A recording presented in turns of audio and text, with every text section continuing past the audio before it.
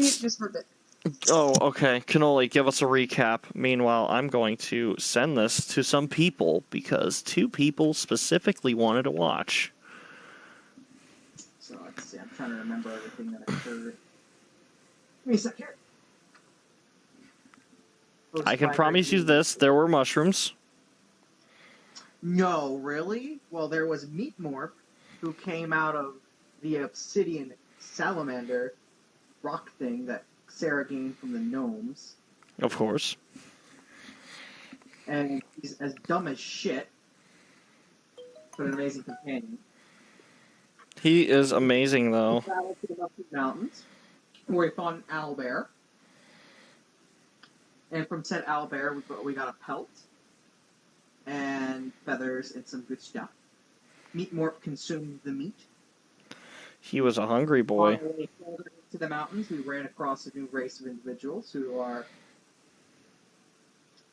I mean, I know what they're based off of, but they wear metal masks, which we found ones that were rusted. Meat Morph decided that it'd be fun to incinerate this dead corpse that we found. This was by your guys' request. That wasn't his own actions. He doesn't act on his own. Worry. I know. Meat Morph casted Fireball. Because he can fucking do that.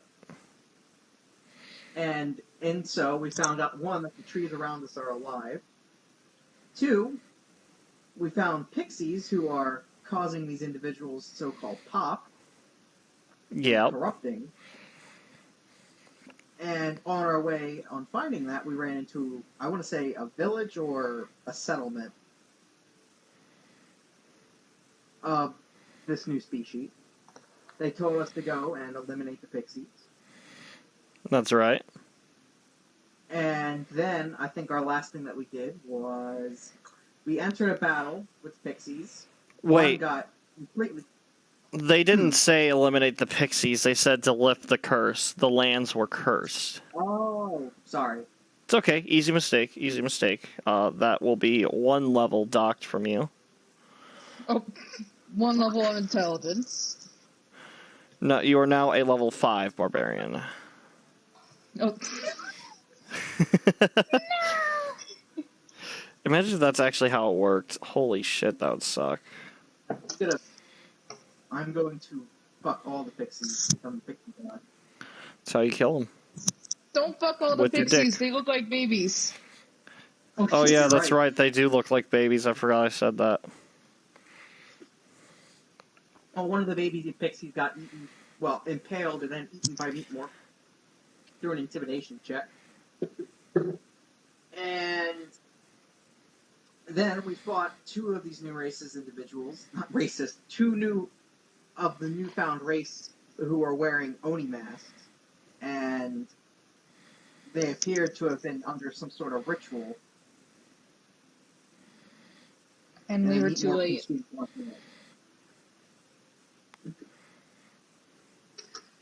It turns out that Zelena also used Scry, and we had just arrived when they were transformed into the popped version of themselves, what stood before us. So, yeah, and then Zelena felt bad for being too late. It's okay. They weren't innocent anymore. They did try to kill you. I know, but she felt bad for not being in time to save them. Happens. It's alright. You can only do so much. At least you saved that one person. For now. You know, I think I also committed probably about 6 war crimes in my interrogation. Yeah, that's what you do, though. You're a barbarian. It's natural. War crimes, yeah! I love committing atrocities to man. So, you guys are in the woods now, all 4 of you. Meat Morph, Scylla, Granchio, and Zelena. Yes, I knew it. Oh, fuck. I gotta fix the tags. Hold on. Give me just one second. I need to do this before we get started. Meanwhile, if you guys have any personal matters you need to attend to, do it now before it's too late. Yeah. I got some bad news. It looks like my computer might have fried. Oh, man. Well, at least you don't have to worry about that anymore. Ooh, let me see if there's anything that I need to do. I'll be right back. All right, what the fuck happened here? Okay, well, that's where my character sheet and everything is that I had written down. Oh. Oh, I cannot afford a new laptop, please. Have you tried shaking it? It's restart. What the hell?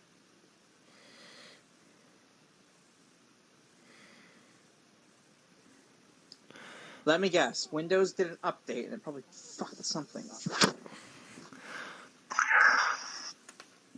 You know what? If it turned on, that's a step up from what you thought. You said you thought it fried, which means it was broken. I need to just put this thing on Linux. The automatic updates.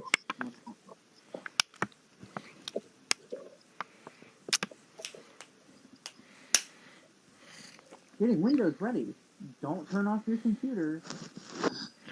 Well, you heard them. Don't.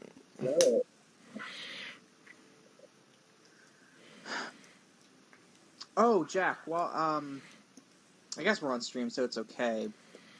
But I wanted to start world building for a COC campaign, a TBC COC campaign. That'd be interesting. Where we have a server for TBC where we do like interactions, and I'm the only person that's willing to like write up the story. So I don't know if you want to do EH with me. So we'd be basically doing what Noel and them do. Right. Lore checking, getting people like the voices prepped for interactions. I'd like to help out. I know nothing about it. But you tell me what to say and do, I'll do it. Fix your headset, please. It's more so like helping me with the world around, stuff like that. We can write together on some things, create characters. 1 second. Fix your headset, please. Yeah, 1 second. So, what do you mean exactly? What would I be doing? Like, would I be like creating like little? So, let's just say it's like an interaction night. Oh, okay. So just I'm voicing someone like a major role. Kind of. You could do that, but I was thinking of more along like, okay, so person in the Discord sent a like because I'm trying to get a like system set up. I'm like, okay, we'll respond to that. And then I go to you and I'll be like, okay, well, what do we think we want the voices to talk about? And while they're doing their acting, we'd make sure they don't overstep a boundary. They don't say something that's canonical. Stuff like that. All right, yeah, I like that. My best idea for that is we should set up a rule system like don't say these things. They need to use these keywords for this sort of information. And we have to talk to them this many times before we can establish a trust system. Ooh, okay. Yeah, I mean, that'd be a great idea. I would love to help you out with that. Yeah, thank you. And I can also create other like lore things, like little like subplot characters. I actually had a TBC fanfic I had thought up in my head that I really wanted to do for like backstory for my character, but then I stopped caring about the game, regrettably. It really seems like it'd be a cool game. It really does, but it's just if there was a story mode, I would like it more, but since it's just like a 1% of the player base gets like these like special baton of trust, it's hard for me to get into. And I understand how it is. I'm not shitting on the devs. It's just impossible for me to get into. That's fine. It's like the odds are stacked against you. You know, it's you're 1 in a million. And yeah, I know. That's so not like bad. I'm not saying that's their fault for that, but yeah, no, it's no one's fault. It's no one's fault. But still, I'm just saying. But anyways, so then I have all right. If you want to start, okay. I just have to come up with a system. Yeah, no, I mean, oh, hey, Jonathan, welcome back. We're doing Hello. Dungeons and Dragons roleplay. Wait, you're Spanish. Hold on, where's my phone? Hold on. Hola. Yes, hola, amigo. I know this one. ¿Cómo estás?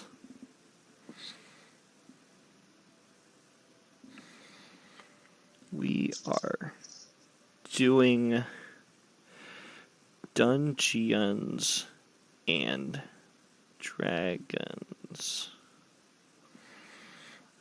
I need to study Spanish because after I get my Latin stuff done, I really need to get Spanish. Bien. Me too. Nosotros estamos haciendo mazmorros y dragones. Well, is he Spaniard Spanish or is he Mexican Spanish? He's Spanish. So Spaniard Spanish. Yeah. I don't know. He speaks the Spanish. Nosotros estamos haciendo mazmorras y dragones. There's a feminine version too, but I'm not a woman. He's from Mexico, so whatever Spanish that is. Spanish.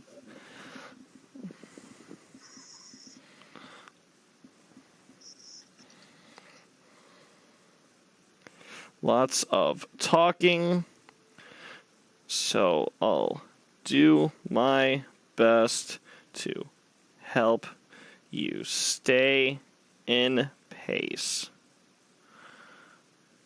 You might not enjoy this stream much.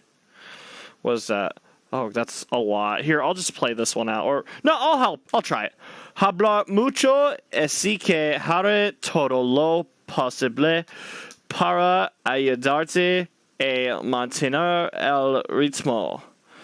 Es posible que no disfrutes mucho de esta transmisión.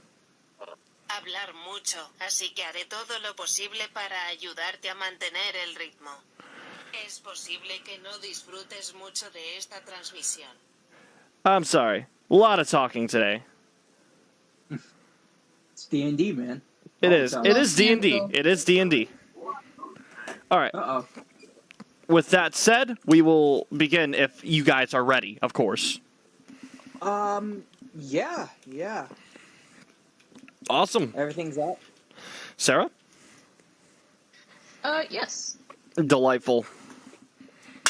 Let me clear off my dice board real quick. I Also, swear to God, I'm not an alcoholic, so You're fine. don't be worried about all those cans that clank around my room. I'm Thank just you. gonna Do see not if- worry. Awesome. I have my computer here, so I'm gonna see if I can use it to Google Translate. I typed in go ahead. "we're sorry." Los sentimos. Awesome. All right. That's "we're sorry." He is going to try and enjoy it. He is ready for the challenge. So, we're going to start out. You guys are surrounded by tall stalks of mushrooms, these blue caps. It is nighttime. You cannot see the sky, but you can feel the cold air that would come with the night. It feels like night. And the only thing that illuminates the place is, the gentle blue glow of the mushrooms, of the grass, of the stalks, of everything. Before you are the two dead bodies that you have created. And no, one of them ran off in the woods. Yeah, more got to him. Well, we ate. We got him. Yeah, meat more Batum. That's right. But you guys are in the woods, all four of you. Meat Morp, Zelena, Granchio, and Silo. Zelena, you see Meat Morp, his head darts up and looks over, and you see a cat with mushrooms growing out of it, kind of on the road. Well, it's a funny little cat. right? It's got these mushrooms growing out of its back, but it's not like a parasitic like sort of relationship it shares. It looks like it's quite comfortable and almost made for it. As you see it kind of walk out and look over at Meatmorph like, like a stray cat would. And Meatmorph, you hear him go, "Food!" And he starts skittering towards it, chasing the cat into the brush. Welcome, Crazy. No, So Meat Morph, stop! are you Stop. chasing after Meatmorph? I'm commanding you to stop, friend, please. He is outside of hearing range, but you can see his glow. I run after him. Of course, Granchio, do you follow? Begrudgingly, yes. Of course, you guys chase Meatmorph down into the brush, and eventually, you see him, pretty much trying to, you see him charging up a fireball as he has his hands against the stalk as he's looking up at this cat. Big, cheeky smile on his face, and the cat's, hissing at him with this long, drawn-out, hiss. It almost sounds distorted. Fire! No fire! No fire! No fire! I run to him. And I pull him away. No. Friend. Meatmorph looks sad as he looks down and kind of sits. Granchio, you eventually catch up too, and you see a very sad lizard with a very scared cat. The cat hops down, starts licking itself. Okay, that's a cat. That's a cat. Okay, that is a little gato. Granchio, how do you act around cats?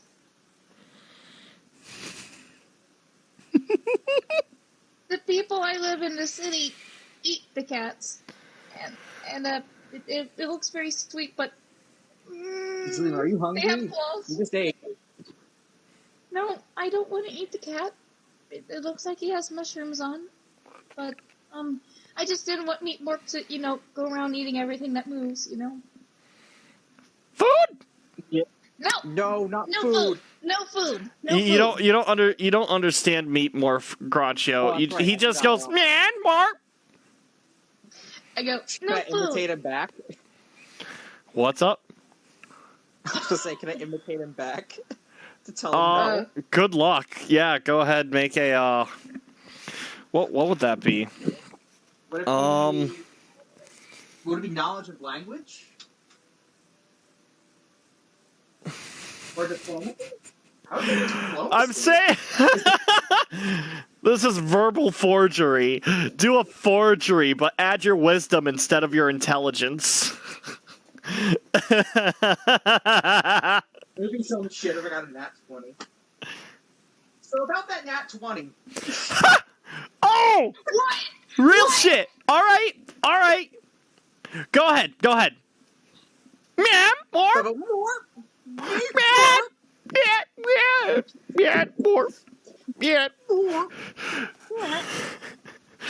Sarah, you don't understand his language. You're only able to understand Meatmorph through a telepathic link, so you can only hear half of this conversation. You hear food, man, morph, man.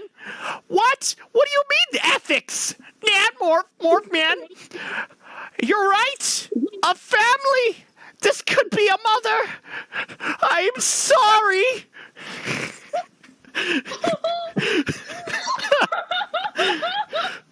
And now Meatmorph is having this existential crisis as you see this layer of depression pour down his face. You see him overcome with absolute shame. Meatmorph. Meatmorph has 2 intelligence. How does he know of politics and ethics? He has a mother. He has a madre. He understands family. Tienes Oh, so madre. he's Toretto. I got you. Yeah. Also, let me try to say nat 20. Best roll. Nat 20 is Natural best roll. 20. Natural 20. Oh crap. Okay. How do you spell natural? NAT. Natural Natural, I think. No, Natural. Okay, how do you say 20 in Spanish? Uh, Wait, hold up. just put the number 20 and Google Translate will say it in Spanish. Okay. Natural 20 es el mejor. There we go. I don't know if that was the.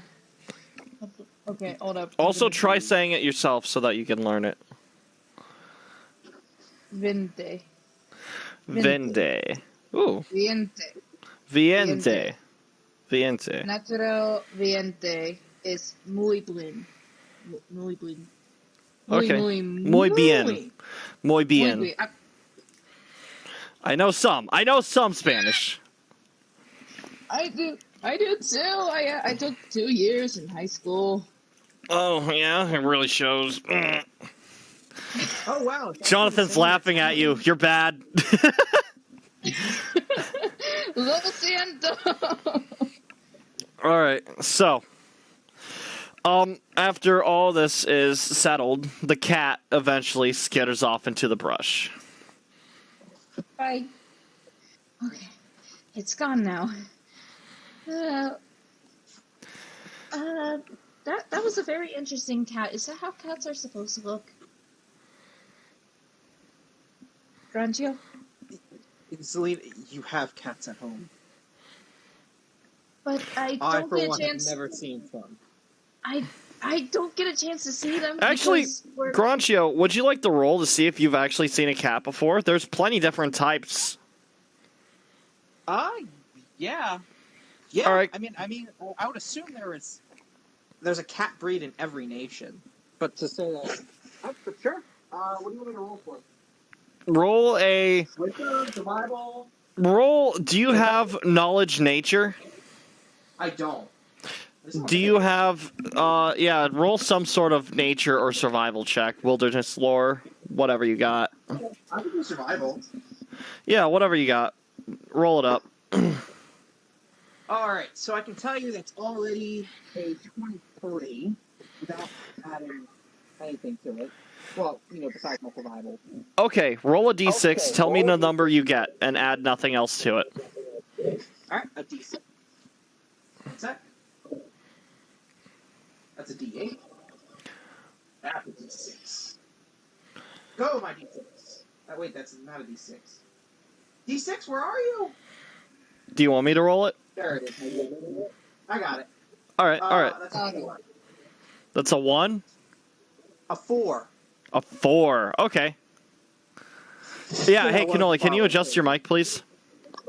Yeah, I was far away for a second. It's all good. All right, you got a 4. That means you know 4 different cat breeds. You know of there are, of course, the standard cat. Of course, that's the first thing. You know what a cat is.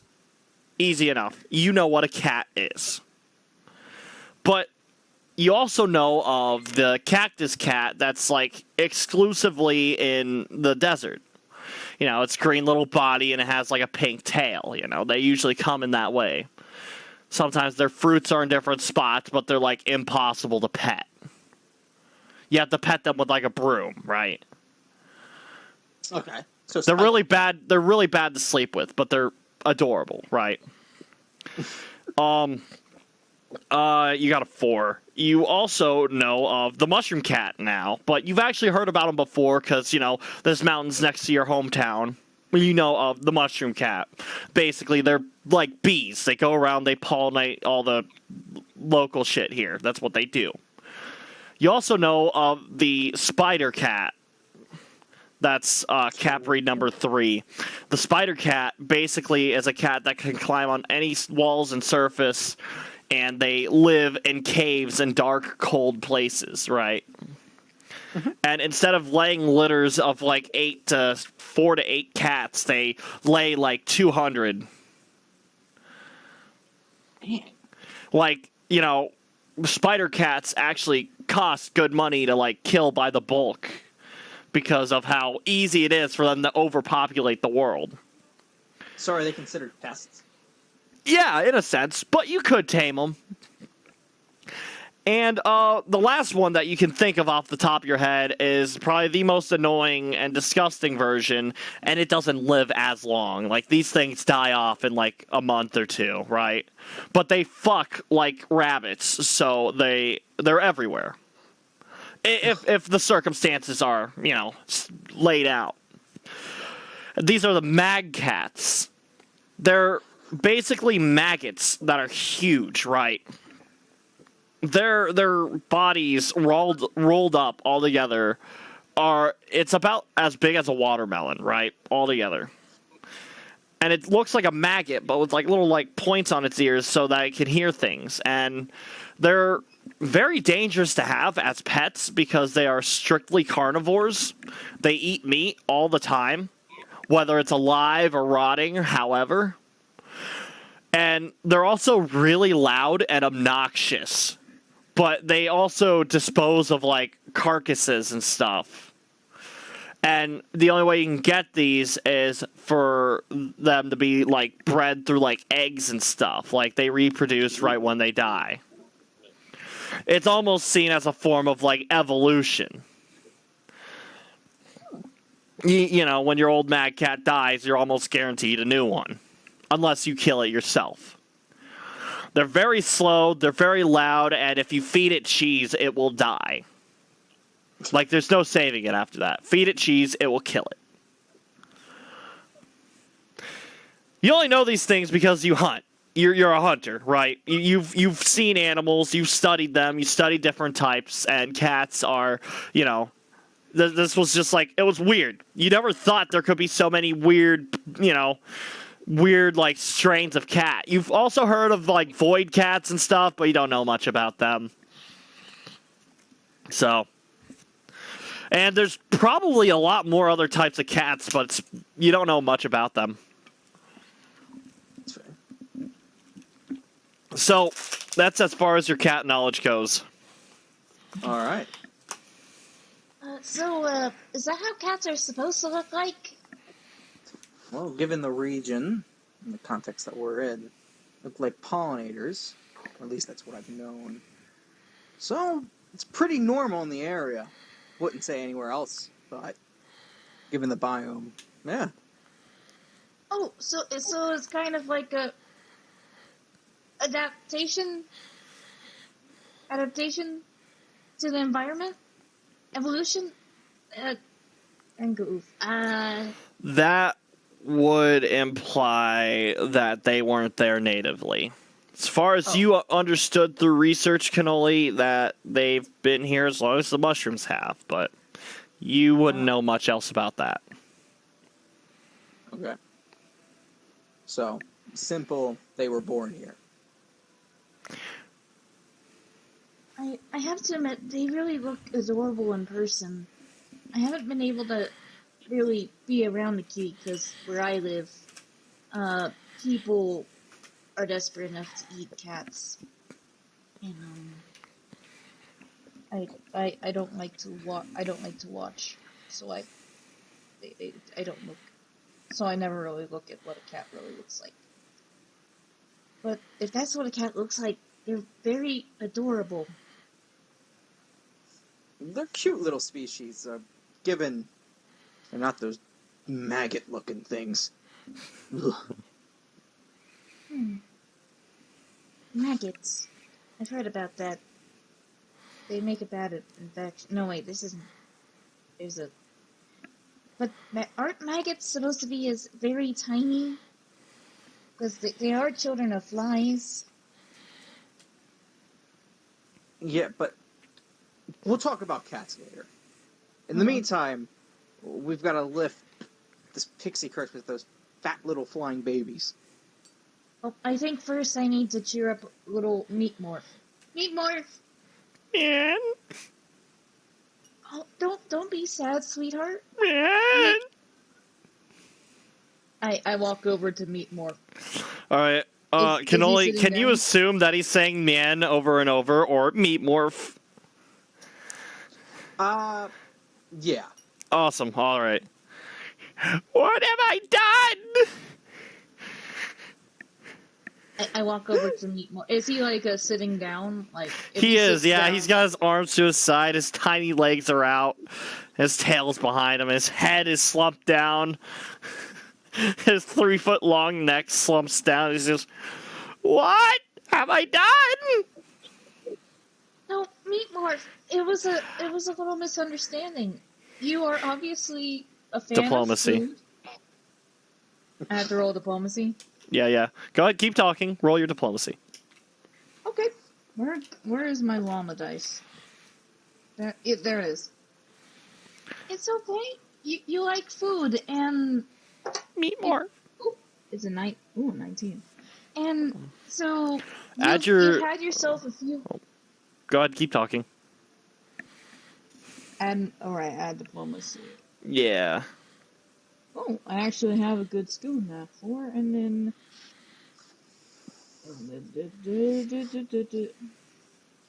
25. Nice. Eat more. Don't feel sad, sweetheart. You were just very excited about food. It looks so tasty. Right. How about it's okay. But there are some things that you shouldn't eat because they might hurt you or hurt someone else. His eyes widen and he looks at you. Is that the challenge? I shall fight all that opposes Meet More, the Obsidian. He completely forgot that he was depressed, and he jumps back to his feet, arms readied. There's your 19. Let us make forth! You have a mission! Sweetheart, just don't eat something unless we say it's food, okay? Or I'll let you know if you can eat it. Or Granchio will let you know if you can eat it. If he says food, then yes. He kind of squints at you like he's really like... He looks absolutely confused and lost. And then you hear him go, okay. Don't worry, honey. It'll be fine. Yes! I want to give him a hug. He pats you with his shield arm. You can feel like the heat from him. He is definitely the warmest thing here. And Cannoli, you can see the steam coming off from his body when Sarah hugs him.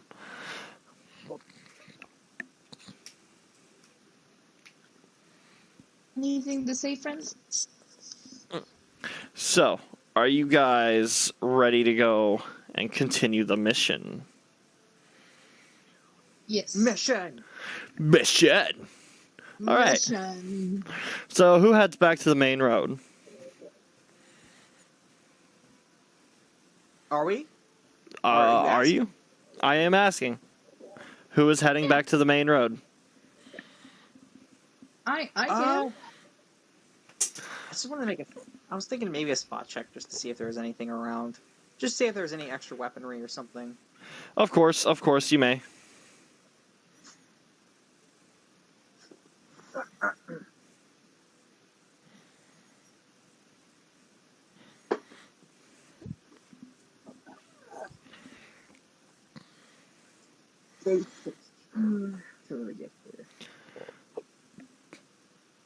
One sec here. I apologize, guys. Oh, you take your sweet time. Would also help if I had my... God, computer, I swear. Everything changes. Just trying to see... Oh, for fuck's sake. Sorry, I don't mean to curse so much. It's okay. You're fine. I literally say fuck in every goddamn sentence. Let's see, spot here. Ah, shit. Fuck. Drop my D8. Spot gets a 2. What is spot considered? Is that a wisdom check? So that is not a natural 20, but a 20. Alright. On your spot. You were doing spot, right? Yeah. And you're looking for weapons and such? Yeah. You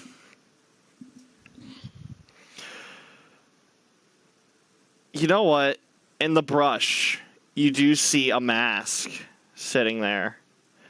And as soon as you make direct eye contact with it, it dips back into the brush, and you hear it rustle as it runs away. You're being watched. Oh. All right. If Hmm. that's the case, then I need to return with Sarah and inform her. Of course. Also, can I say one thing to catch Yeah. up, John boy? All right. Meatmore es un tritón de fuego. What does that mean? Meatmore is a fire newt. I'll do Google Translate now.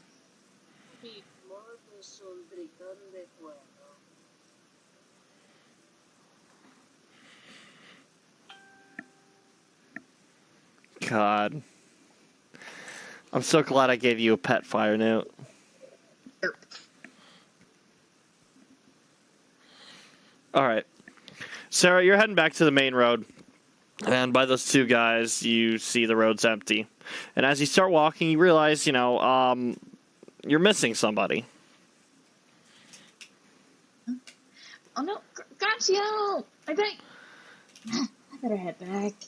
Would I Granchio, be in you earshot encounter of the road? Zelena on the way back. Hi, where were you at? I was heading to the main road. I thought you were fine. I was Following. thinking about it, but you ever notice that maybe we weren't alone? Oh, we do have meat morph. Well, Man? Meatmore isn't exactly a mask in the brush, is it? There's a mask in the Oh, Rather faintly. okay. Thank you for letting me know, because I know not to let our good friend here run after Man? something that we want alive. More? All right. So you suggest that we follow it, or continue on our path, or what should we do? No, let's keep on the main road. Following it into the brush without knowing any of what lies behind it, it's just asking for a death trap. I've had enough of that with the gnomes. Ah, yeah. I definitely had my fair share of running into danger. Literally. Would you like to lead the way? I don't really know where I'm going, and you probably have a better direction since. Eh. Man?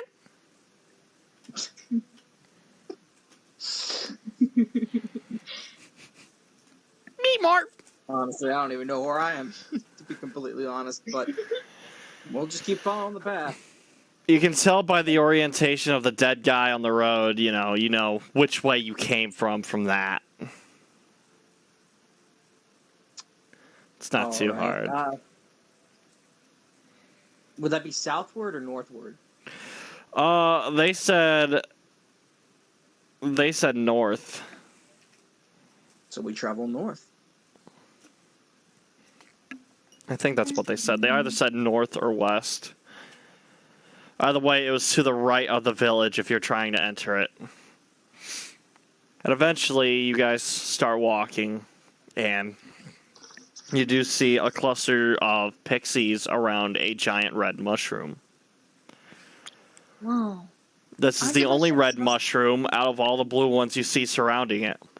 It lays in the crater of all of this clearing, and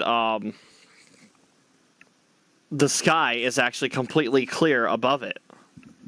You can see the night sky. It's pitch black. The stars are beautiful.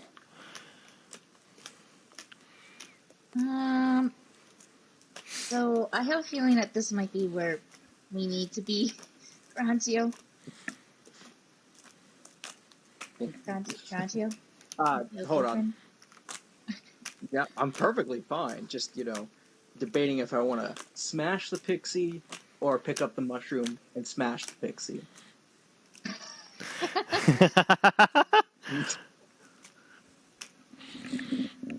Can we do a listen check? Go for it. Alright, I want to try listen to. Do I have anything in listen? That's the question here. I rolled a natural 1. I got a... You can. You're trying to listen. You close your eyes. You try to listen. You feel something warm on your shoulder, and you hear. And you look over. Hello. Hi! I give him a little scritch on the snoot. Yes. On the snoot. He like kind of leans his head towards it more. Oh, it's such a good I have boy. a 23. On your listen. Yes. Hear a bunch of bullshit to your right, but as you zero your focus in on the pixies around the mushroom, you realize they're not even looking at you. They're not listening to you. They're listening to the mushroom, talking to them. And you can hear it instructing them. Yes. Hold on. Yes. You keep popping the masked people. Do as you're told. You're doing a great job. When will we know we're finished? When the masked people are gone.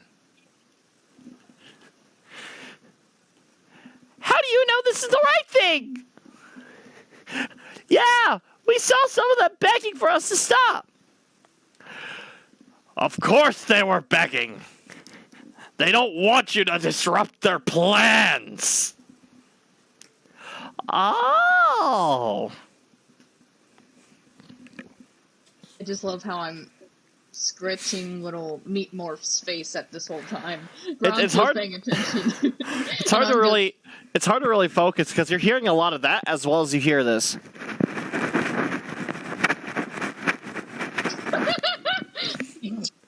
ASMR. Perks of having a beard. You can just do sound effects like that all the time. Hey, Zelena, how far do you think Meatmorph can cast a fireball? Huh? Fire! Ah! And his mouth starts glowing as he yells that. The pixies look over. Well, Meatmorph, don't do it yet. No, These ones don't have masks. I They're close Meatmorph's even mouth. worse. I close Meatmorph's mouth. His mouth is still glowing. Make a strength check. Oh no.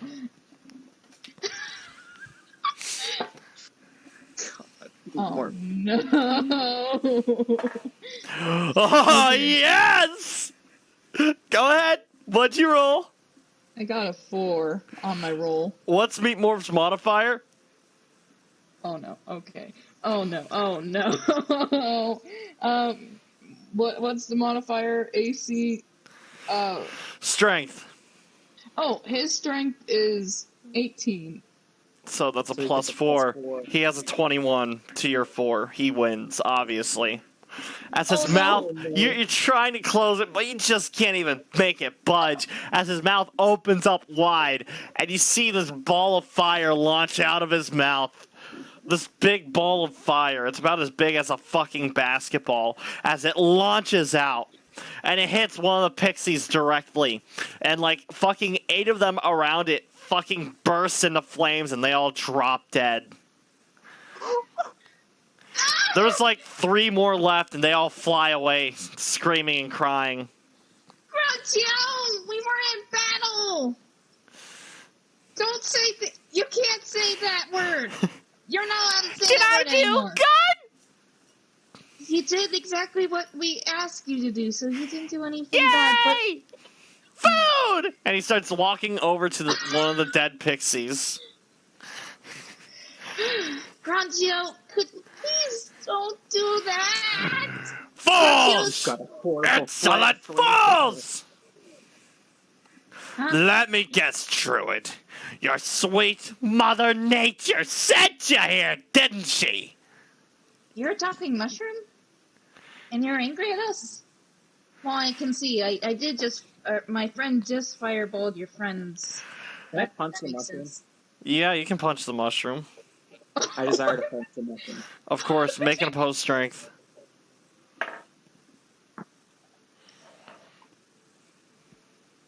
That is a 16. All right, that beats a 9. He has these real thin arms that pop out into like claws.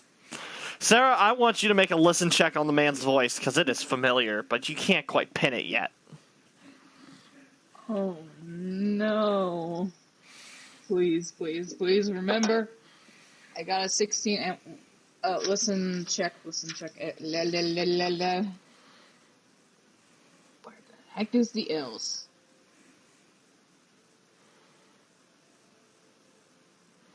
Mushroom's about to get a big L. There it is. Okay.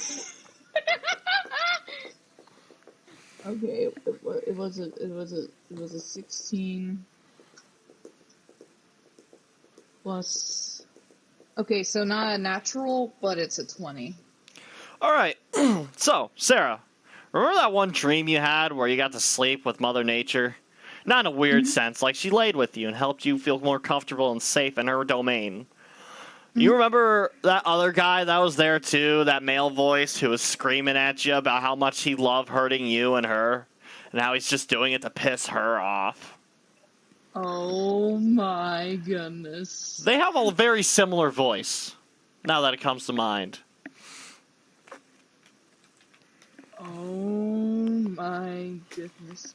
Hey, I remember your voice! And we'll hold that thought. Granchio, before Zelena even says that, you're marching up to him. And this mushroom, this red mushroom, it's about 8 feet tall. And it's very skinny, mind you. And he like, kind of like, you see him like tense up. These yellow eyes are along this stalk. These yellow, like, snake eyes on it. He has no mouth. But he has like a really small mushroom cap on him. As he pops these arms out. And they're like, the fingers are very long and like very thin like needles.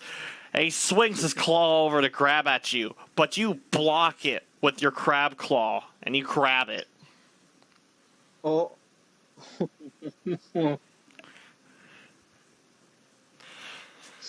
So what do you do now? You just made the worst decision in your life. Can I just say I would like to know some information before you straight up kill this mushroom dude? Oh, don't worry, Zelena. He doesn't need his arms to talk. Fuck! I love He doesn't that. even need a mouth. He doesn't even need a mouth to talk, apparently. I don't need arms to kill you either! You know what? So, here's what you can do. You know his arm? What's up? Say I it. want you to roll initiative.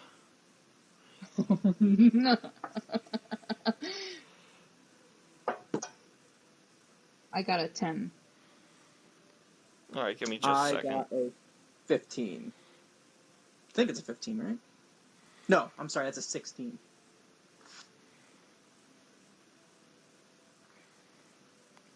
I'm sorry, give me just a second. Take your time.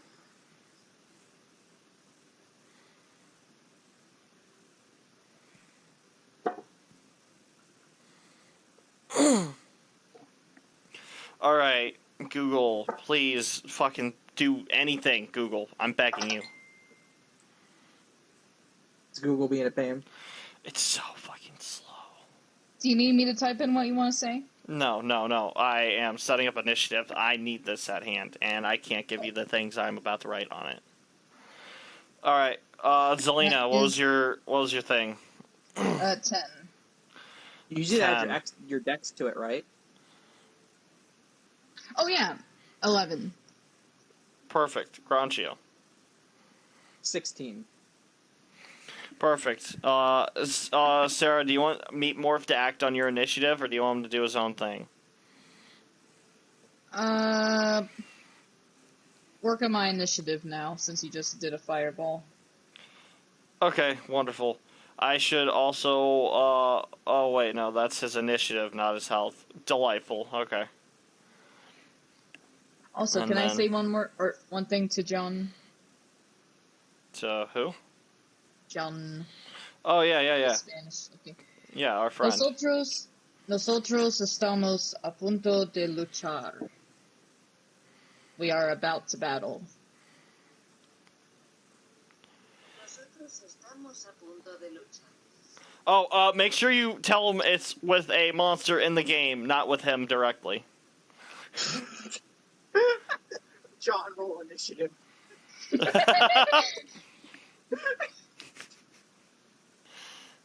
Guys, please, I'm welcoming everyone. Con un monstero en el Lego.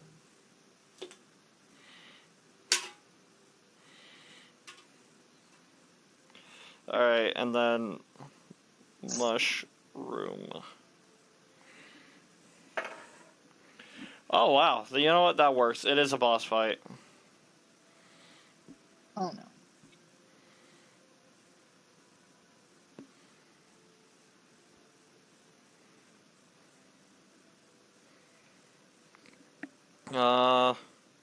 We'll go small for now.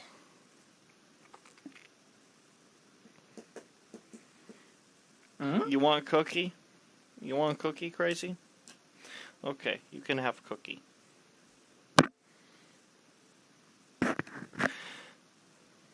Alright. I am ready. Granchio, I'm going to let you do the thing you were about to do since you're grappling him, and then it'll be your turn. And then we'll go Zelena, Meep, and then Mushroom. You know, if you want instead, since I can use that as my initiative term, can I put him at a disadvantage? Can I make him have to do pass a reflex check? Or at the very least, since his one arm would be caught. What are you doing? More so I have... Well, I was about to punch him, but I have his arm in my crabby hand. Right. So it's more so locked in there right now. On his turn, he would have to make an opposed strength to break out of there. He can't do anything else until he does that. Unless he wants to do something with the other hand to break him free. Until then, it is your turn, and you can do something instead. If you want him to have that disadvantage, you have to do something to cause it. First I want to activate Barbaric Rage on my turn. Of course. What are you doing with the hand, though, are you... I am going to attempt to... Well, he wouldn't have any bones, would he? You don't know. You've never seen a living mushroom before. Fuck it. We're gonna do what we did to that one guy and try and rip his arm off. Alright, go ahead and roll it. What are we rolling? Grapple? Strength. You're already grappled, so strength. I am re-rolling that? Wonderful, wonderful. Nat 1. No, it was a 4. That is, with my strength modifier... Let's see, so I'm in Barbaric Rage, gives me a +4 and another +4, so that'd be... You haven't raged 21. yet. Huh? Or... Oh, no, I see what you mean. I'm sorry. Yeah, that'll work. 21, okay, yeah, it's a mushroom. You peel this off, no problem. You pop his arm off, and it's almost effortless, and you can see it peel off some of the skin on his hip. And he doesn't seem to react to it much. What the fuck? His arm goes limp. It actually feels like a piece of rope in your hand now. Although it's probably not as strong. Really dry, too. Ooh. Do I need to roll any damage, or does that do no damage? It does no damage, but he is disarmed. Okay. This was your Just disadvantage. His flesh wound. It's not even a flesh wound. It's an inconvenience. You know how you can, like, pull tails off of lizards? It's like that. Think of it this way. He is a plant. I know, but I was doing the Monty Python. I know. I'm just helping you guys understand the boss. I'm doing my job as a DM while you're fucking memeing around. Zelena! Hey, Zelena, what are you doing, bro? You didn't lift, bro. That's a very good question. What am I doing? Obviously, I can't really use any of it. You can give your turn to Meatmorph if you want him to do things instead. Okay. Meat morph, surround that plant. Don't let him leave. Oh no. This is Jack laughing at you. Don't worry. Meat Morph runs to the opposite side of him, and he stands there and kind of spreads his arms out to keep him from running away. Make an intelligence check. Oh. Freaking T-pose? Meat morph T-posing. Dude, he asserted his dominance. To assert dominance. Oh no. That's a 6. This And what would I mushroom add to isn't that? going nowhere. Oh.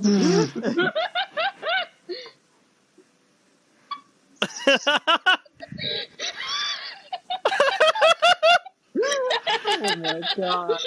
Good job, Meatmore. Good job. I love Meat Cannoli, Morph you heard so her much. say this. Would you like to roll an intelligence check? Sure. All right. The mushroom kind of looks at you confused once you hear this order. That's not good. That is a 10. That's a 10. Man, it's a good thing you guys are surrounding this mushroom.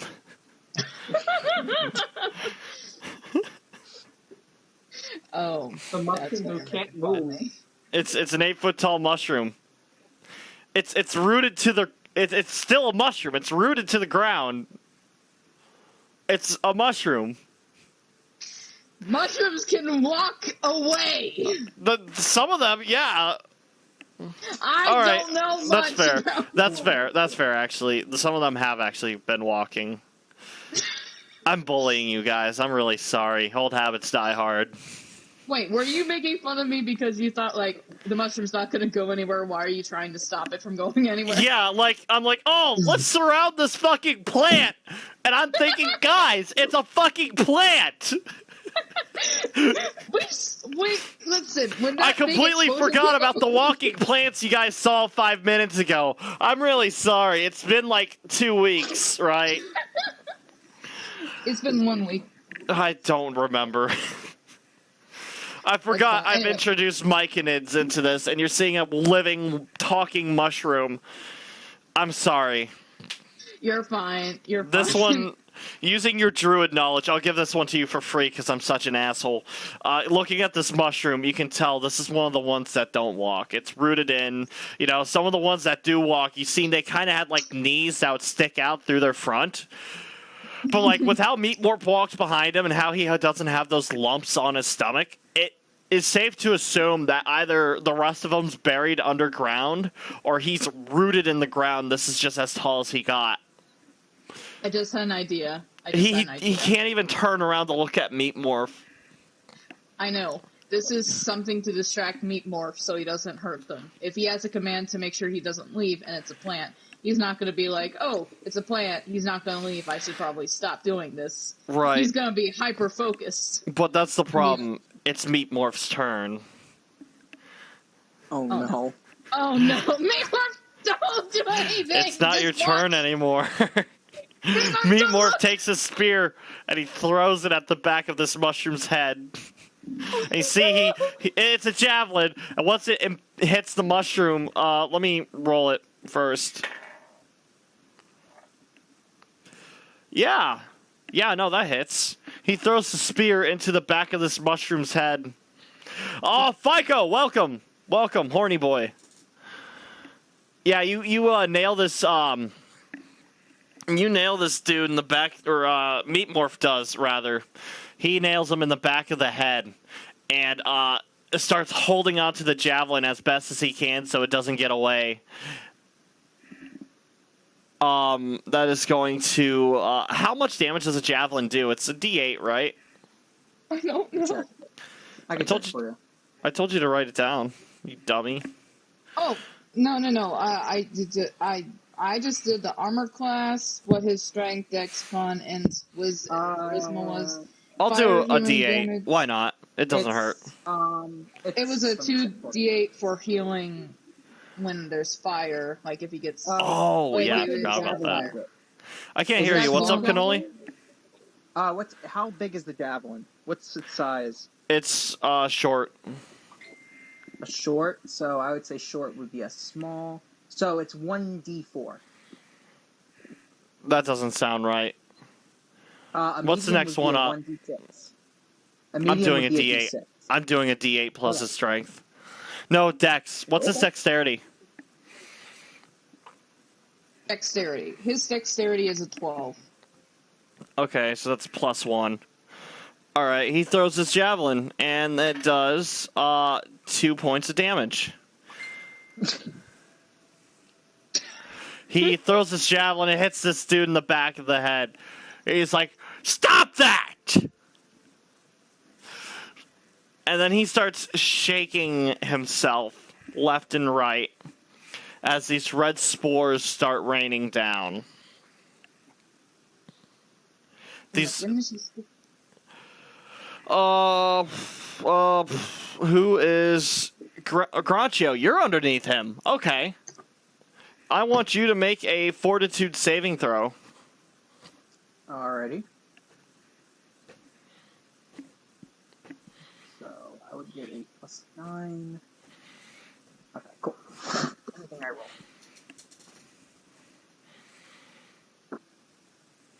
That is a 21. 21. Nice. All right. Which means this will only deal half damage. You are going to take 6 points of damage. Okay. That is poison damage. That will be 6 points of damage every round. Oh, Cannoli, you're looping. Uh-oh. The mushrooms did it. Yeah, no, you're on mushrooms now. All these mushrooms in your head make you go loopy. Alrighty. We're good. No. I don't think we are good, Cannoli. You're poisoned. Just a few more of those good fortitudes will help you out. And maybe something to cure it. Oh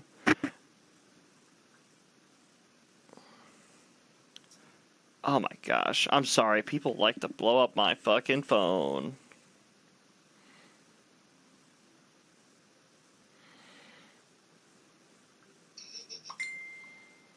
Wait, is Granchio allergic to mushrooms here? No, it's just poisonous mushrooms. Okay.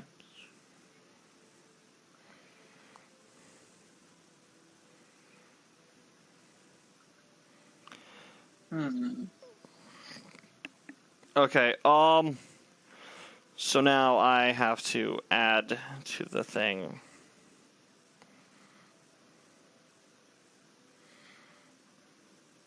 I'm so sorry. You are all good. Alright,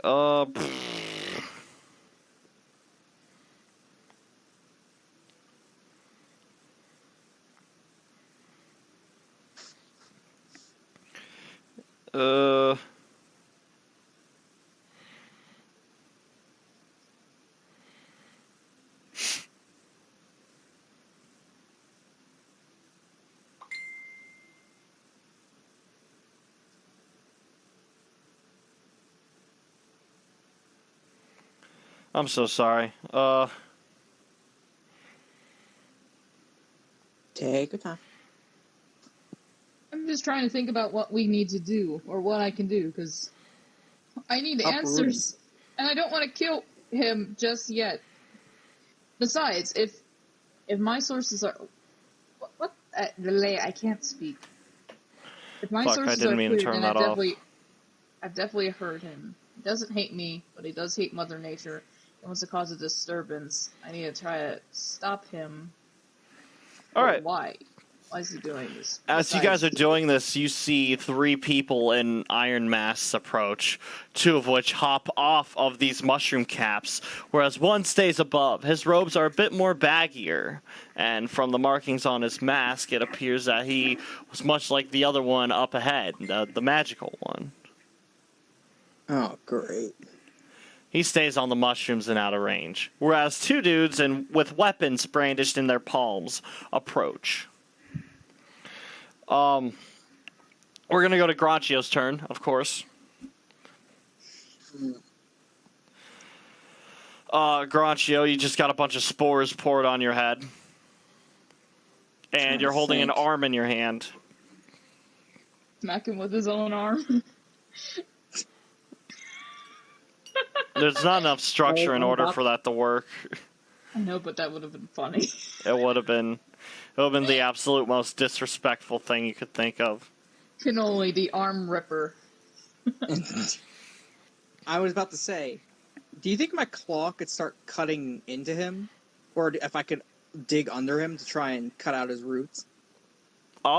Yeah. I mean, with the attachment you recently got, that's what it's made for. Yeah, let's start digging under him. I wanna get to his roots.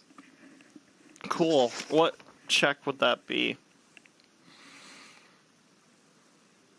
Would it be strength? Because I'd be shoveling up a bunch of shit. Tell you what, do wilderness lore, but instead of adding your wisdom, add your strength. All right.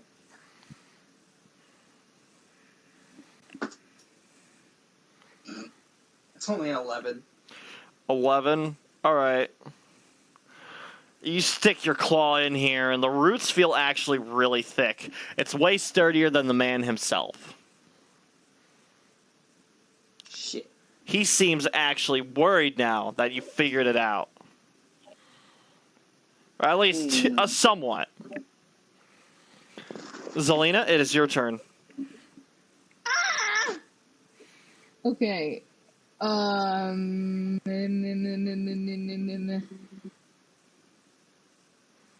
this is gonna take. What do I need to do? I'm trying to think about what Zelena would do because she hasn't been smart these last few times. I don't think. I like that one part. Can I try to talk to the plant?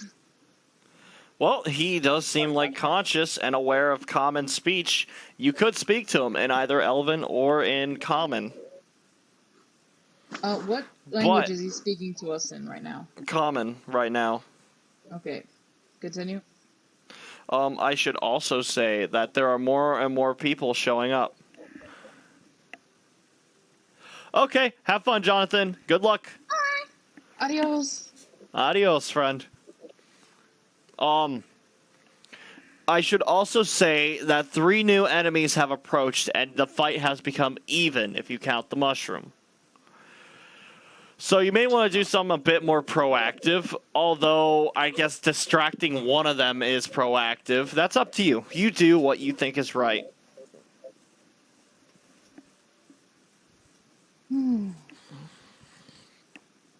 This is why I can't tell you what you can do, but I will judge you for what you decide to do, no matter what you pick. I will judge you and make fun of you for it. That's crazy. Is talking a free action or no? You know what? Sure, it can be if what you say is brief.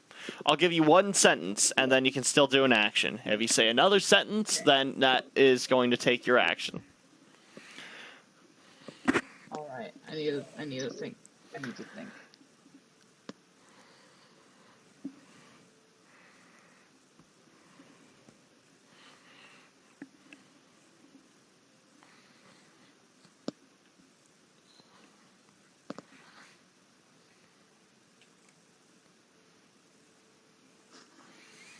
Okay, I have an idea.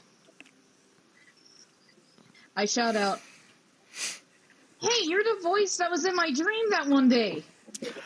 I was wondering if you'd catch on. Like I said before, no hard feelings. Are you talking shit? I heard crazy, but I wasn't paying attention. Yeah, no, I was just telling Sarah, no matter what she says or does, I'm going to judge her no matter what. And I also followed that up with just ask crazy. They can prove it to you. Ah. Yes. Yeah, I'm talking shit. Okay. Suck it. Some triggers just like you caught on.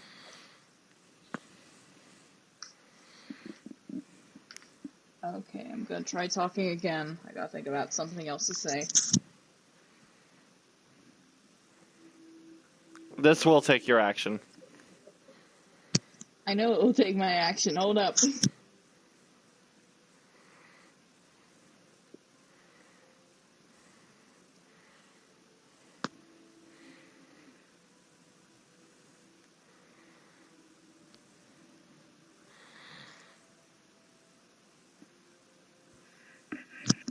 Alright, I have an idea. Of I course. say to the mushroom. Why are you using those little creatures to kill people by ripping off their face masks? Because they're so easy to manipulate. I just tell them it's a game and they do it for fun. Saves me all the work. I'm constantly judged by the all-seeing D&D man, but I still feel loved. I do my best. Real quick, Sarah, upon hearing these words, I will roll. Alright. Cock. Cockamamie.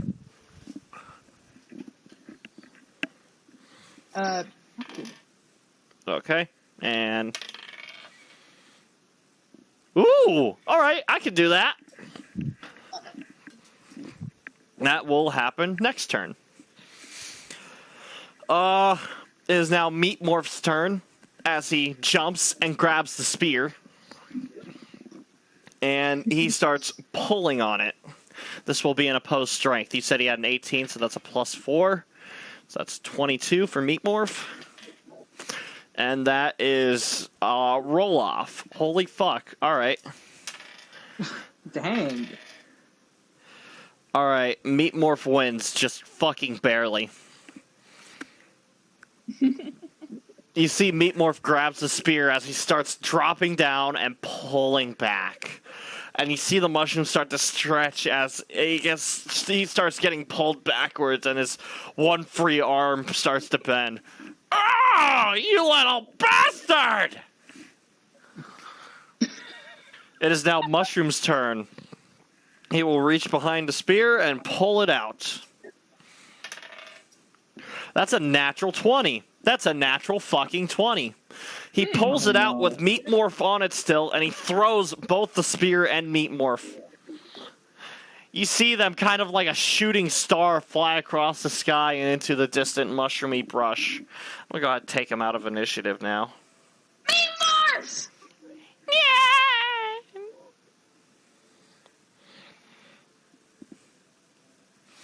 It is now, Guy 1's turn. You see two dudes approach you, Cannoli. One of which has a club made of mushroom, and the other has two very intimidating spoons. These are both made of iron, with the red spots on it. We're going to go with the club guy first as he jumps up high, club above his head, and he slams it down, twitching. That is a... Does a 12 hit? No. All right. Cannoli, you're looping again. I'm sorry. Thank you, Sarah.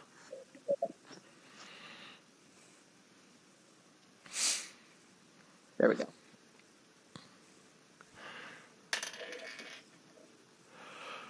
Oh my god. I mean, I am the dungeon master. I really shouldn't give myself that power. It wouldn't be fair.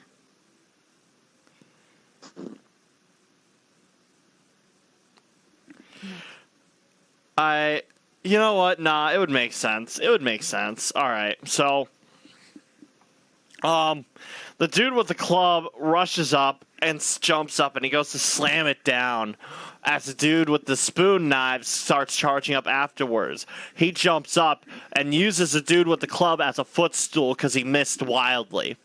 And he goes to jump up at you, Granchio. He is completely open for a grab. If you like to try to catch him out of the air. Sure. Or you could use your Kanabo instead if you would like. I think I'm gonna grapple him because I want to kind of do something fun if I catch him. Of course. Go ahead and roll a. Oh God, what would it be? Would it be strength or dexterity? Would it be strength? You know, I'm gonna ask. Hold on.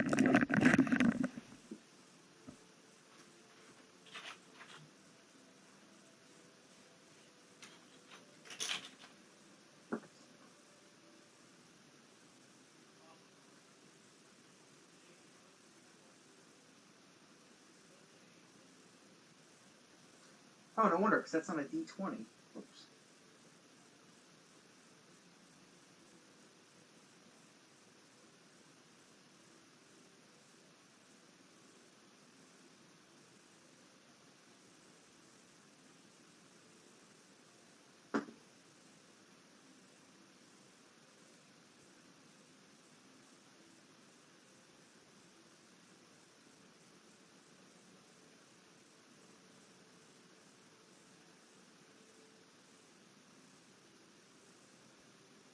I gotta pee really quick, so I'll be right back.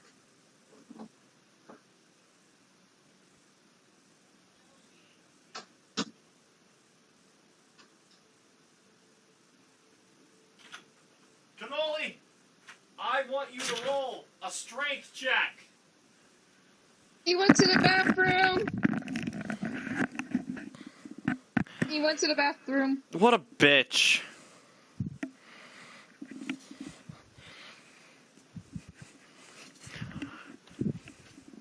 All right, I will take this time to give thanks to the viewers.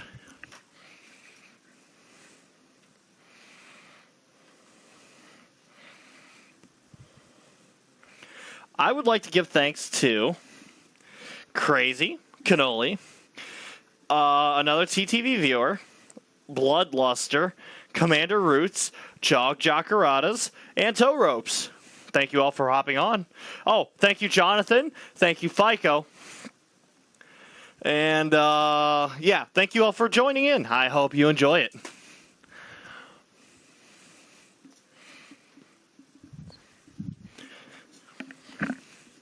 So, Sarah, he just threw your best friend. What are you gonna do? Oh my goodness. He threw your little buddy. Personal now, right? What's that? He threw Meat Morph. Meat Morph could be dead, you know? So what are we doing? Is Dex or strength, Jack? You know? I'm back. Strength. Do I include my grapple bonus? I forgot you have a grapple bonus. Do a dex, add your grapple bonus to it. Aw. Well, that's not too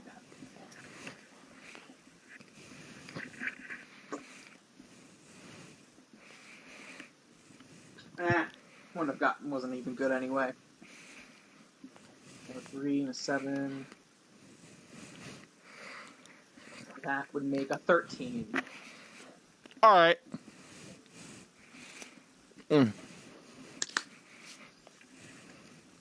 So, he still rolled a nat 1. Though not grappled, you go to try to grapple him. He jumps up and hits his face on your fist and falls down onto his back. It at least looked intentional.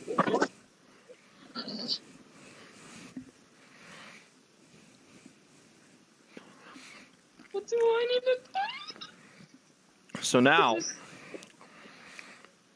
it is the magic guy's turn. You can see this dude on the mushrooms above as he waves his hands are high up in the sky as this blue energy start forming in his hands. And he, oh, hold on.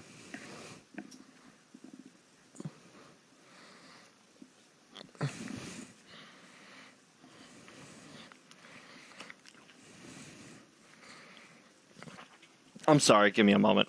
I want to make sure I want to do what I'm about to do.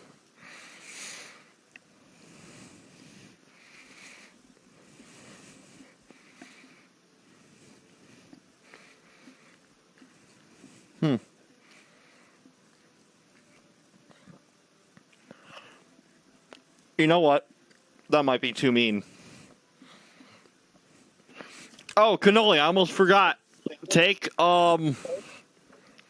Yeah, take 6 points of damage. yeah. Do I need to make another fortitude check? Go for it, why not? You feel the spores burn your shell.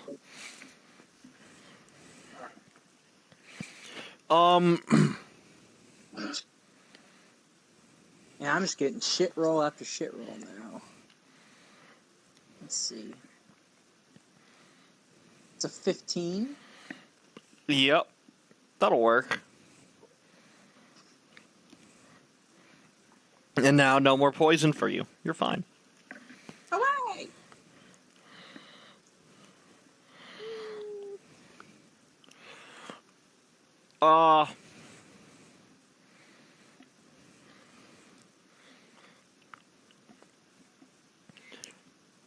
Fuck it. Yeah, he shakes his hands up in the air and he creates this like deep blue energy. And he throws down this ball of blue. It looks kind of like mist or fire. And you know what? I haven't fucking hurt Zelena in a while. How's your dad? Does a 17 hit you? Why'd you say, how's my dad? Because I wanted to hurt Zelena because her dad is presumably getting mauled to death by zombies. 17 does hit. Awesome. All right. She doesn't have an high armor class. We haven't discussed it. Make sure you're adding that 10 to your dexterity. 10 to dexterity? Yes. Oh. Yeah, the dex modifier. The and modifier. The armor bonus. Yes, that's a 12. I have a 12 in total. Oh, yeah. Yeah, you haven't got any spells for it yet. No, I haven't. All right. Well, good luck with that. You are going to take... You're going to take 6 points of damage as this hits you in your chest. And you feel yourself... It feels as though you've been punched in the chest. Like, really hard.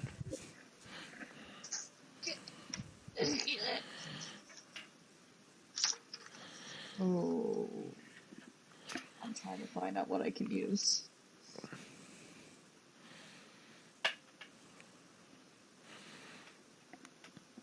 I think I might have an idea what I can do.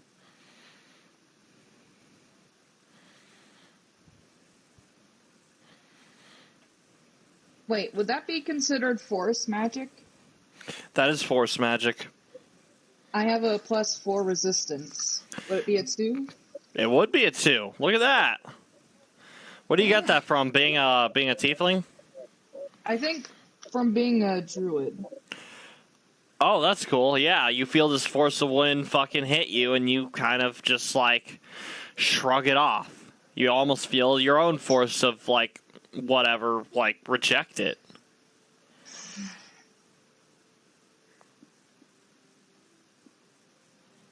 I want to make Zelena a badass, but I don't have anything to actually make her a badass. Well, I will tell you she is essential for this fight.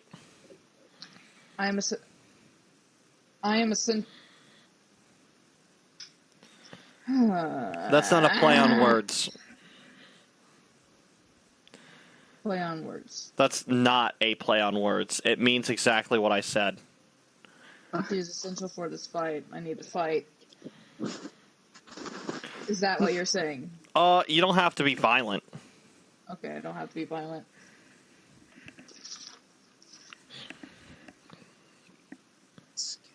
It would help, It would. but you don't have to. There are plenty of other things you can do. But it is Granchio's turn.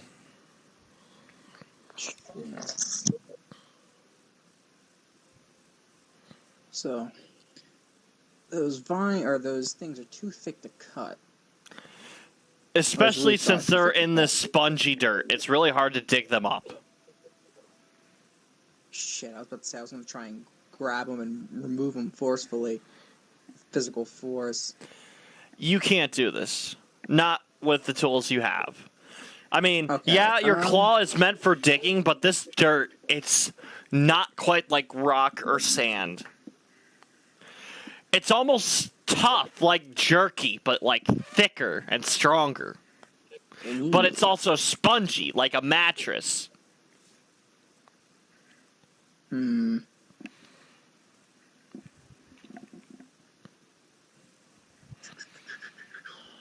Shit. Sorry, give me 1 second to think here. You know what? If Zelena's needed to help. If I hit him hard enough, could he topple over? Who?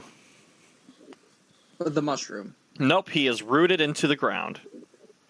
Shit, stupid question. Oh, I have a question as well. Oh. Go for it. Oh, just weird. Sorry, I had a brainstorm idea. Could potentially use Entangle to push his roots from deep under the ground? Like, use Entangle in the earth, and that will push the roots up and out. Well, that depends on what Cannoli does right now. Okay. Cannoli, would you like to hold your action? Can you do that? Yeah. If you don't want to take your turn right now, if you want to wait till the end of initiative, you can. It won't even take your spot out of initiative. Although, if it gets to your turn, you will lose that action. It'll be like you did nothing. I'm sorry, I'm just a bit confused. What are you confused about? So if I take this, what happens exactly? Can you explain it again? Okay. Basically, it's like if you're playing like a board game or whatever and you want to be skipped, holding your actions like that, but it's like if later on down the road you change your mind, I want to go now. This is an opportunity. Enough things have happened to where I am ready to act. Okay, so I can basically say, hold up, I want to do my act. Yeah, it's like you want to wait for the perfect opportunity to act. Okay, let's do that then.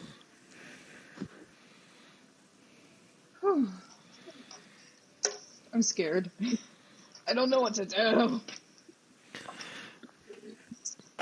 I'll tell you what, you have an idea. You should really try it.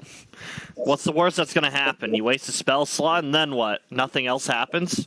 You've been doing nothing for a while. Right. Okay. This mushroom hurt my friend.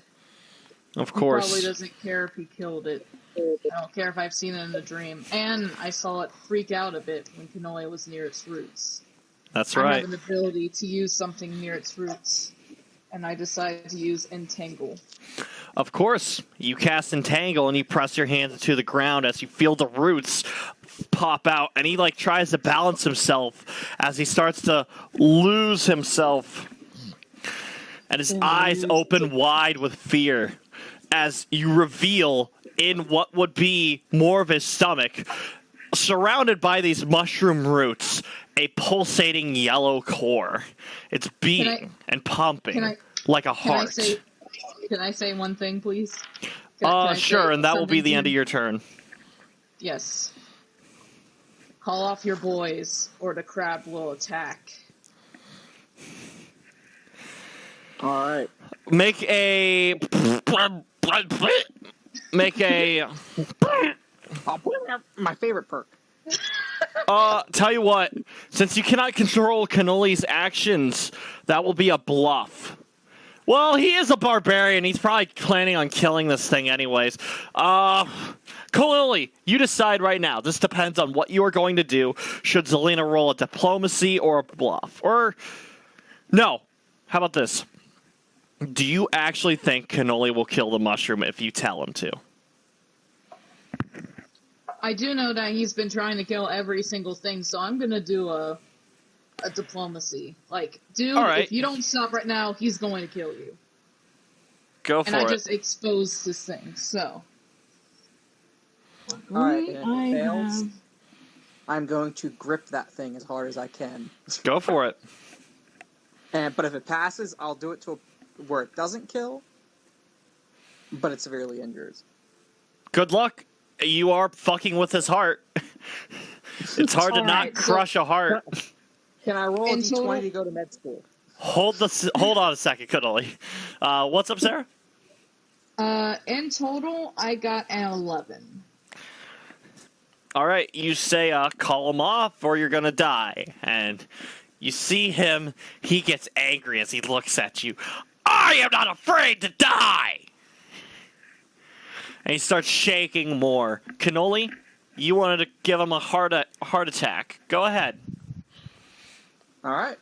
Is that going to be a strength Yeah. or an attack? Strength, you're grabbing. Okay. Do you want to do a grapple bonus on top of it as well? Well, he is, yeah, I mean, if you're grappling, it's always a grapple. Okay. Of course. So that's what, an 11? Oh,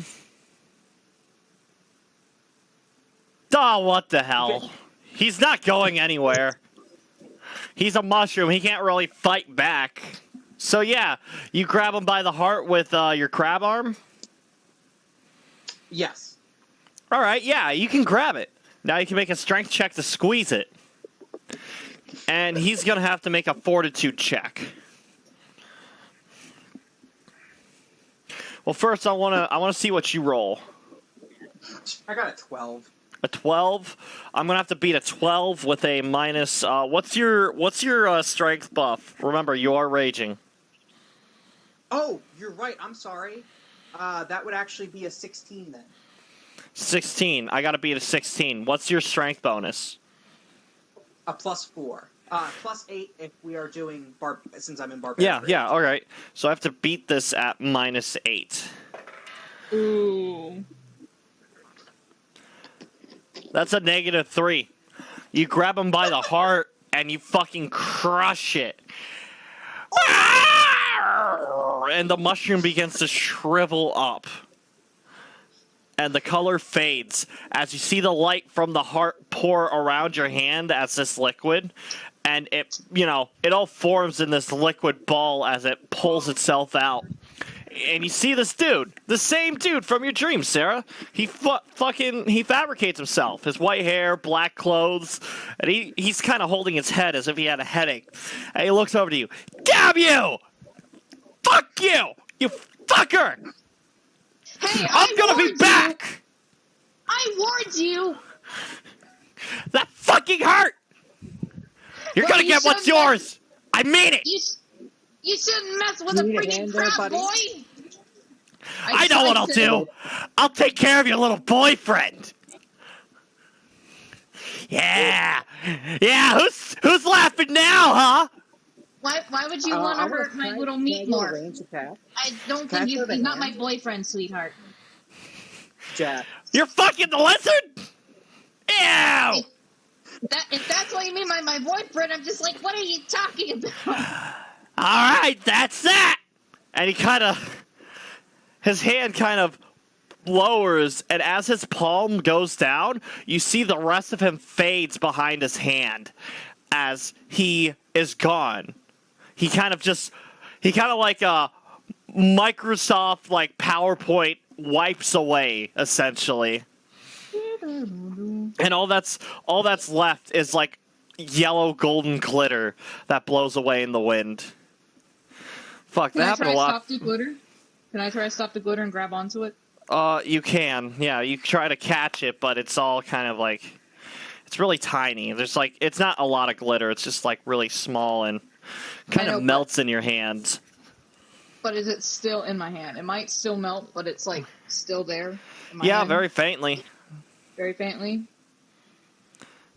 Can I scry to be like, hey, I'm not done talking with you?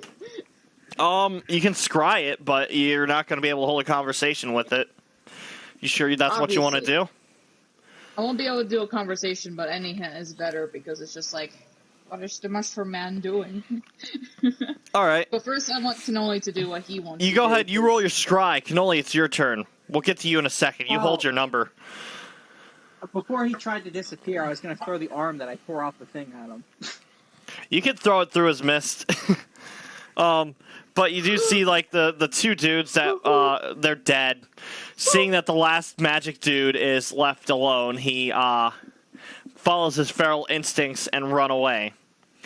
You see a couple, like the group of 3 pixies come out, like rather timidly, and they begin to speak up at you. Is it true? We was killing the masks? Oh, also, Jack. Yeah, what's up? I got a nat 20. You're gonna have fun with this. Give me a minute.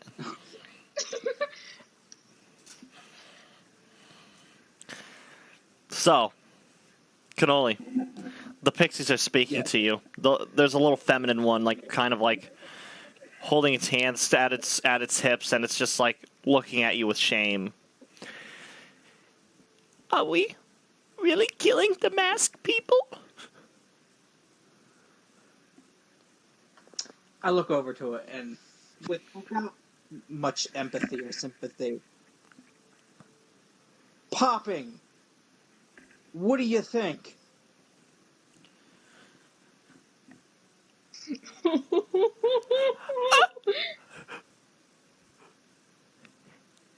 I can't believe this! I can't believe this! What have we done? And they all scatter through the woods.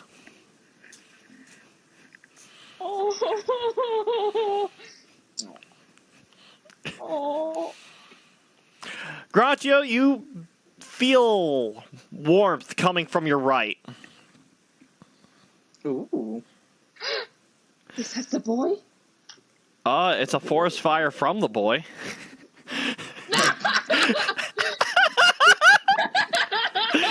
Apparently mushrooms are flammable.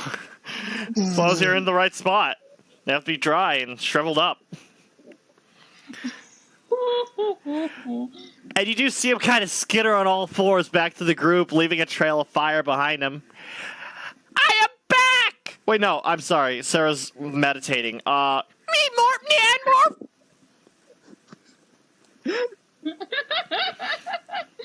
What's your reaction, Granchio?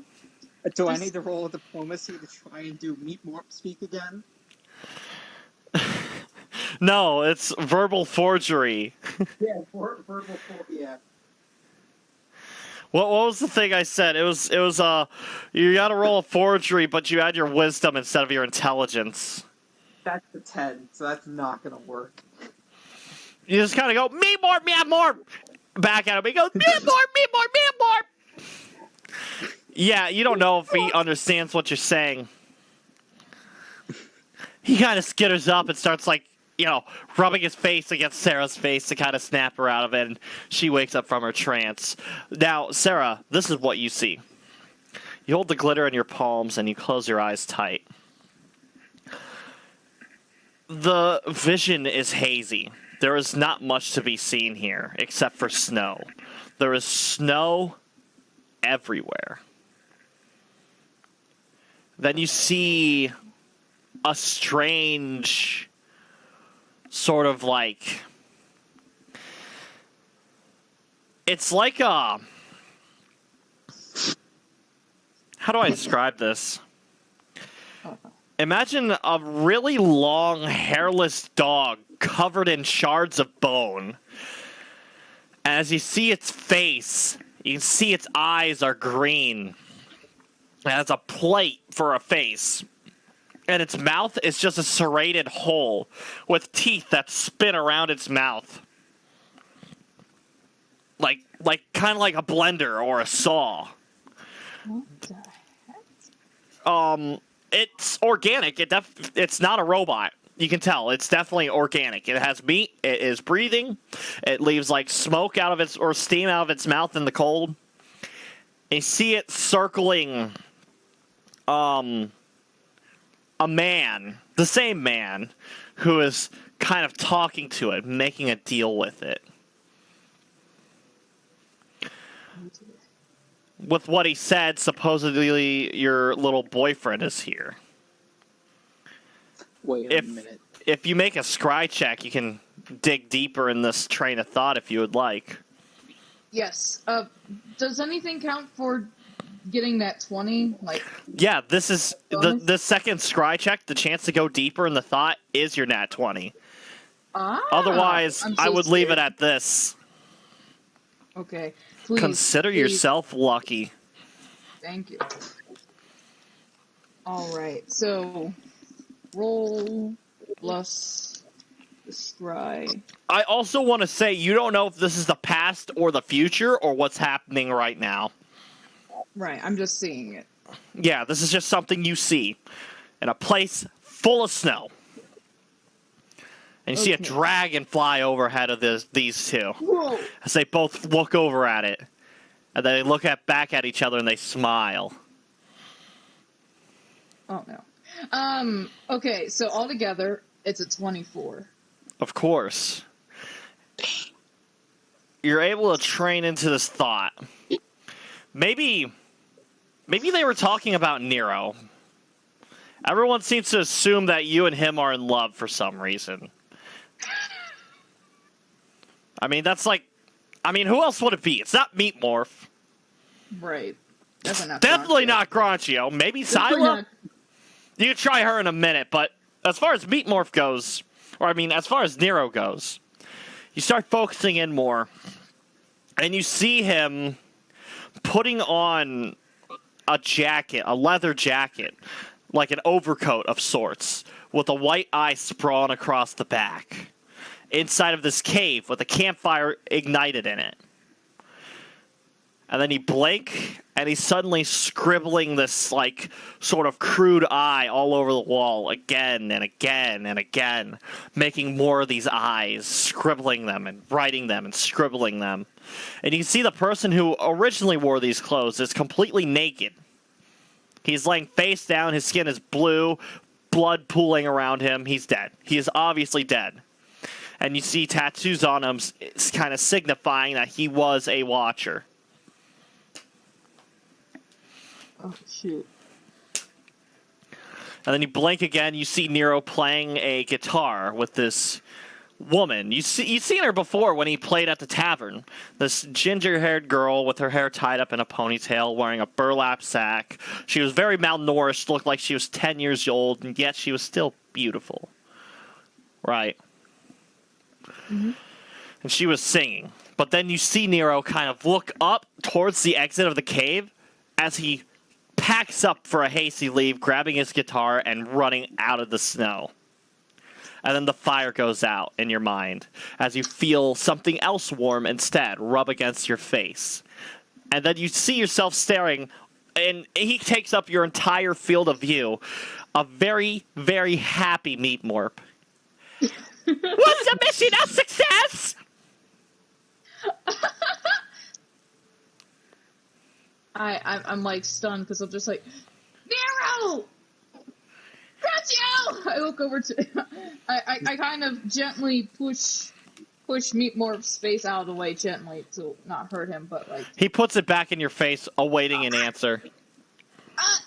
I learned some information. Hold up, where's Granchio? Where's Granchio? Meat Morp! Meat Morph! Meat Morp! Yeah, Morp!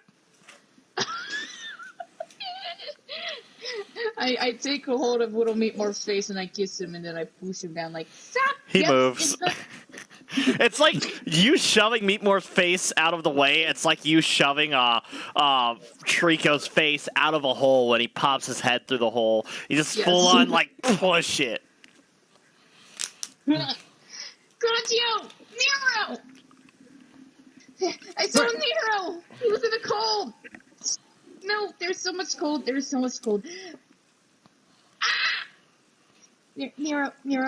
This is a I'm mushroom. freaking out. For what do you mean? No. The mushroom said boyfriend. For some reason, they think Nero is my...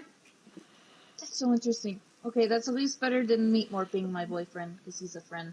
He is my pet, but still. He knows where Nero Meatmore's is! pretty hot, right?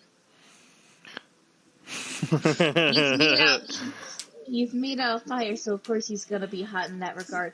But there's this freaking dude, Mushroom Man. I'm gonna call him Mushroom Man. Mushroom Man. He was speaking with like a creature. It looked like a. It was very scary. And there was a dragon flying overhead, and they were in the snow. And they're gonna do something to Nero. Oh, I think you've had too many of the spores go into your brain, kid. You're the one that was poisoned, not me.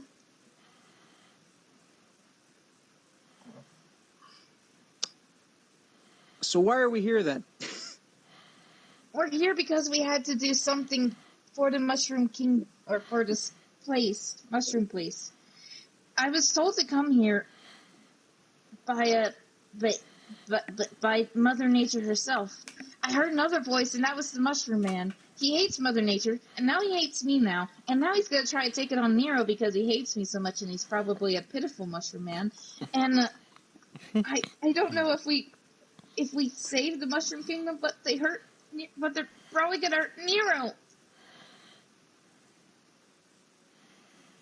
Granchio, what do we do?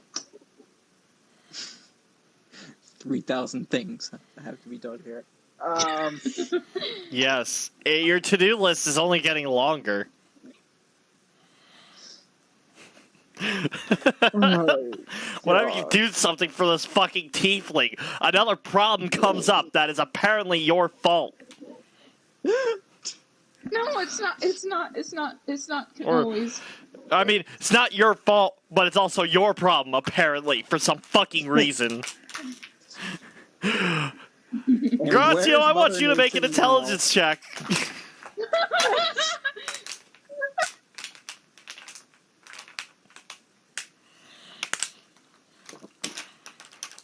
That's an 11. That's an 11. It's hard to think with this little bitch screaming at you. I'm trying to put it in barbarian words. I think Zelena is quite exciting to listen to.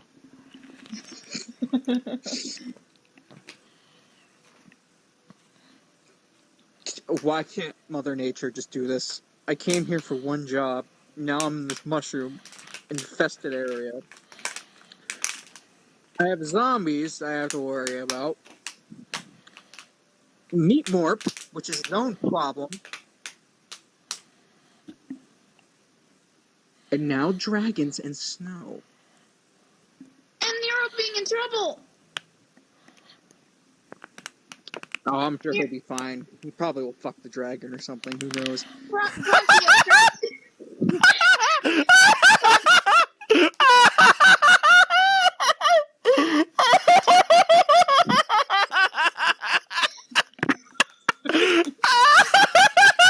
Meanwhile, in the Highlands.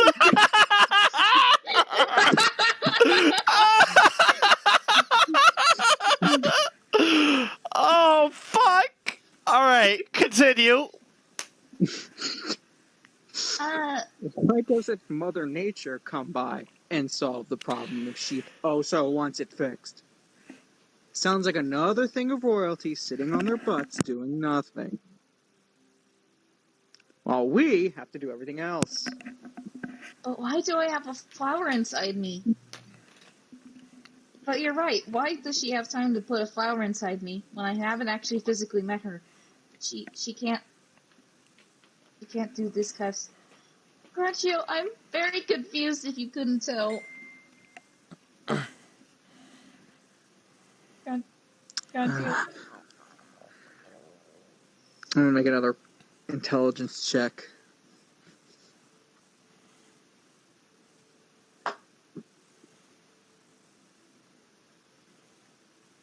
That's a 21.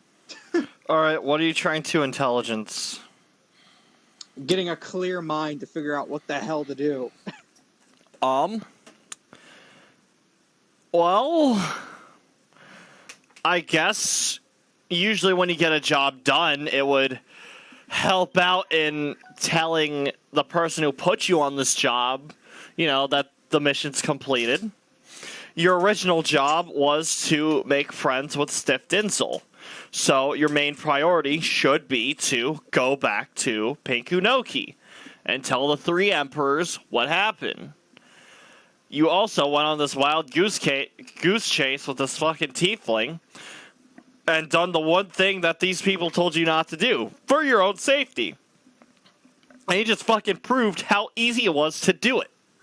So, I guess maybe trying to milk a reward out of them would be good on the way there. But that's kind of optional and secondary to what would come first to your morals. Which would probably be avoiding Mother at all costs, and she's probably there too. So I want to get the reward first. Yeah, avoiding Mother's probably top priority. Right underneath, tell the Emperors what has happened, and maybe turn in this mushroom thing. I like this idea that Granchio has a checklist that he has to make sure he's doing constantly. Avoid Mother, fucking turn in the mission, and Zelena's thing. Checklist, we're all fucked. Let's go get a reward. Not burn down any more of the forest. Good point. But how are we? Was this even what they were fearing? Like, was the Mushroom Man the thing, or is he just like a part of it? Is there much more? Or You're friends with Mother Nature. well, we could always go back and ask. Maybe something happened over there, and then we could see. I just want to know what's going on. I want to help out whenever I can. Zelena, make an intelligence check. Oh, this is not going to be good. Okay, let me try.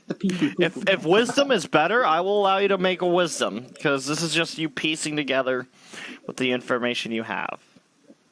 Yes, I would like to do wisdom, please. Go for it.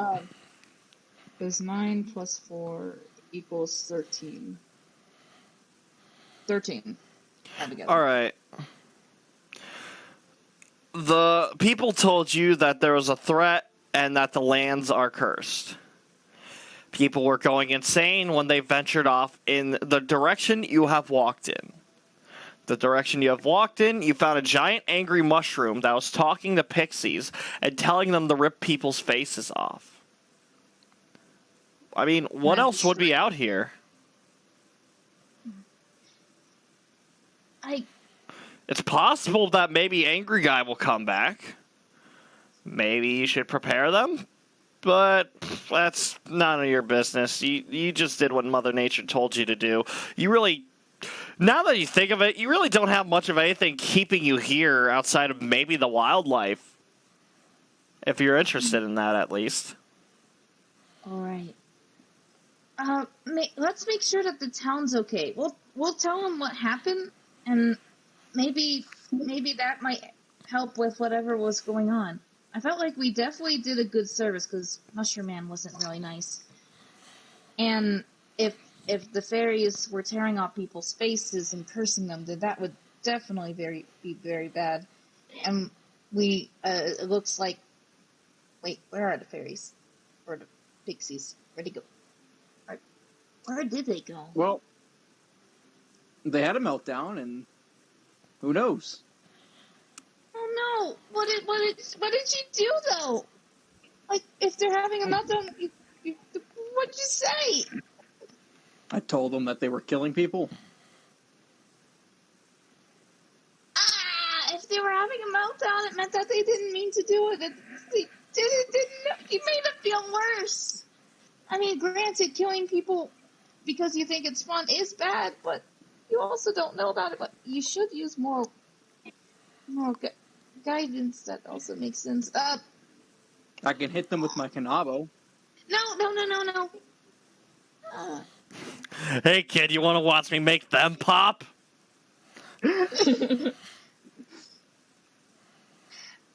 Well, either way, you did say something about going back to the people. Let's let them know, and maybe this is what the problem was.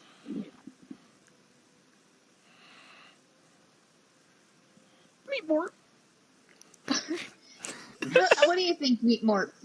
We stopped a bad person from hurting. You look People. over at Meat Morph, and he's trying to eat at the mushroom, but he bites into it, and he goes, ah. And then he goes to bite in a different spot, he goes, ah. He goes to bite in a different spot, and, ah. Meatmore, don't eat the mushroom. Yeah. It doesn't taste good. Meat Morph. Can I bring the giant mushroom with me? Can I drag him along? Strength check. He's pretty big. Yeah, I'd be out of barbaric rage. Yeah, I'd say your barbaric rage is probably worn off by now. That's an 8. Not even possible. Tell you what, you can rip the cap of the mushroom off. Oh, right, because it's red. It's different from the other mushrooms. I wish to wear I wish to rip said mushroom head off and wear it as a hat. You cannot because your eyes come out through the top of your head. But Zelena could. Meat Morph could. But he's made out of fire. And it is dry, yeah. Ah, fuck it. Sure, why not? I have an idea. Your eyes can, like, kind of go down and under. Or you could, like, poke some holes in the top and wear it on your head. It is barbarian tradition to bring trophies along. I want to poke some holes in it, wear it as a hat. Of course.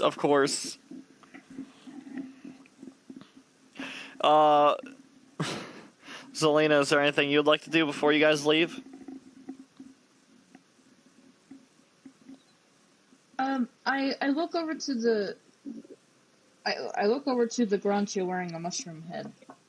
Just like, oh, Doesn't yes, really. that You're looking at him, and it's actually- like, that doesn't really look like it's his color. Red with the blue really clashes. I'm just like, well, even though your fashion sense is lacking, this will be good evidence that there was something wrong, and that we took care of it. That way they could sleep assured that we did something at least, instead of just disappeared for a bit. So, While your speech may be stuttering, I think that's a great idea. Meat more. all right, so Meat more. hi Meatmore, what's up, buddy? Meat Morph looks at you, Granchio. And you know that picture I sent of the fire newt? The really dumb picture of them just, like, looking down from their nose? Just imagine that really dumb-looking face, and then he just gives you a thumbs up.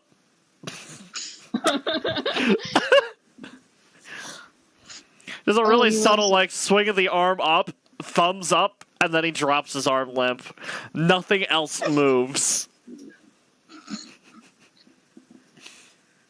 It's like he's a puppet. God. The newt likes how it looks.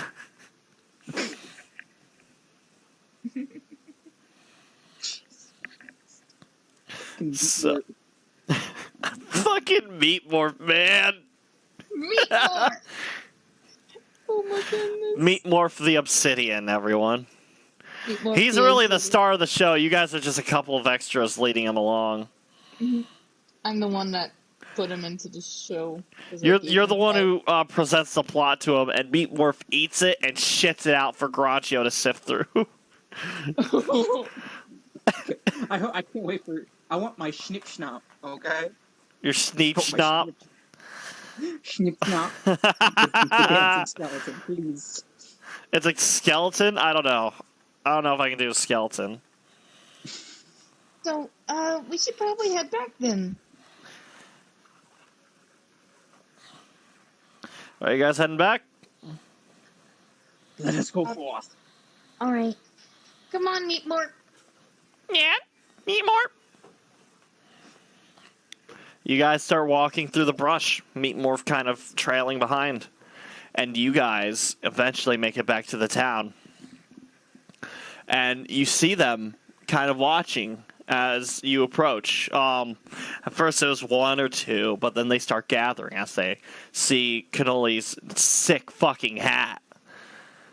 And everyone from the town starts to gather, 10, 12, 20 of them. And you start seeing children start popping up through the masses, and they're staring too.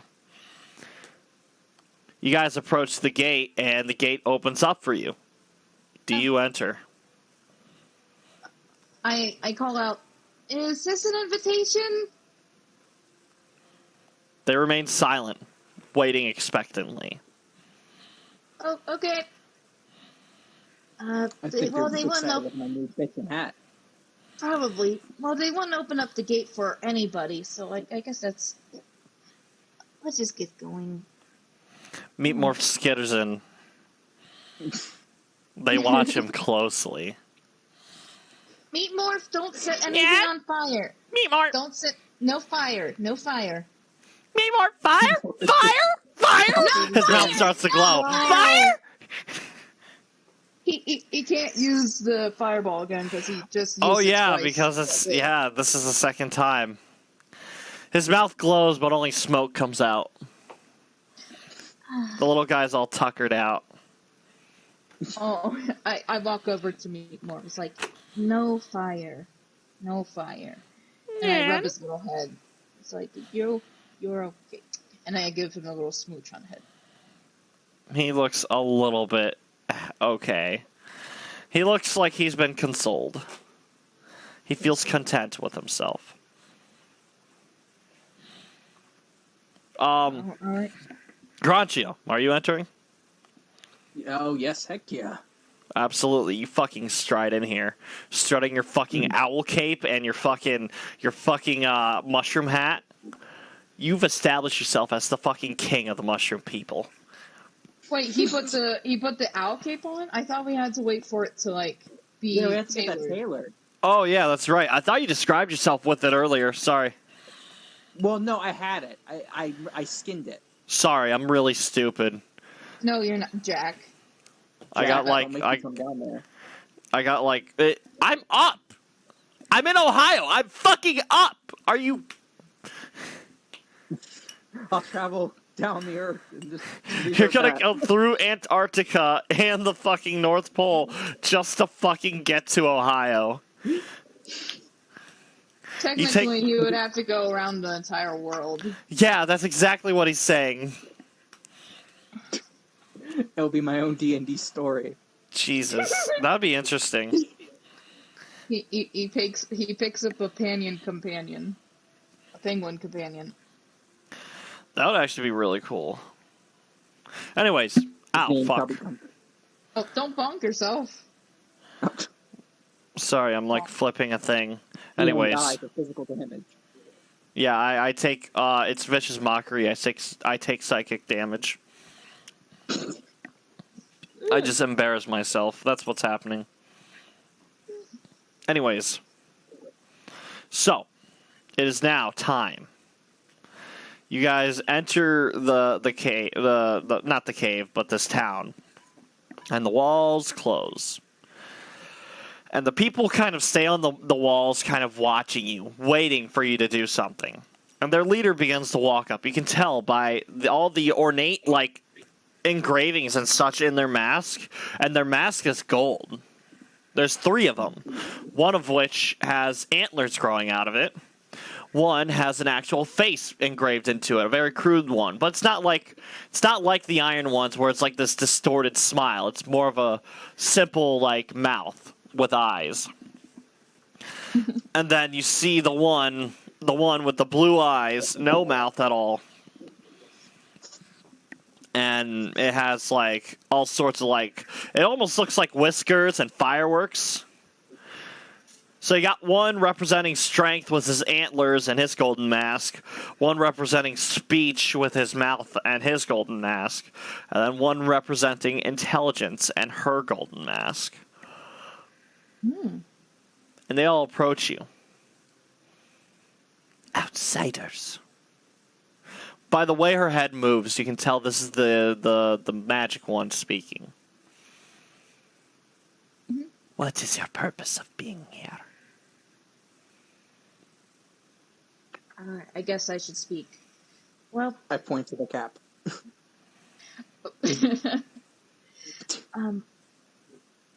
well, we went to the direction where you said all the bad stuff was happening, and we found a red mushroom that was causing some trouble. He apparently Whose orders? And she looks over to the other two, and they look back at her. And you see a man speak up from the wall. It was a suggestion. Silence!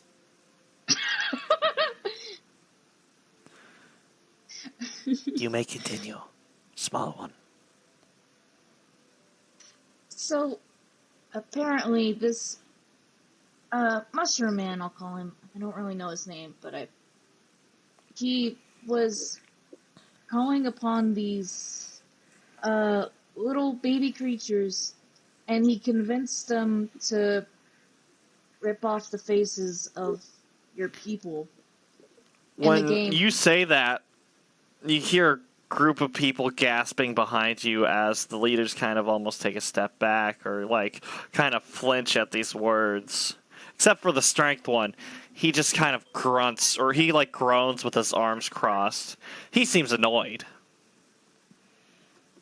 So we went and we killed him, but it seems like he wasn't just a mushroom person. In fact, he seemed to disappear. Where his power is in the mushroom king, and this mushroom, I can't speak, I'm sorry. We essentially hurt him and he ran away, but he might come back. I don't quite know. He got really angry at me for That's enough, thank you. And she holds her hand up to stop you as the intelligence looks over to the strength and the guile. He could return. The curse may not be lifted. And then the man with the antlers speaks up. Perhaps, but we are free for now. Also, We can prepare. Silence, Shorty. We can prepare.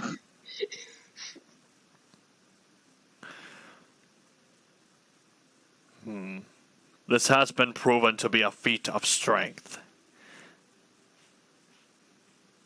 And what of those babies you were referring to? Speak! They were kind of flying about. They, from my friend, I point over to the one with the hat. They felt really bad. When Zelena points at you, Granchio, they all unison, all three of them look right at you at the same time. One fluent motion, as if they were one hive mind. So, he essentially made them feel bad for killing everyone. I would say that they didn't intend to do any harm. They were just they're like children that wanted to play a game, and they trust the wrong person. So even if he did return, I don't think these flying children would want to tear off the faces. They feel very bad about it. He even said they had a meltdown, and then he said something bad to them, and he made them run away. I wasn't there. I was. That's enough. Fine. He looks over to a group of them already of these people in masks already having weapons prepared for their orders, and he just nods to them as they all jump out over the walls and explore the woods. They will confirm this. Even if half of this is true, This has proven to be a grand feat of strength. For this is deserving of a reward. He looks over to the man with the smile and the woman with the magic. Is this agreeable? And you see the guy with the smile on his mask. He's just kind of nodding. And you see the woman just kind of... I suppose you are right. But say he does come back, and your story has holes. We will be claiming this reward back, along with your lives. This is a promise, not a threat. It will be easy. And you see the guy with the smile. He just kind of pats her shoulder and kind of looks over to you, Granchio, and you, Zelena. Gives you a thumbs up. Real enthusiastic about the situation. And I'm like, wait, can I tell you some more information that might be of help? He kind of cocks his head and looks at you. So we came to the Mushroom King, or to this mushroom area because of a dream I had. Someone talked to me, and she referred to being the mother of all. She was green and she had red hair. And one time when I had a meeting with her, there was another voice. You see immediately, as soon as you say that, the dude with the smile, he's like patting the fucking intelligent girl's shoulder, like real sporadically as he points to you, like pointing at you. As soon as you say all mother or mother of all. And you see the intelligence lady kind of brush his hand off. Continue. I once had a dream where I spoke with her, and I heard a voice that wanted to mess with her or do stuff to hurt her. And I heard that voice in the Mushroom Man.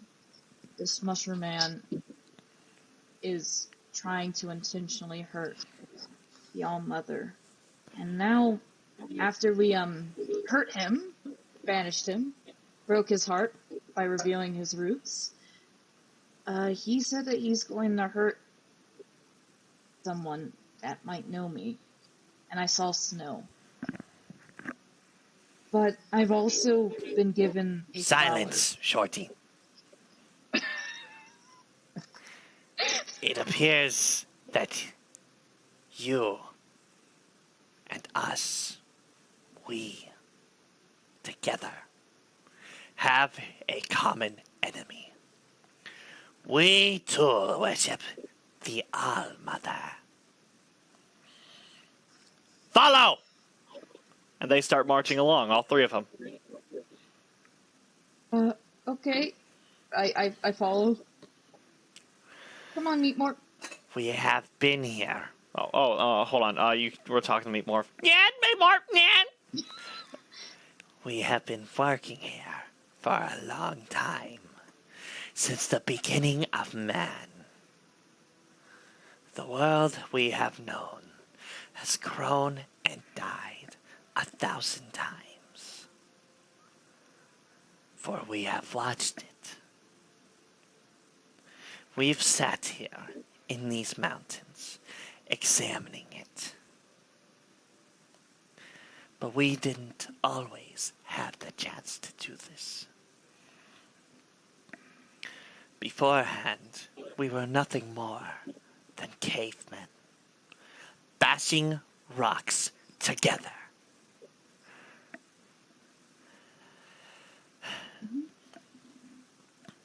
But then the All-Mother gave us sentience and power.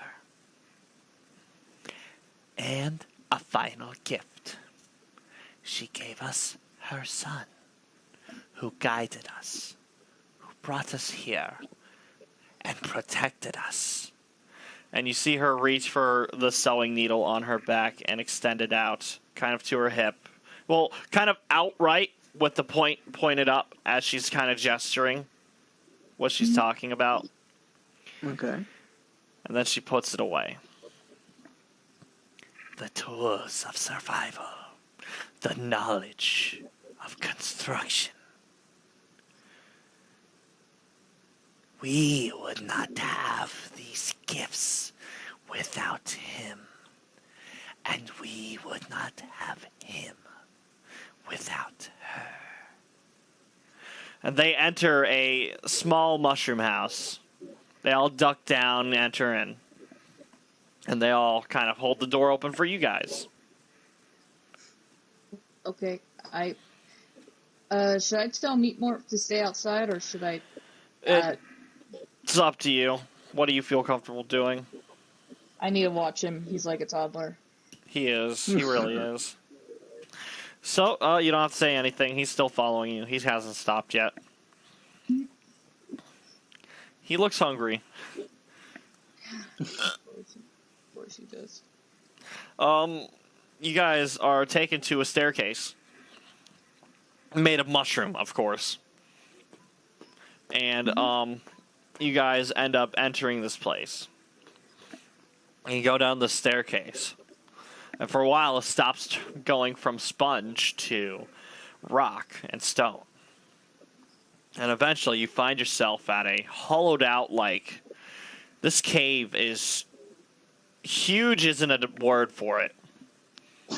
It looks like you have entered a whole new world, essentially. Whereas the ground cannot be seen from the ledge you're standing at. This is like a balcony without walls. And it's just a pitch black void that extends out beyond. Your dark vision can only go so far. And cannoli, you wouldn't be able to see anything if it weren't for these dudes in their, like, glowing outfits, right? And for Meatmorph. And for Meatmorph, he kind of... Meatmorph is really doing all the work here, illuminating everything. But, Meatmorph the homie. he really is. He's a fucking bro. But looking out, you do see eventually eyes. These two giant orbs ignite as they kind of slowly drift towards you. And you see the face of a giant man. This dude would use the Empire State Building like a toothpick. He is fucking massive. And His eyes are glowing. His eyes are glowing a bright yellow, much like the mushroom. But he smiles softly as he kind of just sits there with his legs crossed. This cave is just big enough for him to cross his legs. You guys, yourself, might be... The size of Granchio might be almost half of his fingernail on his thumb, right? That's how tiny you are. Oh. And then he speaks up. Hello there. This is the Owl Son. The Owl Son. He definitely looks bigger than his mother. I say in a sweet voice towards the person who said that. You do see you do see these dudes in robes and masks kind of hiss at you as they draw their weapons, but the big man kind of just laughs. It is fine, my children. Yes, I don't quite look like my mother these days. She told me you would be here. Welcome. Thank you.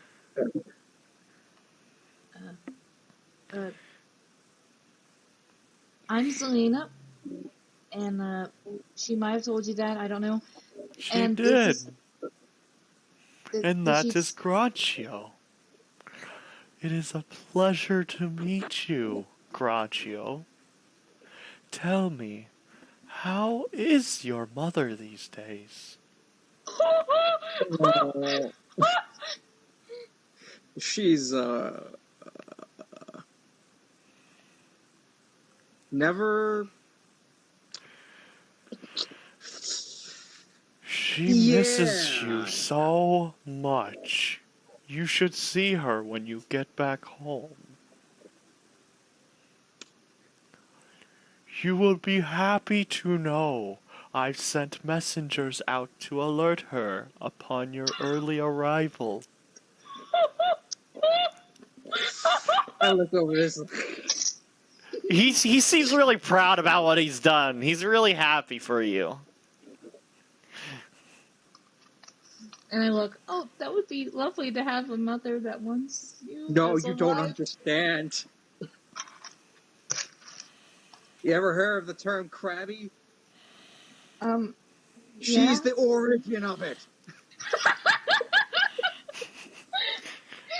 Well, it is to be expected. And he kind of chuckles to himself. So, the Olsen. Yes. Your mother told me that she put a flower in me, but she didn't exactly say what it would do or what it meant other than essentially having her blessing. So, I understand she wanted me to help out with this mushroom place. And What hopefully is we your did question, child? You seem so lost. Do I Keep fucking have- cooking your bowl. What did you say? Okay. Oh, your muffled friend. Yeah, you're I eating your know. phone. It's because I had my head in my blanket. Had the cough. Oh.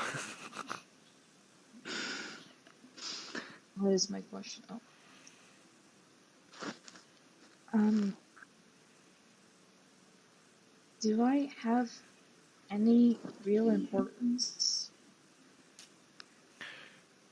Do you think the All-Mother would pick you if you weren't important to her?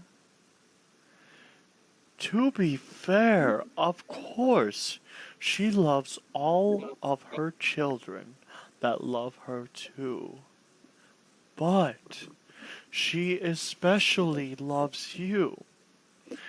From what you have said, she has given you the gift that she has given your mother. Right.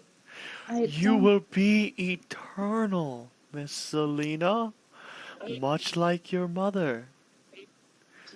Enjoy the rest of your 20 years. They will be beautiful. And he smiles hopeful for you as he tells you you only have 20 years left to live. What? Wait a second. Wait. What? Why do you say eternal when it's 20 years? Am I gonna die in 20 years? Because what you leave behind will last forever. Don't believe me? Go to Yondor. Her mark is still there from eons ago. Gondor? Yes. You silly little tiefling. You are her precious, precious child. If you wish to see proof of this perfection, look for a man. His name... Oh, what was it? I'm gonna go ahead and roll for an intelligence check. What, a minus 5,000? No, it doesn't matter. It's a nat 20. Oh, It doesn't feel as good when you're the DM. When you're a DM, it feels like cheating. It's not though. It's not. It really isn't. But anyways. His brain lights up. His name was Levi Amore. Not We quite a leader, but a guider. He has a family bigger than your own, bigger than both of yours, bigger than mine. And he gestures the people with masks by kind of, showing the city above him. Oh, He has a beautiful home. And it's about to get bigger.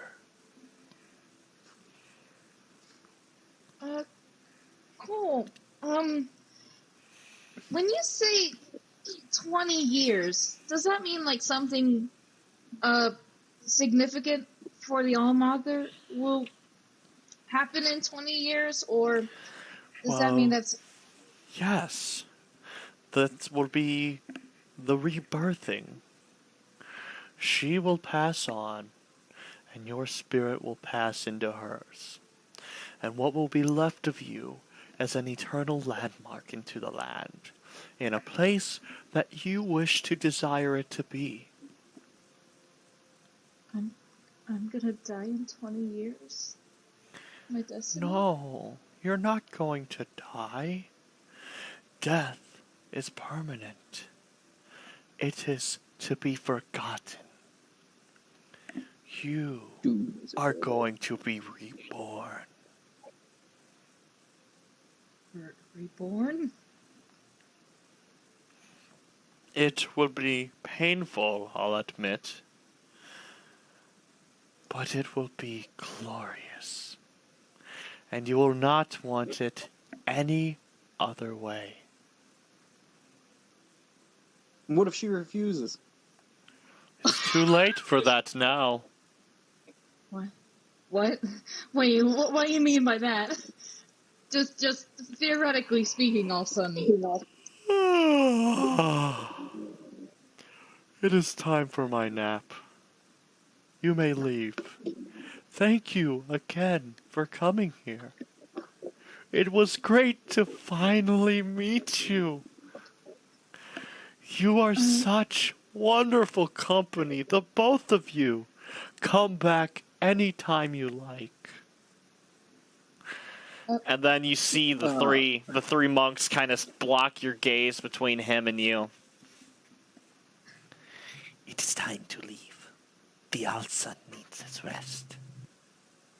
But I am so confused. I don't know what the flower does, and it sounds like I'm gonna die, and I don't have a choice. The Allmother has special plans for you. A destiny to provide, to give into. Your purpose has been decided long ago. You will have to speak to her for more details. Wait, does that mean that I can't be killed?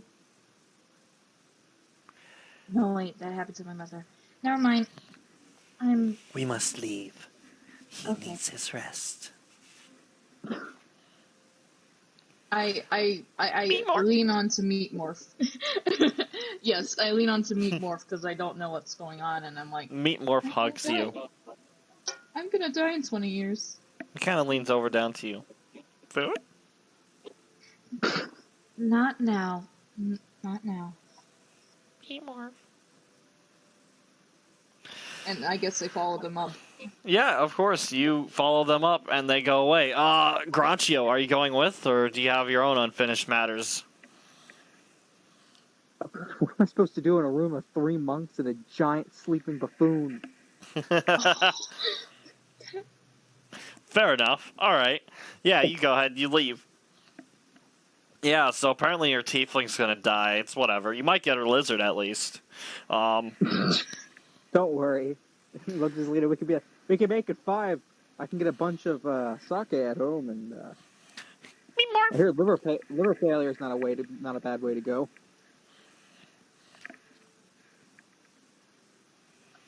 Zelena's just in shock. Zelena's in shock again. She's that's her natural state now. She's just in shock. She Yeah. found out that something could happen to Nero. She's told that she's going to die. She doesn't have a choice in it, and she doesn't know exactly what it is. So she's just like... So yeah, at this point in time, she's just trying not to fall over, and to make sure that Meat Morp doesn't eat any innocent bystanders.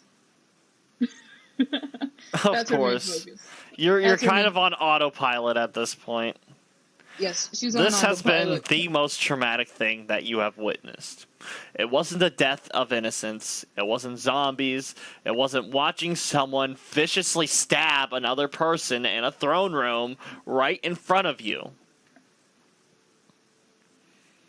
It wasn't watching Granchio eat a man alive. It was an omniscient giant who supposedly knows all, promising you that you're going to die in 20 years for some grand scheme you don't understand. Don't worry, Zelena. I think he's full of shit. She's still in shock. She can't say anything. She's just continue walking. Wait, where are we now? Like, You guys we are out? outside. And the monks I- are still with you. And they kind of I look sit over down. to you. I sit down. Like, I don't really sit down. I kind of, like, fall to my knees. Your legs just I'm on kind of my- buckle as you drop to your knees and kind of lay on your heels. And you just kind of just stand there drained of energy.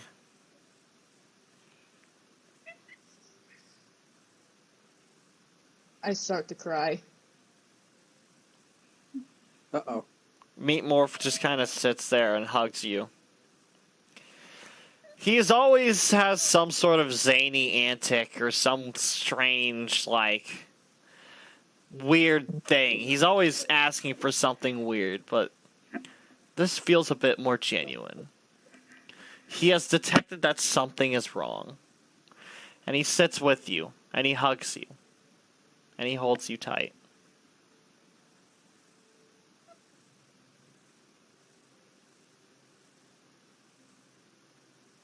What even is my value?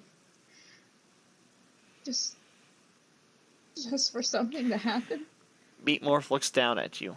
Your value is your own! You make who you are! No matter what everyone else says! I am a warrior! You are a plant! And he is a crab! He decided that path long ago! Wait, what do you mean I'm a plant? I mean, plants control other plants, right? Well, I'm not really a plant, sweetheart. Well, after today, I might actually be. Well, if you're not a plant, then don't be a plant! Your life is your own! Don't let anyone tell you otherwise! You die know on what? your own terms! I mean it! I turn around. I'm going to go back to the giant. I want some clarifications. The door is closed, and they are watching you. They look like they're actually about to give you things right now. Oh. You see them holding like these wrapped up blankets as you take them off. And they're holding 2 silver masks with the blue spots on it, much like their own. I'm still on the ground. They offer both of them to you, Cannoli. I'm, gesturing more towards the tiefling for one of them. One of them does seem a bit too big for you. Crabs have smaller faces, and with how your eyes are, it would probably have to lay on top of your head rather than along the face. And they speak up.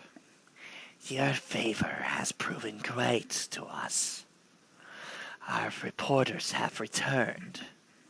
They have found the pixies, as you described.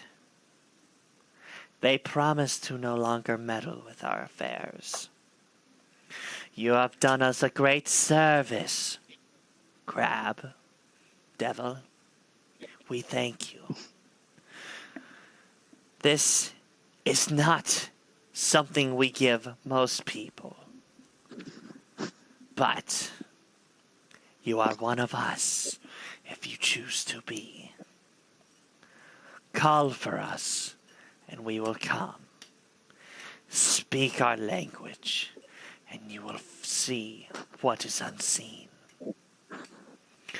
Your eyes go beyond what mortals now see when you wear these masks. Gosh dang it, sorry. I'm having people... You know how your phone was getting blasted Yeah, earlier? no, you take your time. You let me know when you're ready. There we I go, turn, sorry. I turn around, like I kind of sit up and turn around when they have the masks there, and I'm like thinking to myself, well, I don't know what to think, but that mask looks pretty cool to wear. That's all I think. Of course. I mean... I'd be suspicious. People just give me weird fucking vibes. They're worshipping a giant underneath their cult-like homes. Everyone wears masks, even the children. I understand why you feel really put off by them, but you did help them. You done a bunch of shit for them. So, I mean, why would they want to hurt you now? Yeah. Yeah, now. So That's the Granchio has the masks now? Yep. I He has had a to small miss- one for him and a big one for you. The masks. Fuck. A big mask? Oh, right, because he has a small face. Yeah, because, yeah. It's more or less he has to slide his eyes through the slots and then wear it on his head like a weird hat. That's cute. And then you can actually wear it like a mask. Mm-hmm. Does it have like a rope around it, or Yeah, does it has this purple silk like rope that goes about half length to the center, and you can tie it on. It seems to rest mostly on like the bridge of your nose, and you tie it behind your back over your ears. Okay, so I put on the mask. Of course, you put it on, and you see ribbons of arcane energy spiral through the air. Whoa! You can see like chalk patterns on the ground, and you can see their true faces behind their masks. The intelligence woman is actually rather beautiful, elven, and she smiles softly when you put it on. You see the man wearing the strength mask with the antlers, and he has no hair at all except for facial hair, a very bushy beard that goes just along the mask, and he nods in approval. And the dude with the smile, he is, of course, he has a really, really big mouth. And he's definitely smiling with it. It's also stitched shut, as he kind of looks like he's crying. What the... Alright, Cannoli's not seeing this, only... Yeah, he hasn't put his mask on yet. I ain't putting that fucking thing on. I don't care. Of course. Everything also has this blue tint to it, like as if there's purple mist in your eyes. You look around, you can see like scribblings and chalk drawings of like childish pictures from the kids, or even like, some notes wrote down. And every time you read a note, it says, "Ethereal beings, these words are for you alone." And then it always ends with, "The Aude. The Aude.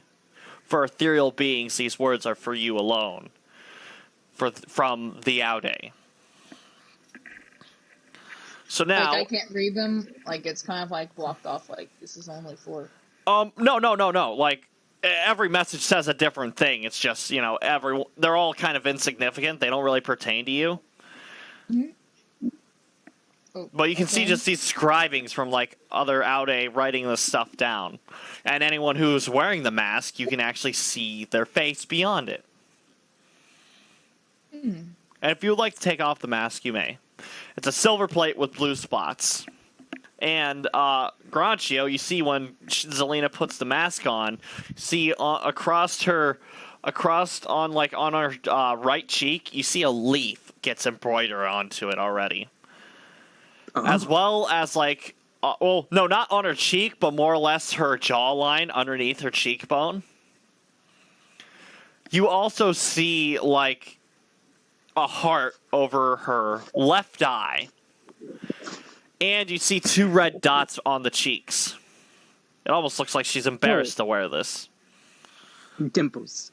Little dimples. Yeah, just little red dots. It's like Pikachu, right? But a silver plate mask. It's like a fox mask.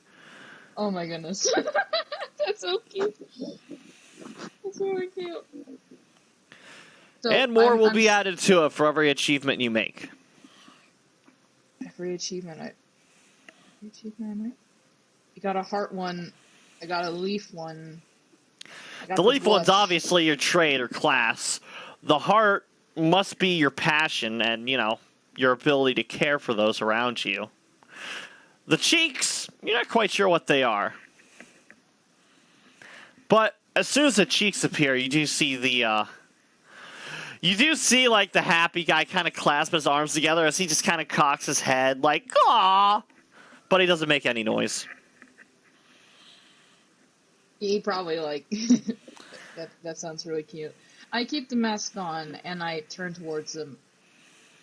I'm trying to think about what to say in real life.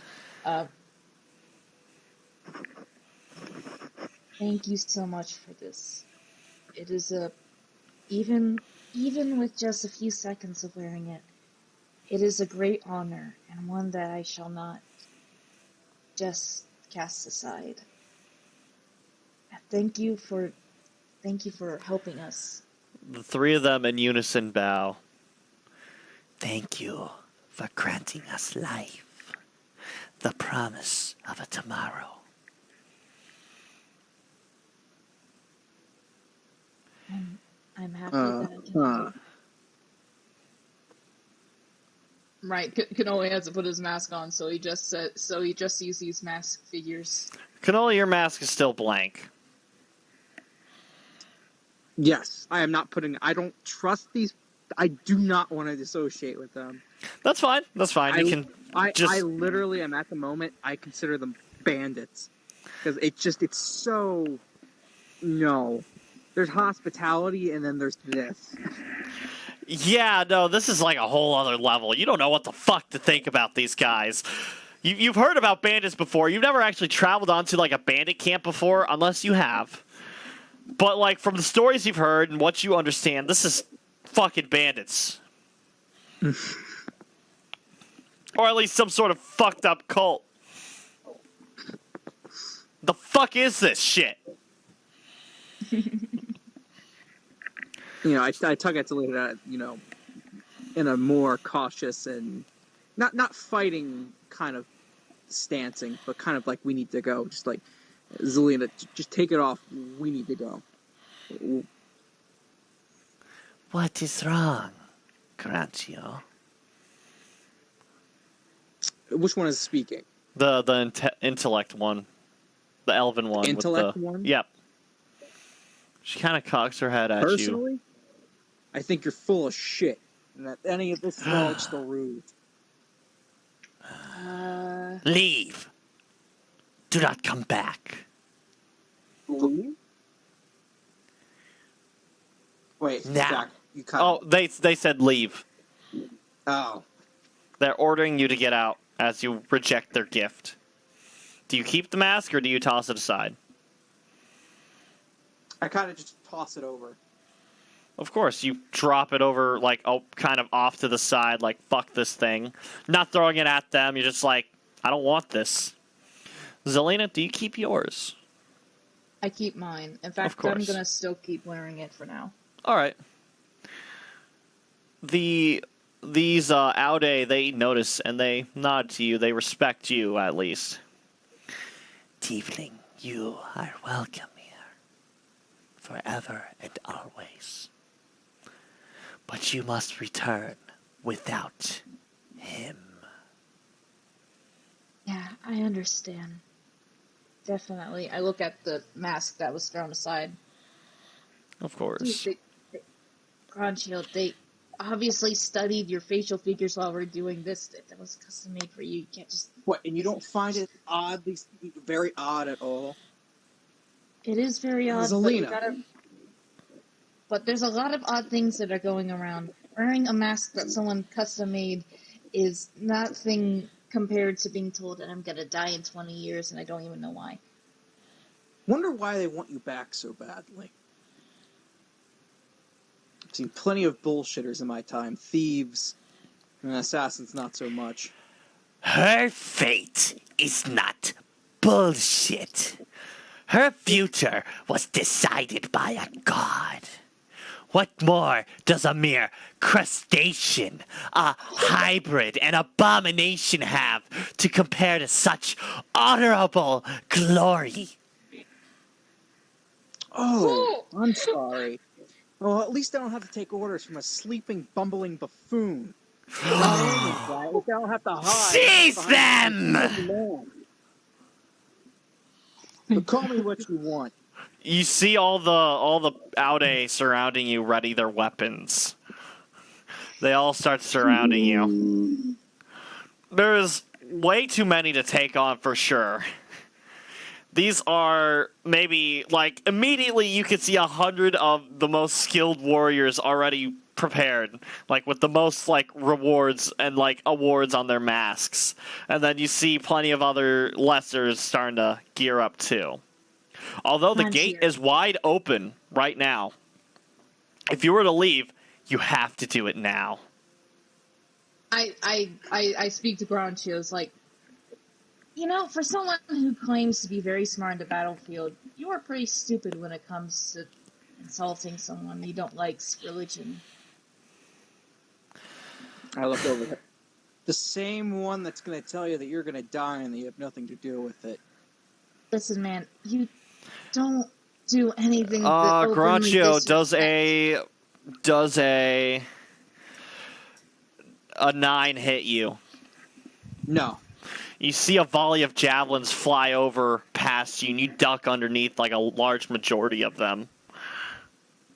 A couple others bounce off your shell, but it's not enough to dig in deep. You really need to get going. Yeah, we need... Granchio really needs to get going, and Yeah. Zelena doesn't really know how to. Zelena, if you would like to stay, you may. You have earned their trust. Granchio, you gotta get the fuck out. These guys are going to kill you. Fine. Let's just get out then. I'll head out on my own. Of course. You know what? I'll meet take back. one, can I take one of the javelins and just break it over my knee? Oh, it's made out of pure silver. You can try. It's made out of pure silver. Plus my strength. Let's try. Go for it. Don't forget, you have exhaustion from your barbaric rage. Oh, then you know what? Oh, I forgot about that. What would that do? I believe that's just a -2 to strength and con. Oh, is it? I believe, unless it's strength and dex. Well, shit. I mean, I only get a +2. Forget. Nah, never mind. Alright. Sorry about that. No, you're fine. I just totally forgot. So we'll just head out. It's alright. But You I will guys. take the spear with me, though. Alright, yeah, you do. You take a javelin with you. It looks much like a sewing needle, and it's the middle of it's wrapped in cloth. You grab it and you go. Zelena, are you staying? I'm gonna stay there until Granchio's gone. I don't want to leave with him as running it because I don't want him to think that I'm with him. But Yeah, of course. I plan to be diplomatic, probably say a few choice parting words, and then leave peacefully and try to regroup with Granchio. All right, yeah, the Aude chase him out. Granchio, I need you to make a dexterity check. A dex? That would be what? Reflex? Yes. Give me 1 second. My computer just died. Oh, yeah, roll your reflex check. That's much better. Alrighty, give me 1 second. Yeah, you go get your computer juiced up.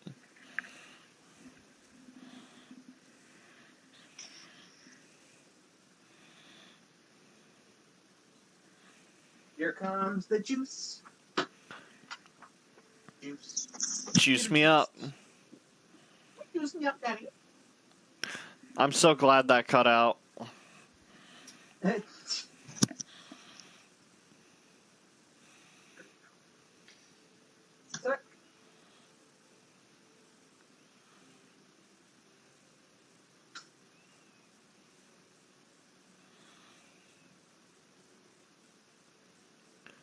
You still there? I'm here.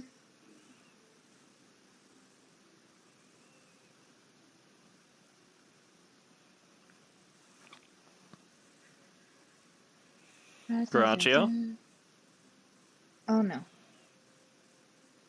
Go re.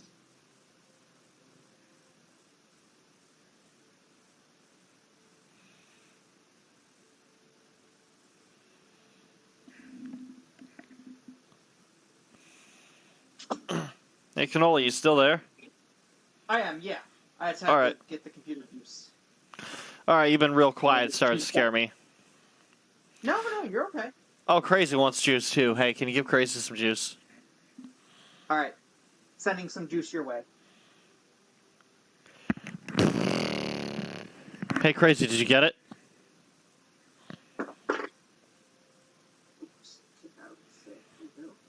Okay,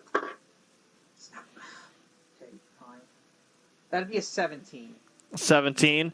All right, you jump up over what feels... You feel the wind from underneath you start to stir as you jump up, and the ground underneath you explodes with these vines twisting around as they almost caught you before ripping back into the ground. And then you make it out through the gate. And you just keep going. Crazy said thank you for the juice, Cannoli. No problem. Juice received. All right, so, Cannoli, you have left the camp, and are you still going, or are you going to wait at, like, a smaller camp outside? You know, I'm just gonna get out of there. All right, yeah, you leave the Mushroom Mountain. Zelena knows where you're going, so it's no big deal. You're going to see our mummy. Delightful. I can't wait for you to meet Mother. No, not Mother. Not Mother. I'm actually really excited for this. I'm scared how you're gonna play her. Oh my god, you should be. I have an idea.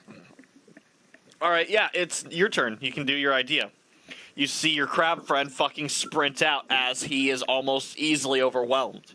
He has narrowly escaped several deaths. They all look painful.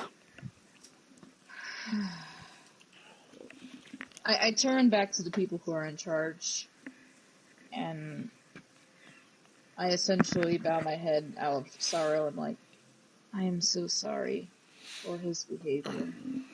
I am unable to control his diplomacy. And funny story, when I first met him, he almost killed my dad because he thought it was he got our house mixed up with something else. So You see the man of strength looks over to a group and nods to him, and they all fan out through the mushrooms. He will be dealt with promptly, swiftly, firmly. right. He will not be a problem. Okay. Oh, great. Now I got 3 assassins. More like Now 7. it's feeling like I've got like freaking. I feel like I'm a damn Ronin at this point. No, they're not your people. Maybe you shouldn't insult somebody's god, you know, especially if you just saw them. Well, maybe they shouldn't be such asshats. You can at least keep it to yourself. Why would I do that? Where's the fun? I Because you mean, he won't is a die. barbarian. Yes, that makes sense. Anyway. I just read your comment, Sarah. I love the idea of Cannoli coming home, and there's just a fucking crab wearing, like, a dress. And he's like, Just a oh, normal God, here it is. And you just see this crab, and it's just, like, quiet. And he's like, God damn it, just shut up, mother! Just shut up! And it's just like, snip, snip. Oh, you always have to make a problem of everything, don't you? Snip. I like that idea. It's just such a one-sided mental breakdown. That's almost better than what I have planned, but I'm not doing it. That's fine. God, I like the idea. That is so much better than what I had going on. You're fine. Alright, I'm trying to think about what Zelena will do. Of course. Also need more there. Against my mother. What's up? Can I pass an intimidation check to get past my mother? You haven't made it home yet.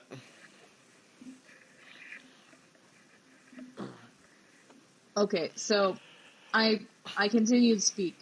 Oh, thank you so much for welcoming us in, or me in, and then I point at my meat morph. Meat morph!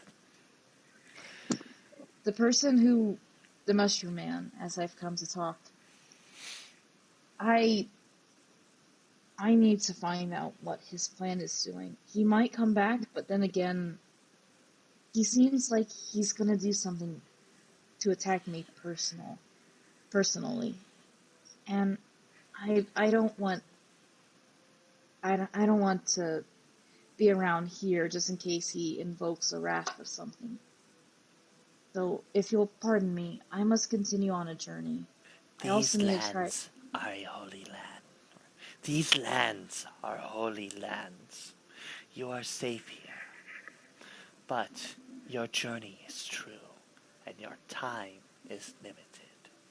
The sooner you leave, the better for you. You have much work to do. Good luck. Thank you.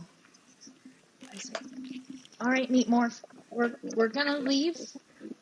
We're going to come with me, friend.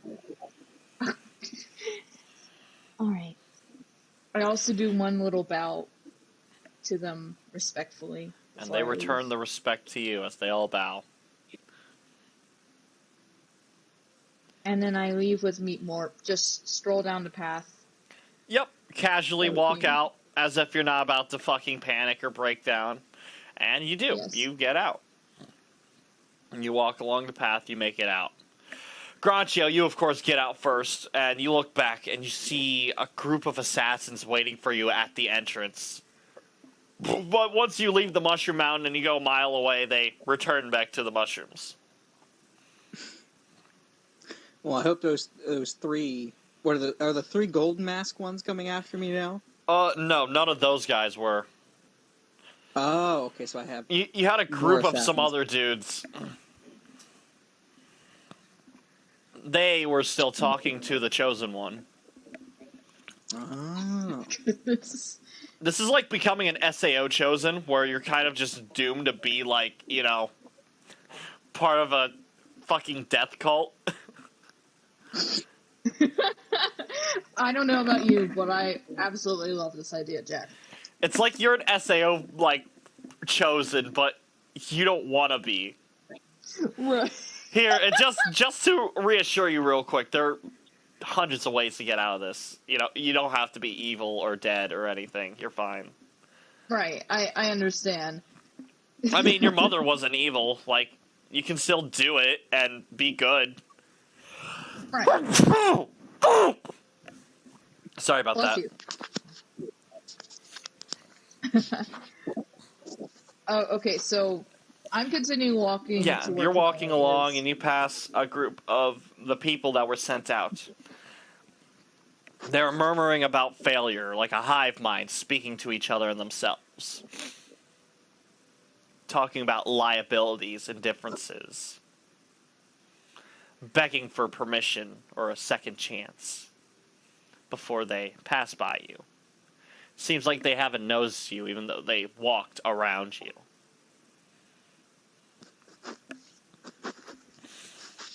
Are you still wearing the mask? Yep, I'm still wearing the mask. Of course, of course. I'm gonna wear it at least. Well, I like to wear the mask right now. In fact, that's a cool art idea. The mask only has benefits. So it's not like, you wear this, you're going to turn into a fucking galvanite or whatever, but...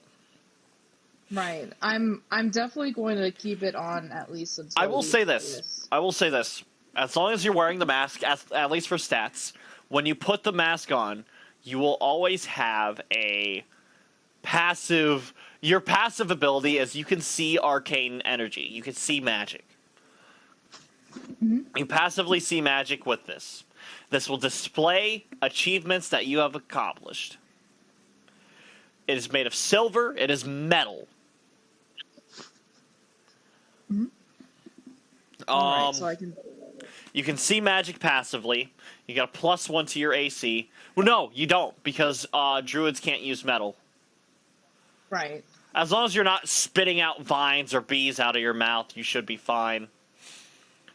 Although, if you wear it like a hat, like on top of your head, it will disrupt the flow of energy from your magic, and you can't do druid stuff.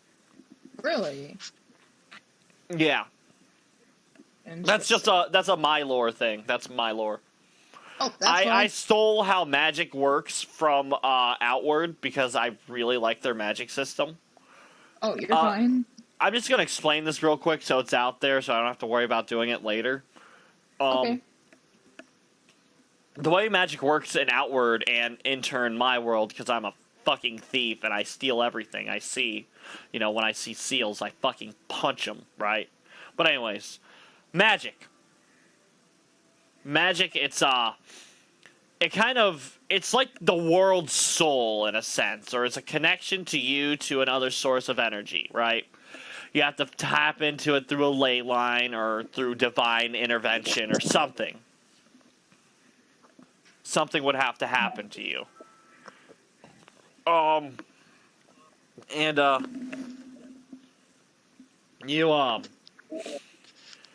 The way magic works is if you wear armor on your head, it will completely block the connection.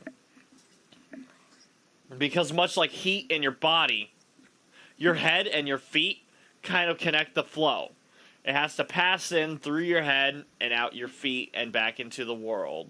Or it could be like in reverse, through your feet into your divine source and then back through the floor and into your feet. It's a cyclical source, right? Mm-hmm. And You don't want to disrupt the flow. Yeah, no. There are some things that accelerate the flow and help it out. This is why wizards wear those tall hats, right? Ah. Not all wizards do. There Right. are other ways you can keep the magic in using just by proper lines or whatever. But it's also why magicians and wizards don't wear fucking full plate armor. Because it cuts off their connection. Right. Instead, they wear leather armor with enchantments to make magic ghost armor. Right. But that is as far as that goes. Also, this whole time I'm just trying to wear a mask, not just this mask, but also just the personality-wise, because I stopped crying when I had the mask, but that doesn't mean I was finished crying. Oh, absolutely. You had to put on a front. This has taught you how to control your emotions properly. When will it end, Right. So, I'm essentially making my way to Granchio. Yeah, you make it out of the mushroom forest, and you see Granchio kind of panting and waiting, and he sees you, and, Lizard, you guys are approaching. Granchio, you've been approached by a tiefling wearing a mask. She's come to induct you into the cult. All you have to say is one little word. Yes. Oh no. I am a sinner. I wish I knew the whole speech. Hold up, I'll Google it. Yes. Nah, don't. I am a banana. But, you guys are reunited, all three of you. Still no Scylla. Still no sign. Wait a minute. Ooh, what? Oh no. She's gone. Oh no. Oh no. Nah, she I did look- bum herself. In fact, do you remember Don't she you? disappeared when Meat Morph ran after that cat? Maybe she got sick of your Oh. shit. Interesting. Okay. I wanted to say that earlier, but you guys were like, "Oh yeah, we gotta wait for Meat Morph." So Meat Morph, new companion. Best companion. Meat Morph is a great fucking companion. Anyways, so you guys are now standing outside of the mountains, and Pinkunoki is just over the horizon. You can barely see the trees still. Granchio, Yeah. I take off my mask just temporarily for now, with tears streaming down my eyes.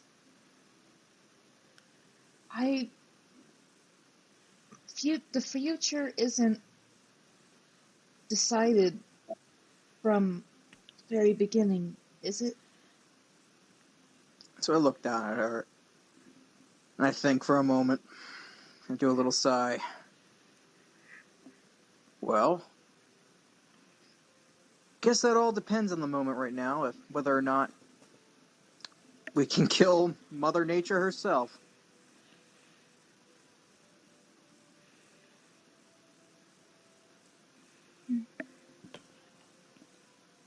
Well, they can say one thing, but then something else could happen.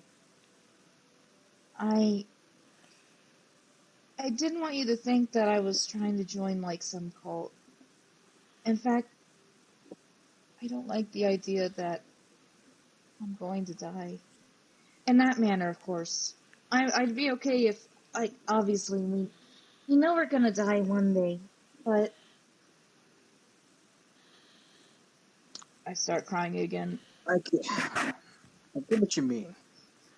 But as long as you're with me, I don't think there's anything that can kill you.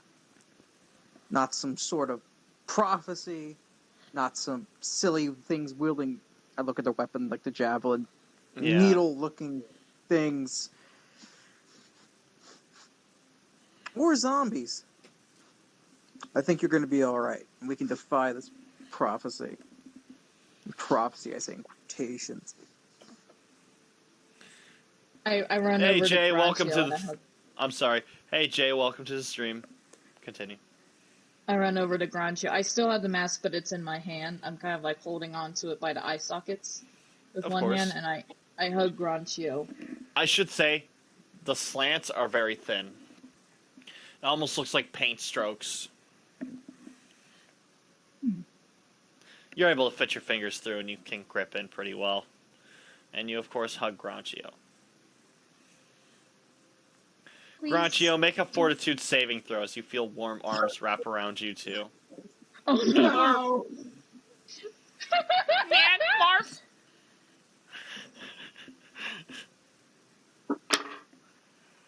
That is, let's see, fortitude gets it's +9 I get, so that would be 25. If you didn't have this shell, this would fucking hurt. It definitely kind of chars your shell a bit, and you do start to smell tasty with the side of lemon. Wow. Oh man. I'll let you decide for yourself, but if you'd like to roll a will saving throw for the memories, you may. Memories. Oh no. That at least if that is what your backstory would entail. But if you think you could resist the pain, that's up to you. Am I just haunted by lemon? I figured you were haunted by the death of your brother. Well, I know, I'm just joking. Oh. That's up to you. Let's see. That's up to you. It's completely optional. But if you want to, this would be a great time for it. You know what? It'll be fun to throw for it just to see what will happen, right? Of course. Alright, so, wow, my willpower is pretty dang low. I have to get a pretty good roll. Where'd my dice go? Oh. I was worried, I'm like, It's right there, stupid. It's right fucking there, So look. that's a 15. The memories start to pour in, but you can keep yourself compelled. It doesn't hurt anymore to think about it, not like before. God damn it, Meatmore. He reminded you what your initial goal was, your truest intentions of exploring the wilds, the unknown. Meatmorph reminded you who you are. A family man. No! Now I imagine his damn Toretto. I don't know who Toretto is. It's Fast and Furious. fucking it's Vin Diesel. If you were paying attention to the internet at all, remember that flood of the family memes. Yes. Oh man. But no, that was all a fucking joke. But what I do mean is that you know the memories don't hurt any. Did somebody say family? But no, you smell it, and it reminds you of your loss. It doesn't hurt anymore, though. Enough time has passed. But your goal hasn't been completed yet. Revenge is still yet to be had. Don't hurt Meatmore. No. I'm not gonna destroy Meatmorp. It's not Meatmorph. No, Meatmorph didn't kill your brother. Ooh, excuse me. Ironic if he... Well, God. if that's the case, let's head on the Pico Noki. Of course. Now, I will say, you guys were talking about wanting to do another long session today. We can do it. It is 3 hours right now, but I do have stuff planned for Pinku Noki. After Pinku Noki, I will need to stop, though, because I have to prepare for the stuff after that. Or we could leave it at Pinku Noki and pick it up in the next stream. That is all dependent on if you guys have time for it and want to continue with it. What time is it now? Sarah, what would you like to do? Sarah? Sorry. I wouldn't mind doing Pinku Noki. We gotta see what Crab Mom is like. All right, Oh, yeah, we can do this. There's a few things you guys can still do here. I will say, Cannoli, you don't live in the city. You live in the forest with the Venera and such. What are the Venera? Oh yeah, that's right. The Venerakin, they're 9-foot tall monkey people. They honestly look like chimpanzees, but they're slimmer and they can articulate themselves. Monkey. Yeah, look up a picture of Venera. They're really fucking cool. Oh, yeah. Heck yeah. Dude, yeah, so you pretty much hung out with them. They're usually 4 feet tall, but I made them like 9 feet tall. Fair enough. So you guys are heading to Pinku Noki. What's up? Pinku Noki. Pinko, I just gotta put a pizza in the oven soon, so I can.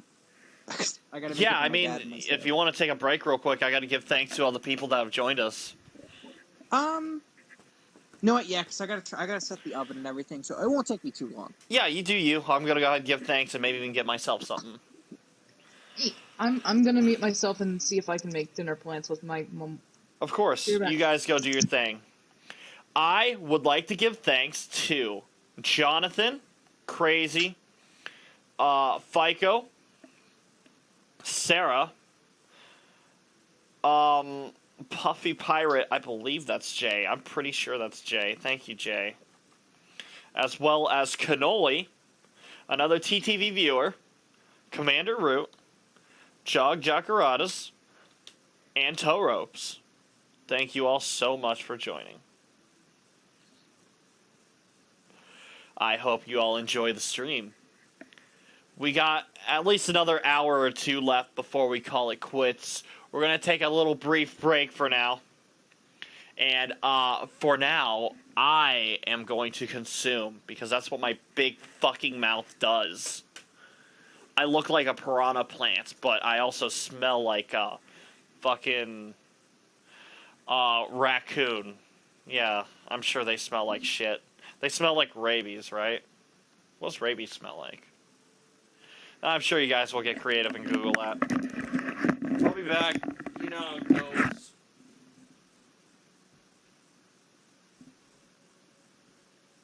Thank you, Crazy.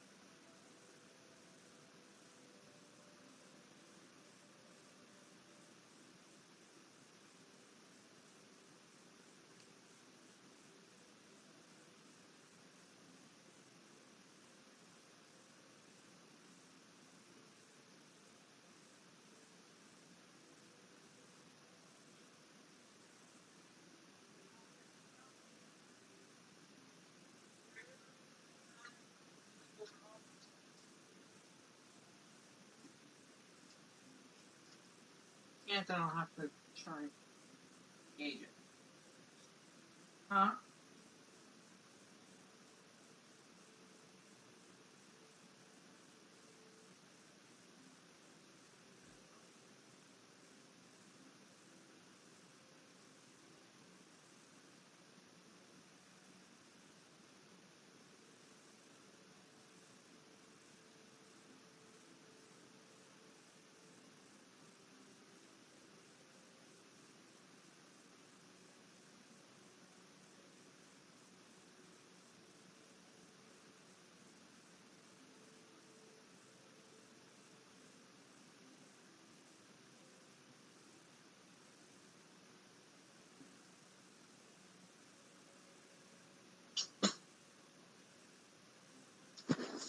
Nothing.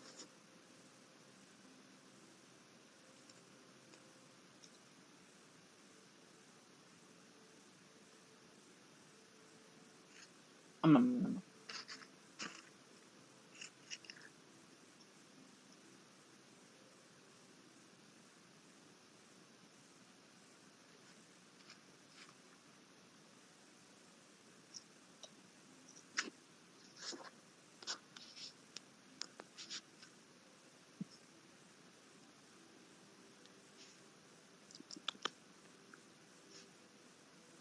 E.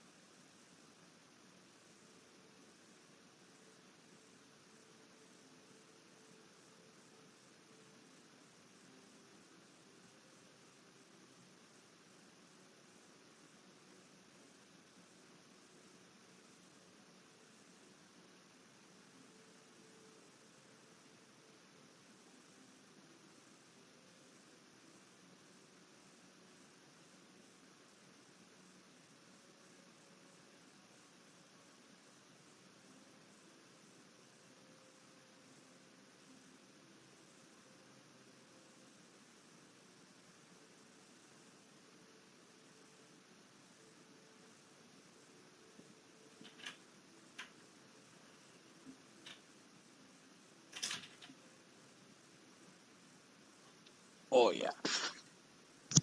I am here. I had to make Greetings. sandwich.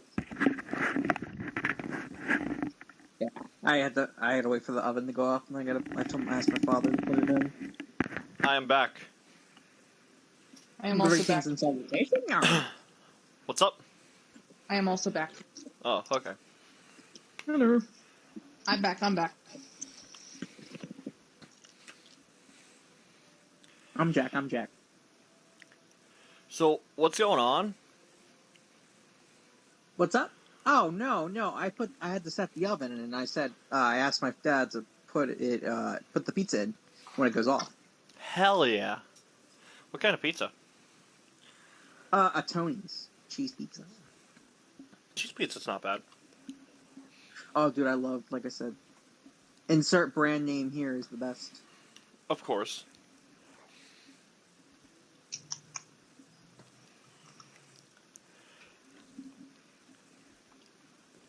I haven't had a frozen pizza in so long. I actually prefer them. Oh, by the way, I couldn't find that sandwich that you were talking about that one night. Oh On yeah, the Parmesan chicken sandwich. I recently learned that certain stores don't actually sell them. It's very possible that your Pizza Hut may not have it, but it's a Parmesan chicken sub. They should have a sandwich section on their app, and you should be able to get it from there. And it always comes with a side of fries, at least in Ohio. I know they used to, because I remember seeing stuff like that. But let me check again. See, I only get. I Pizza, really wings, tried, Crazy. sides, I really pasta, tried. and I totally would have got you some. I almost ordered like a sandwich for Crazy and their sister. Dude, I would. Like we don't. Yeah. So what we have down here, we just have pizza, pie zones, wings, sides, pasta, desserts, and drinks. Yeah, no, there should be a button that says sandwich. What if I manually put it in and I unlock the secret sandwich menu? Dude, you should. Maybe if you call them. Maybe.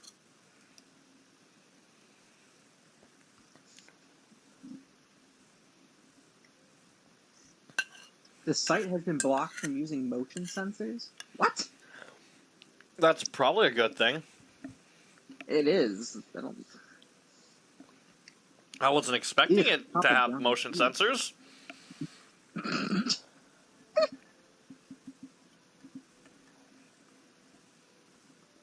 Crocodile? Wait a minute.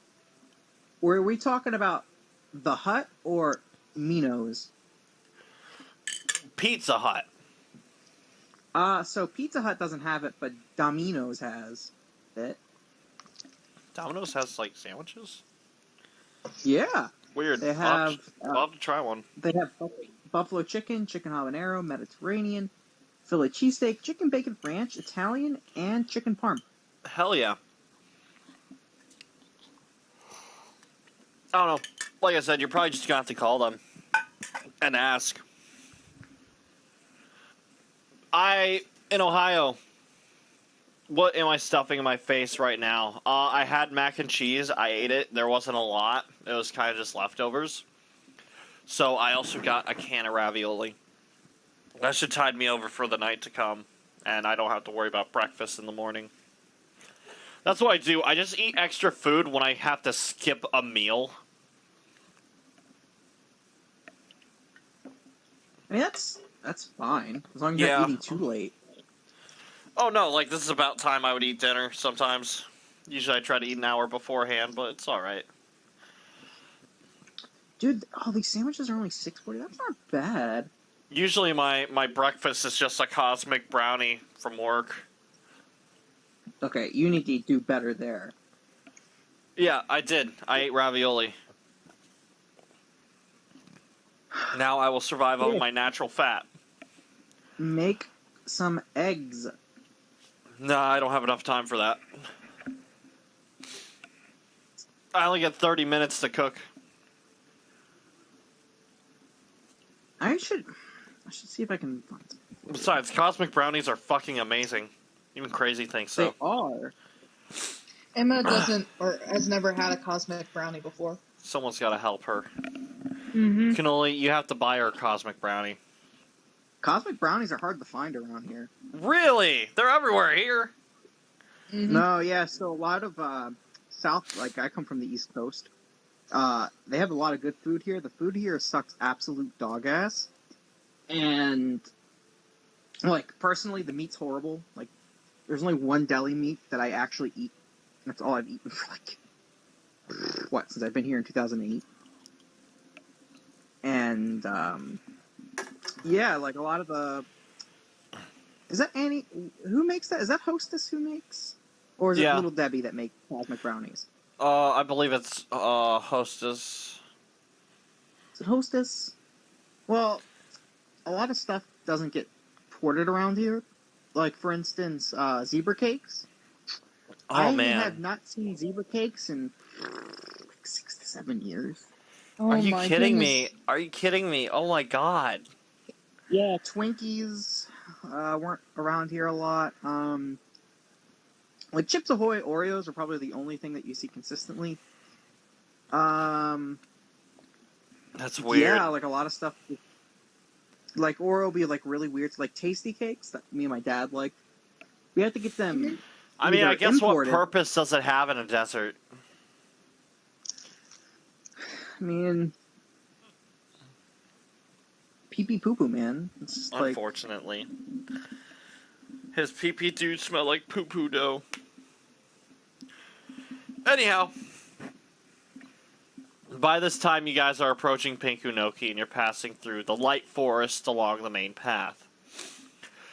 As you get closer, you hear moaning or, howling of sorts. It sounds like hundreds and hundreds of cats kind of screaming, right? ugh. You also smell this foul air of rot.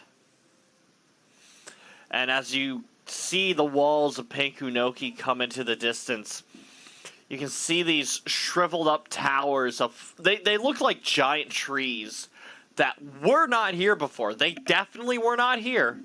And they're definitely not trees. Trees are not as slimy as these things. It looks like jerky, but brown and rotten. You see a bunch of little white specks kind of crawling around them. And you realize this is rotted meat. Giant towers of rotted meat, one of which you can see over the wall has broke through, and this one's the biggest one. It broke through the actual, temple that, the three emperors are in. It's very possible that your leaders are dead, and so is the rest of your people. While you were away, something bad happened. You've only been gone for almost a month, and your city is in ruins. What happened? No. Oh, what happened to all the pink flora? I thought Pinkunoki was Oh, pink. the trees are still pink and are here. Oh, wow! I love all the pink trees here. Give me just a second. I got a map to send you guys. Mexi map. I made it myself in Microsoft Paint. Please don't Woo! Please don't laugh at me. I'm doing my Hey. best. By any means necessary, man. That's Absolutely. the code of the artist. Nah, you know what? I feel like that's like my signature thing, using fucking MS Paint for everything. There's nothing, dude. It's D&D. Like literally. No, I think it's traditional awesome. ways, it's nice. Like, dude, you're doing some amazing shit with really, with tools that not a lot of people can do a lot with. Hell yeah. I feel pretty good about it, honestly.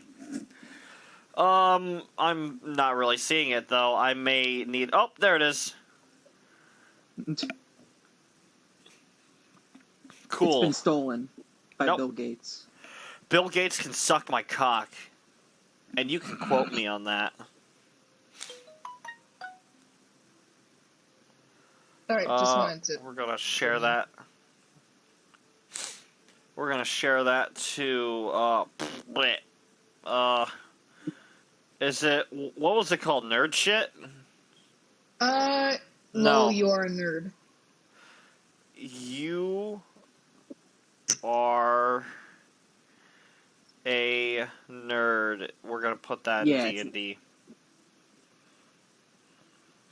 Ooh. Ooh!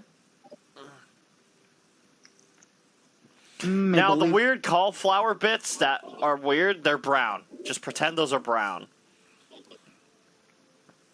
Okay. I do need to clear some stuff up. The weird squiggly lines that are kind of flat, those are tentacles that have been erected out of the ground. They're also shriveled up, and they're more black. The weird flower-shaped things are brown. And the one in the top right corner that completely blocks the road, that one is completely toppled over. We'll go through these case by case as you find them. So is this a top-down perspective? This is a top-down perspective, yes. And which side on the map are we coming out from? The very bottom between those 6 boxes and the one box surrounded by a gray line, there's only one entrance. Now, it's outside the map, but the very bottom edge, that's a wall. That's a wall only on that bottom side. It goes up the right side. And that's it. That's where the wall is. There's, the forest kind of cuts through the wall and goes beyond outside the bottom left corner. I would have sent it to you if you couldn't find it. I almost asked. Also, thank you. I really did my best on this. This one, I actually had to have help from my roommates with. But it worked out pretty well, I think. It's great. So, Granchio, you're entering this place, and you smell the air. It is full of rot. There are dead samurais on the road in several different spots, some of which have these shriveled up balls of meat on their bodies that are obviously not their own. They also have cleave marks that go through them, and mag cats that are just chewing at their bodies. Mm. There are mag cats everywhere. Oh my goodness. What are these adorable little things? Adorable.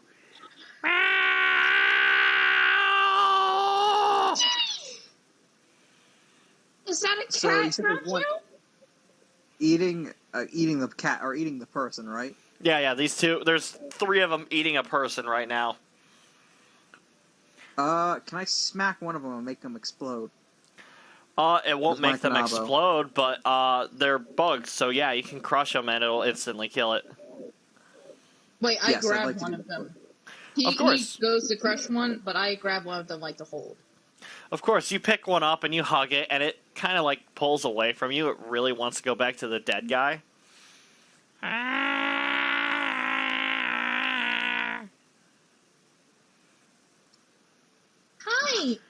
I'm Zelena. Nice to meet you. Make and handle animal. Of course, yes.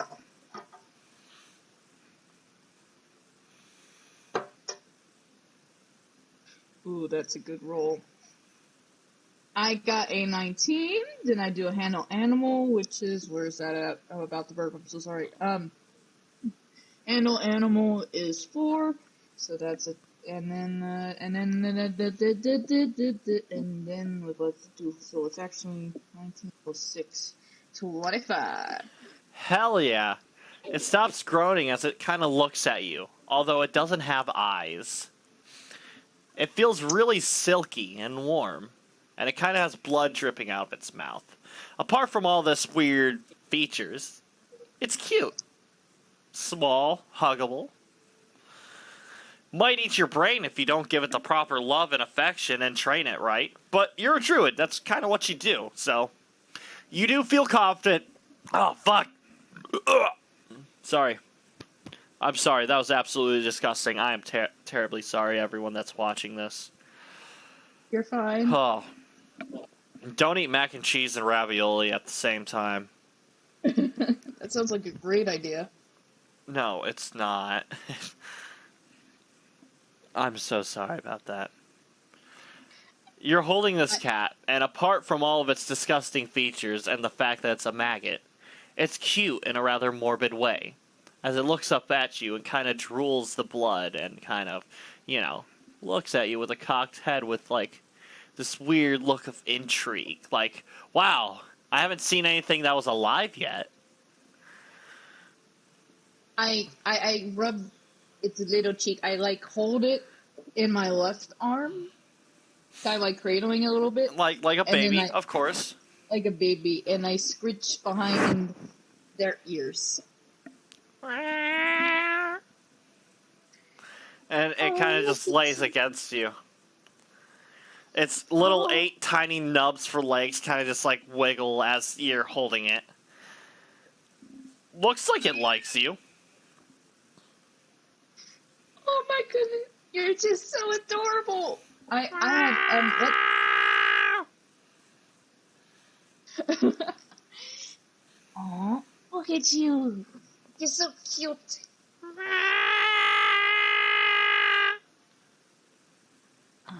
Yes, I had to move you out of the way because my friend's probably gonna do something, and I didn't want you to get hurt.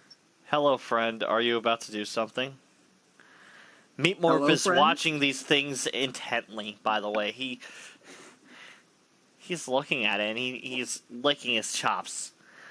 And he kind of picks one up and sniffs it. And he drops it in disgust.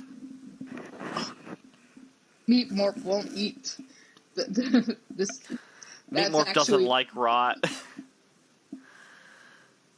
Meat Morph doesn't like the maggots. That's right. He Wait a really minute. doesn't like them. Wasn't there an envoy that was supposed to go to my mother around here? Supposedly they already went. You do start to notice movement around the town. Seems like not everyone is dead. And that there are people trying to work on rebuilding some of the broken buildings. Hammers are being swung and boards are being replaced where they were destroyed. You see plenty of the bodies that are dead have been wrapped up, except for some of the few at the entrance. Seems like they're working from the back and trying to move forward. Well, I suppose the best thing to do would be... Oh, are you going to say something, Jack? Sorry, what? No, were you saying something? I heard breath. No, sorry, I cleared my throat. Oh, you're fine. Well, in this situation, I probably want to go investigate at the very least. How many people are in front of me? Like two, kind of. There's two outside, one inside. So there's three in your immediate view, but there's probably others around. They look like they are just simple, like, conscripts. Or not conscripts, but just workers. They don't look like they're part of any clan. They're not in charge.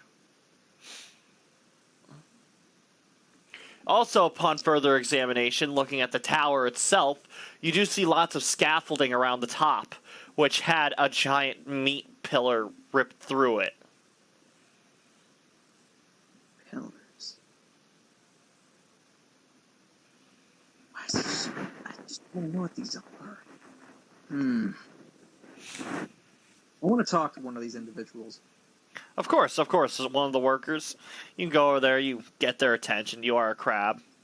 Now, I should say, from now on, everyone speaks Elven. You being native from here, you speak it too, of course. This is Pinkunoki. Everyone here is an elf unless specified otherwise. And I will describe them by their robes and what clan they are. These people are just simple, like, civilians and workers. They're part of no clan.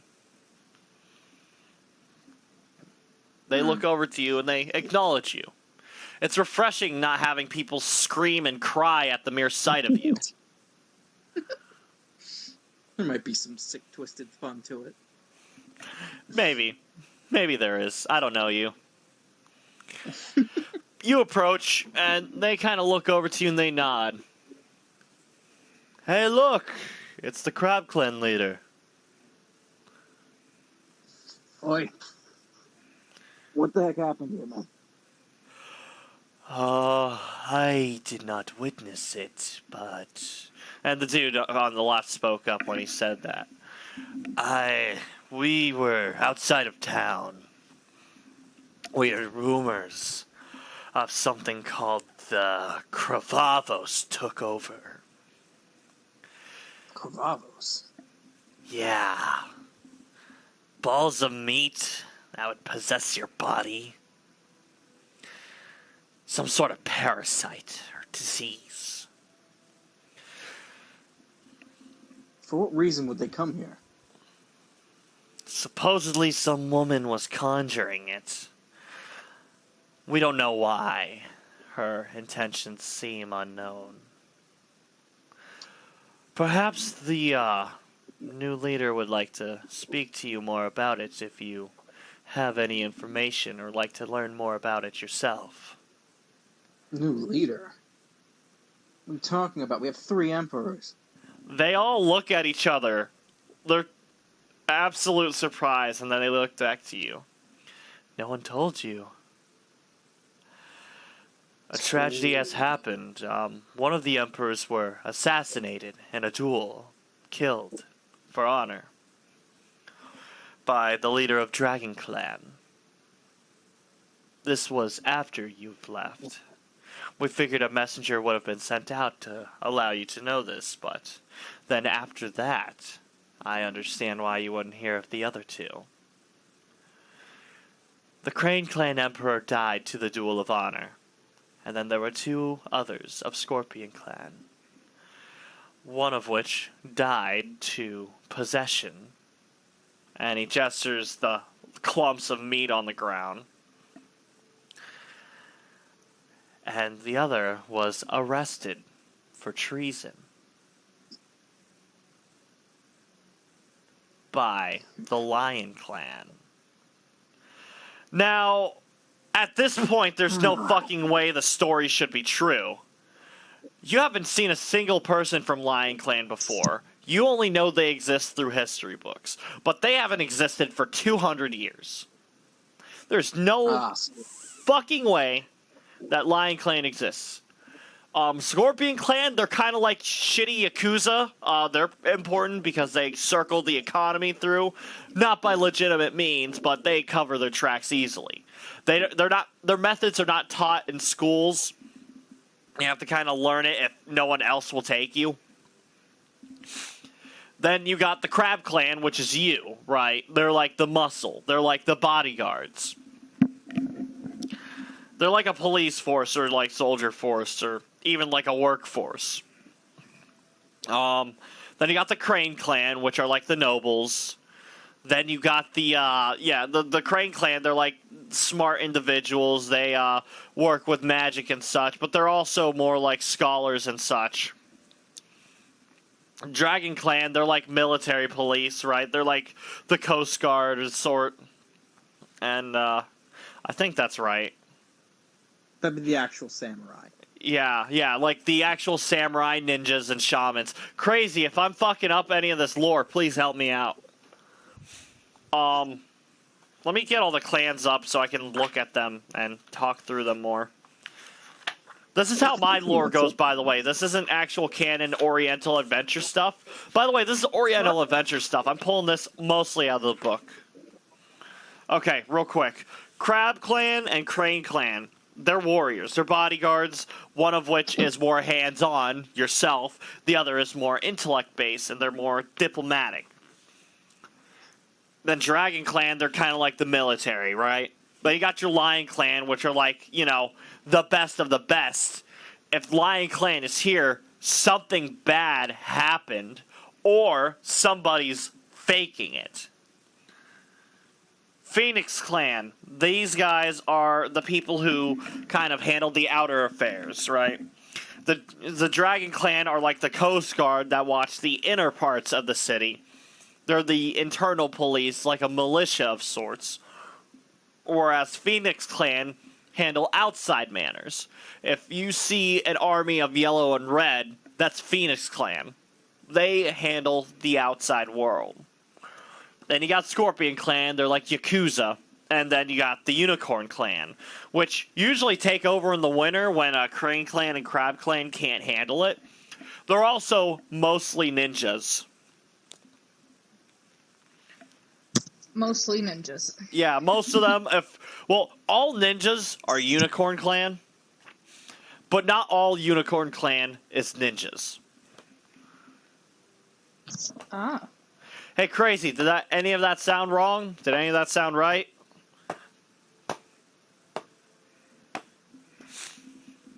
I'm sure I can actually double check that real quick.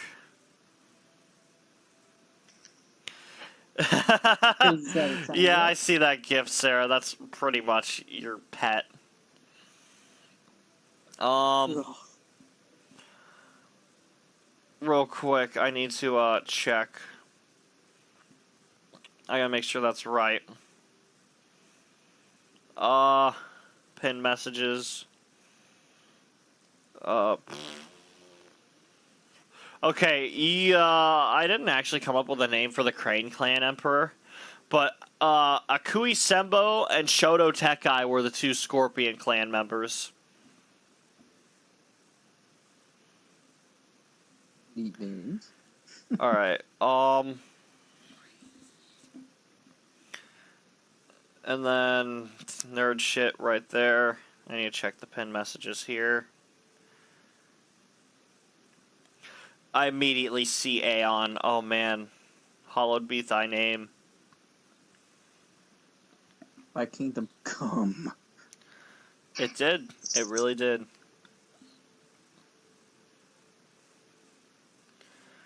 Alright,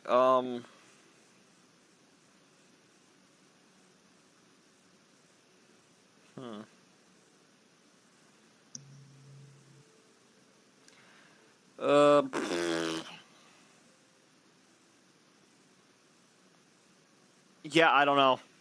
I'm assuming this is right.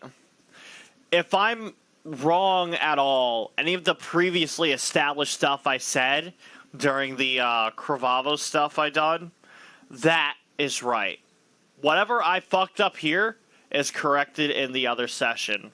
I'll rewatch it. I'll message you guys personally if I'm wrong. I'll even correct it in the next episode. As far as I know, I think I'm right. But the stuff I said before right now, the stuff in the other sessions I've done, that's right. That's online. Everyone will know. Just going to say that for the record. In case I fucked up right now, the stuff I said in the past is what is law. Just a clarification. But just for the sake of right now, what I just told you is right. Do you need me to run through it again for you? Or do you think you got it? So everything that you just said is right. As far as I know, I think it's right. If not, I'll correct it. All right. The names will probably need a little bit, just a remembrance. Yeah, but here, other than tell you that, what, this is I'll good. send you a picture of all the clans. Okay. These are at least, do you want them in shaman form or samurai form? Do it in samurai form if it's easier. I have both. It's all personal preference. You pick samurai. Alright. Oh god, I do not want to see my fucking face. Look at that fucking nerd. What a little bitch enabler. Each one is labeled, and I will describe them by their colors. Don't worry, it's not racist. I'm talking about their clothes.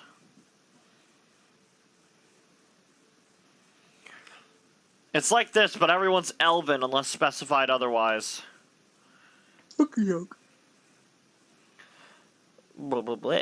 Blah, blah, blah, blah, blah, blah, blah, blah. I just opened up my phone to carpet sample. I really did not want to see his fucking face today. Okay, here you go. Loaded. So you got your crab, your crane, your dragon, your lion, your phoenix, scorpion, unicorn. They're all pretty much going to look like this.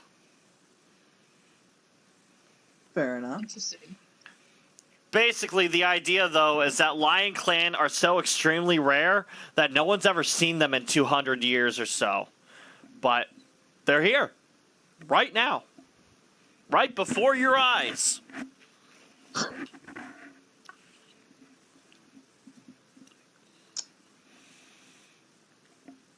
Well, Well, we have to do sense motive to see if they're telling the truth. Yeah, go for it. I'm still with the little mag cat. Of course, yeah, no, you haven't left. Are you at Cannoli's, or are you at Granchio's side, or are you still just doing your own thing with the dead body? That's a 6. Is a 6? I'm like near the dead body. Yeah. In fact, right now I'm holding it while it eats. Of course, you kind of help it get a better, spot, and it's just eating out this dude's chest. You know, you're helping the little guy out. He's so hungry. I gotta feed the baby. Granchio, you rolled a 6. I did. Well, you're looking at these 3 motherfuckers, right? These are random dudes that are from Sakanamachi. They said that they haven't seen it themselves. They don't know. Who's to say that they missaw what they're talking about? Maybe it's not a Lion Clan. No one's ever seen a Lion Clan member in fucking 200 years. But I mean, they talk so sure of it, so confidently about it. All three of these fucking dudes. Ah, fuck it. There's only one way to find out, right? I mean, either they're lying to you, you can just come back and slap them around. They're telling the truth, and you're gonna get your fucking mind blown. You know, like, what? I mean, all it's gonna take is like a quick, brisk walk up the tower. Well, actually, where would they be? Maybe in the demolished temple, sure, but that doesn't exactly sound safe, though. It's hard to say where they would end up being. So we've got a bunch of places to go around checking now. Fantastic. It's completely Well- optional, by the way. You don't actually have to do it. No, I'm just saying it's canonically it would be a dangerous thing. So, but we're gonna do it anyway. All right, where are you going first? Use the All map right, as a well- reference. All right. Let me pull it up real quick so I can tell you where you currently are. As of right now, you, my good sir, are to the left at the second building just at the intersection. In that row of 6 buildings, you're at the top right corner of that cluster of 6. And there's people working in a hole towards the right road that is next to the entrance. Hold on. Say that one more time. I apologize. It's okay. Looking at the entrance of town, there's that cluster of 6 buildings to the left. If you go up 2 buildings, at the intersection, that building on the bottom left corner, to the right, this is the top right corner of the cluster of 6 buildings, bottom left corner of the intersection. You guys can see that you are at that square, right at that corner. Okay. The guys specifically are along that road that leads to the entrance to town. There's a hole in the wall, and you can see these 3 dudes are working on them. 2 on the outside, 1 on the inside.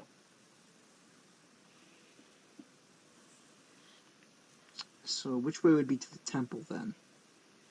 It would just be straight up. Would be just straight up. Then in that case, we're heading straight up. All right. You take Zelena with you, or you let her fangirl around the Chinese place? No, it's Japanese-esque. Sorry, Sounds like just a freaking Japanese, like a Chinese restaurant. Sorry, I'm tired. Japanese and Chinese are very different. If you're tired, why are you not stopping, you nerd? Because I started a thing and I can't stop, and I also want to RP as your mother. Go ahead, take that out of context too. Alright, well then which way would my mother be? Don't worry about it. You're going to the temple first, and you got lore.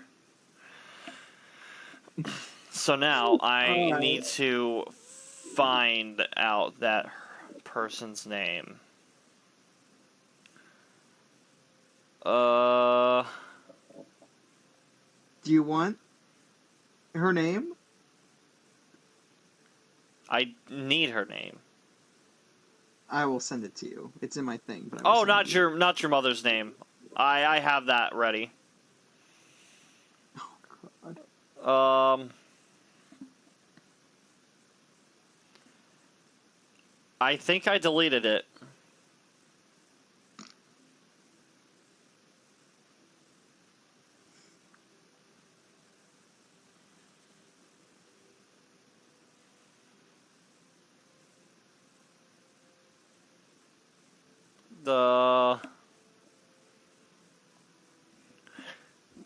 Hey, Crazy, do you remember their name?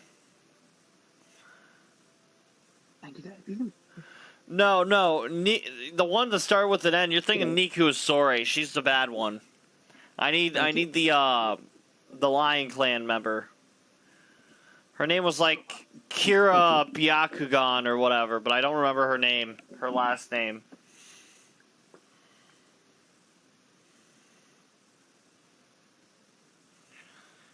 It was named after a Japanese dominatrix. What was it? What was it?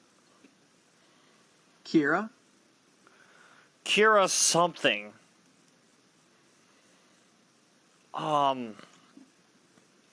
Maybe Apples knows. Maybe Apples knows. This was her backstory. Is it Asa Kira? Her first name's Kira. Oh, well, I just showed who I watched then.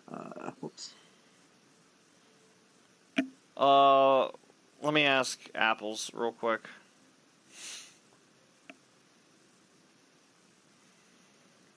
I'm very unprepared. No, it's fine. It's fine. It's just a name.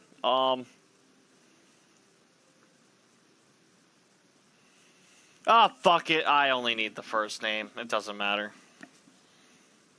I'll tell you her last name later. You enter the tower and you see that a lot of stuff has been cleaned up and redone. There are even more Mad Cats here. I'm holding on to my Mad Cat so I don't get confused. Of course. It seems to favor you after your time with it so far. I give them little scritchies. It accepts the scritchies. Little scritchies. How's Meat Morph? I'm assuming that he's following. He is looking at this place, confused. All this meat, but it still tastes and smells foul. But you guys are at the bottom floor of this temple. Granchio, you remember there are 5 floors that go up. It's a long walk. Ugh.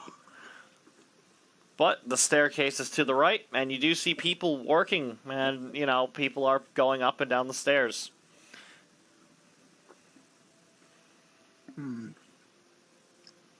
Are these just still similar workers?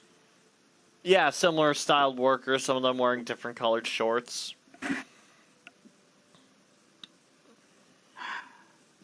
What would I want to do?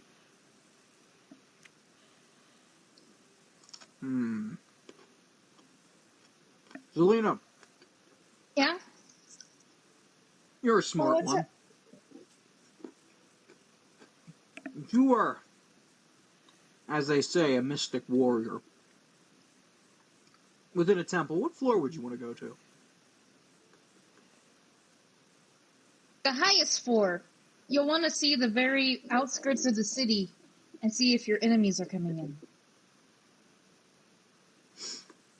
And they say I didn't teach you anything.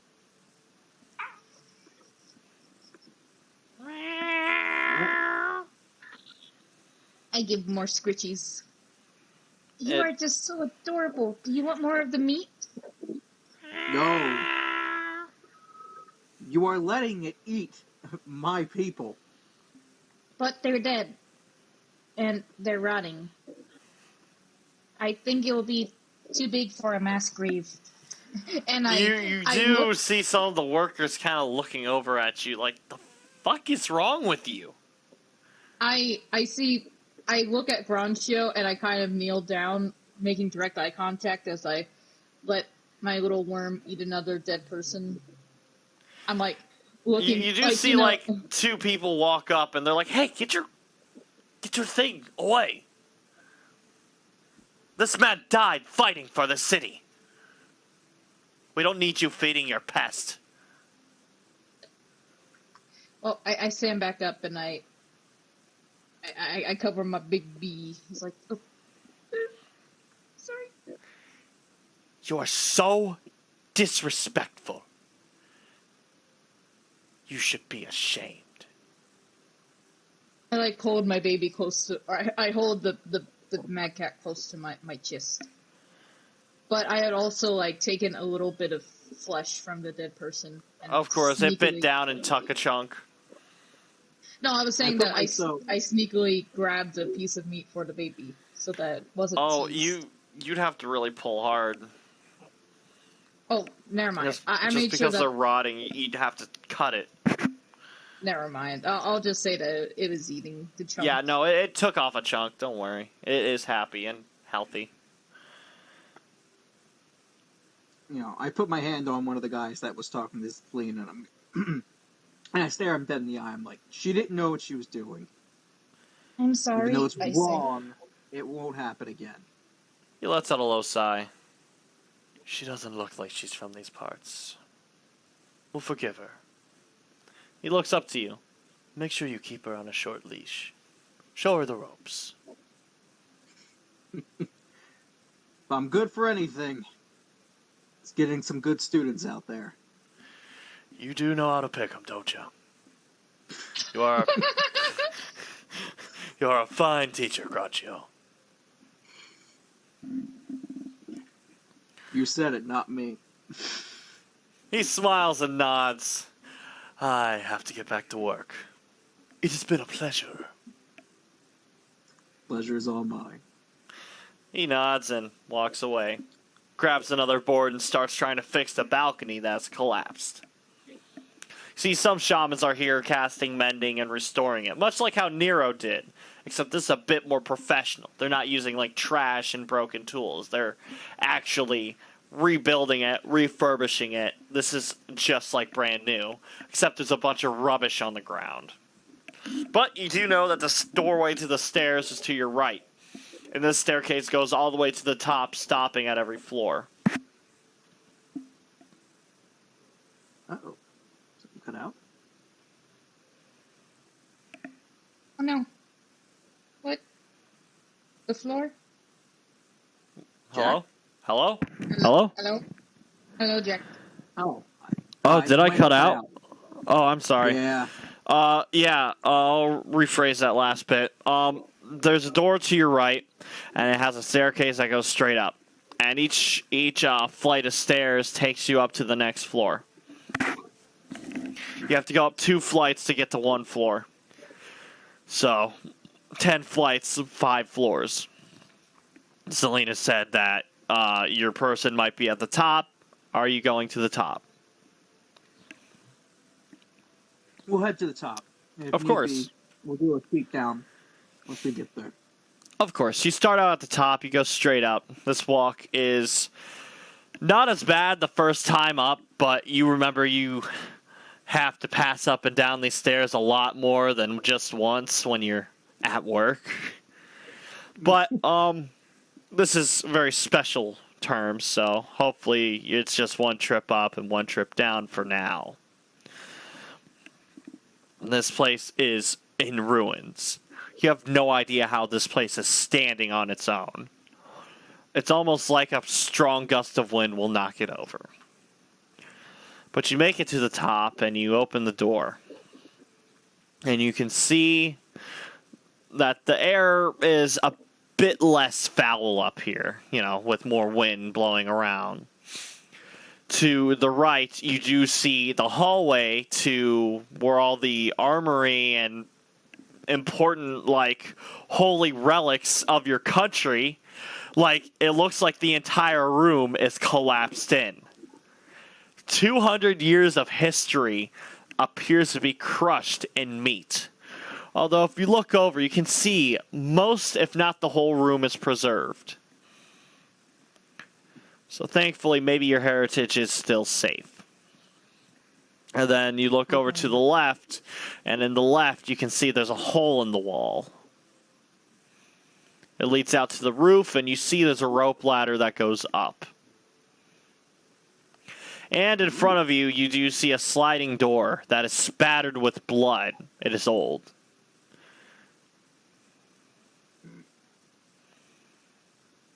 Is the sliding door open or is it closed? It is closed as of now.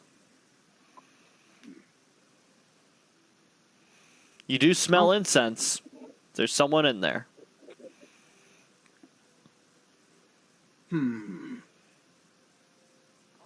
I ready my canabo, for sure. You get your hand on your canabo. Hearing the emperors are dead, you don't know what to expect. How do you open the door? We're going to open it very slowly. I'm also holding on to my mad cat. You hold on to your mad cat for safety. For some reason, things seem so tense all of a sudden.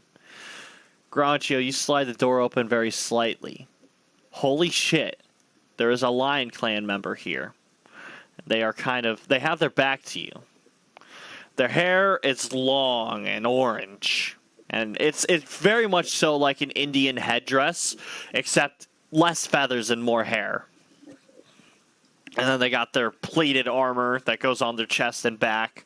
It's gray with white ropes on it, but the key underneath it, it's orange. Their pants are black. Shin guards are gray. The thing that ties them there, it's white rope. This is Lion Clan attire. Not just any Lion Clan attire. This woman is a shogun. The highest of the high. The strongest of the strong. The legendary Lion Clan. The leader of the legendary Lion Clan. Oh, shit. Oh, no. She is fucking real.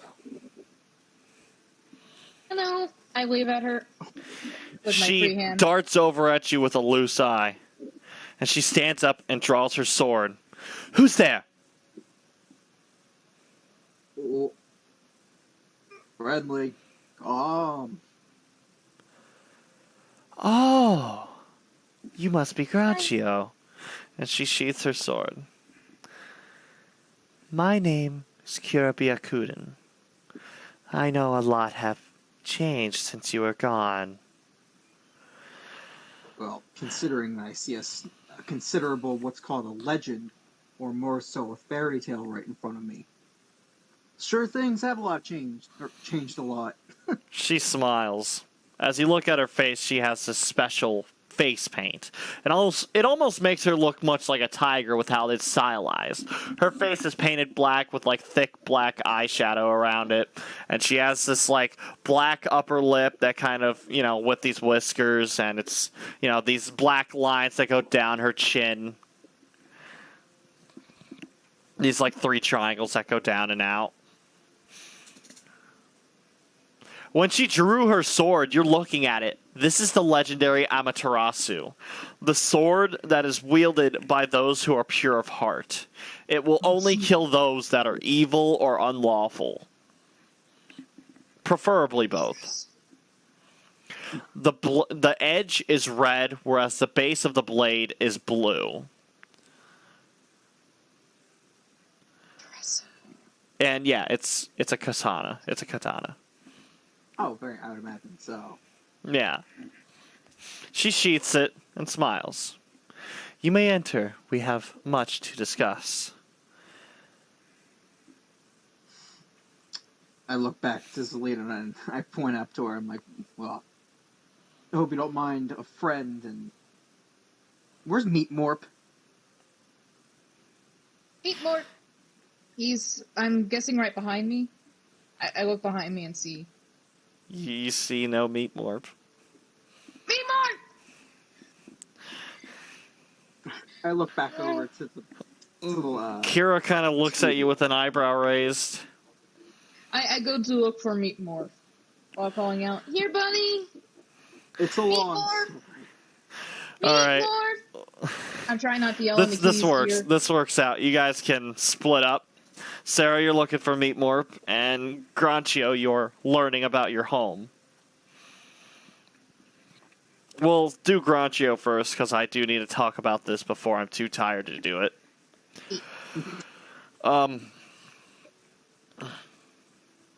You see Zelena with her little mag cat walk out. The doors close by themselves. They are paper doors. They're easy to break. You could fucking poke your finger through it. They're not keeping you in here. They're closing for privacy. And you look back at the Lioness clan member. She turns around. The room itself is about as big as a standard bedroom, right?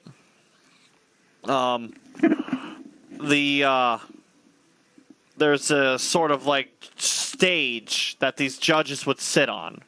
It's about 6 feet high. It has 2 chairs that are down 1 step, and about a foot higher there's another chair in the center between those 2. And she sits in that one. This was where the Crane clan member would have sat. The other 2 were Scorpion clan. And she sits down, and she looks down to you. You've served your country well, Master Granchio. Tell me of your travels first. I will fill you in from there. Well, whether you believe it or not, that's up to you. Where to begin? Well, I took my travels to the destination that we discussed. Well, Stiff Dinsel, I believe, correct?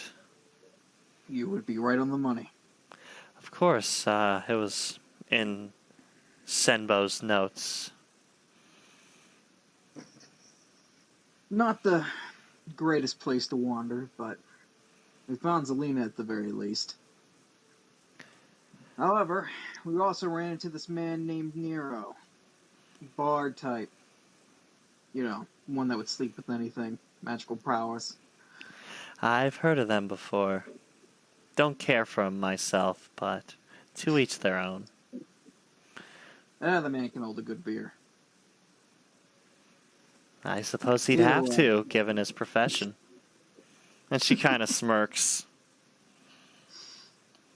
Hey, I don't know about you, but you might be careful. He's a pretty charismatic man. You think he could win the heart of a lion clan? She kind of looks at you with this, like, sort of like, are you sure kind of look. You know, like, she doesn't think he's as great as you think he is. Look, all I'm just saying is I think that man can get a mushroom to sleep with him.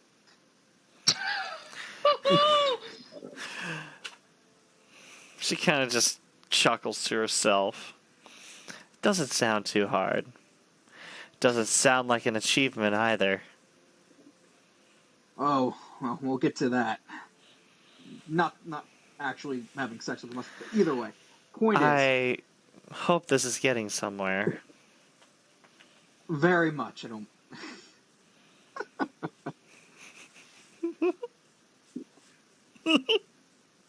Our man, Nero, managed to, attempted to kill what we thought was the queen, or at least incapacitate her, only to find out that it was some sort of necromancy leader, some cult. Her eyes light up. Necromancers? Stiff Dinsel? Well, I mean, I would give you the guy's hand that I ripped off, but, well, not very much alive anymore. Kind of turned into a thick paste in one of the basements of the church. She kind of looks a bit disgusted by your words. Always a brute, aren't you? Brutality works best. Hit first, ask questions later.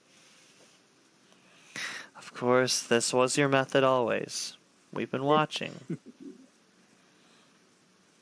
If you were watching, you would know that these men wear, I wouldn't call them cows, but headdresses, eyes painted on them. We haven't seen that. Our attention was, albeit distracted, given to... She glares over at the meat on the walls. Unfortunate circumstances. As she looks back to you. Our hands were pretty tied the past few weeks.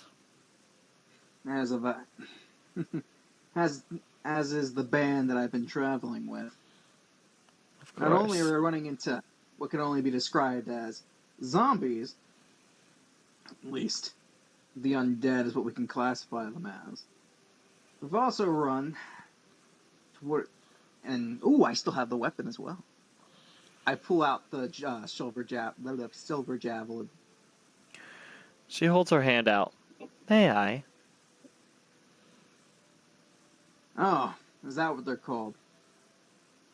Thought they were just called freaks, but pardon me. What? No, I said you said did she say his name or the group's No, name? she said, "May I?" as she offered her hand Oh, out. I thought you said AI or hi, like the group's origin No, name. no, the group, they refer to themselves as the Out A. All right, well, then I more than gladly have pass it over. Of course, she takes it and examines it with two hands. The cold, icy metal and the weird spots on it, as well as the elegant silk.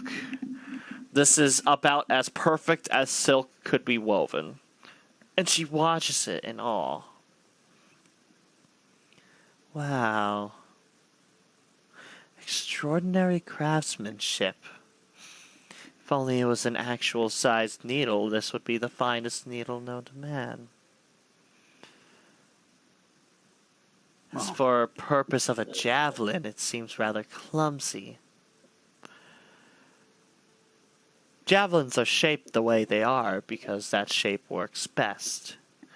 A sewing needle is not the proper form for one. Although I suppose if you attach a rope to it, it's more of a harpoon then. Well, whatever the weapon was used for, they were proficient with it. These She offers masculine it back to fellow- you. Oh, you know what? She can keep it. I'll let her have it. Alright. She holds on to it. You are always kind, Granchio. And she sets in the chair next to it. We will research it further. Try to understand it and these people. Did they have a clan name of sorts? Clan name? Not, what is it, the Aoki? Whatever they call themselves. Not so much of a clan, more so of a cult.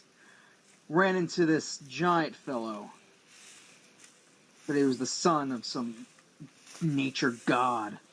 The god of nature itself or something. Seemed more like an oath. Speaking prophetic prophecies and that my friend here would die in 20 years. That is an unfortunate prophecy. Fucking damn it! Give me a second, right? my controller fucking died. God damn it. Here I am trying to RPS this fucking Dommy Mommy, and this fucking bullshit had to go ahead and SD on itself. Like it's fucking bullshit. Like we're not trying to fucking run a fucking game. Motherfucker! Hey, I'm back. Sorry about that.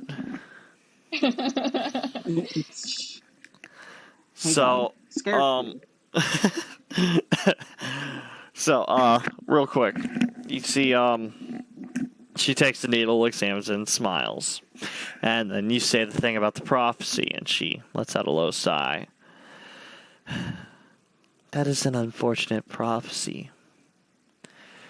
Well, since you are an ally to our cause and native to our home, and she seems to be an ally of yours, correct?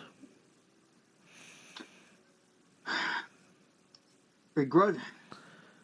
Sometimes yes, sometimes no. Student all the time. A student of yours is always welcome here. We will do our best to take care of her. And you too, Granchio. I should fill you in on what has happened. While I was away, the three emperors were putting people on trial. Those who have failed, either teachers who have failed to prove their students worthy and them themselves as teachers, or simply put, people for treason, a lot of which were of Scorpion Clan, a lot of which were others. Recently, we had to exile two people. One, her name was Ash Saikano, who is a student of Dragon Clan, and the leader of Dragon Clan as well. You actually knew the guy. I didn't give him a name yet. Let me do that real quick. But you actually knew the leader of Dragon Clan, and he only had one student. Her name was Ash Saikano, who was a rather strange kid. Hold on just a second.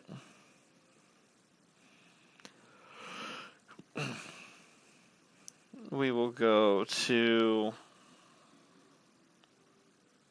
Japanese. Do you want to just... Oh. Japanese.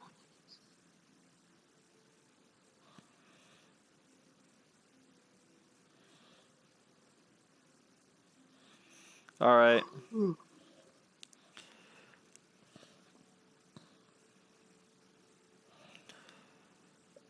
That's not gonna work.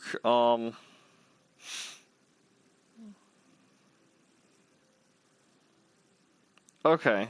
No, that might not work either. All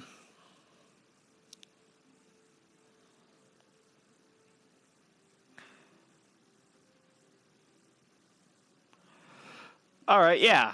Katachi Doragon. His name was Katachi Doragon.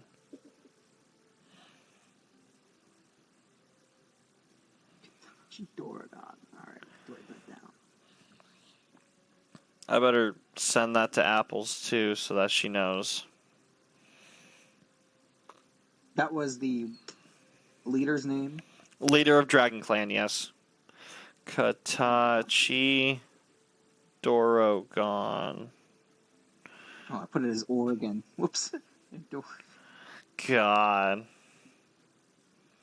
And that was leader of... What clan was... Not Dragon, no. I'm also going to pin that.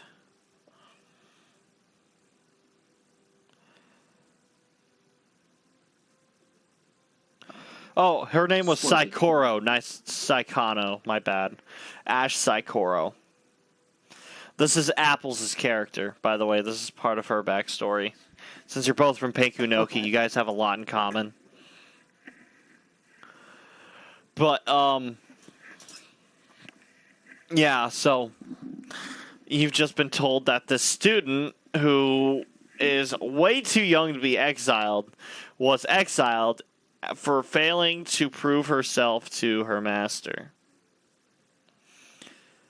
And her master was exiled for failing to teach her properly. He was also one of the bearers of the legendary 3 swords. His sword was the Muramasa, a legendary katana designed to slay the undead. It's supposed to drain your life, but at the mercy of the sword, it will not kill you. And in the exchange for it draining your life, it will boost the sword's energy itself to kill undead creatures. It's a holy weapon.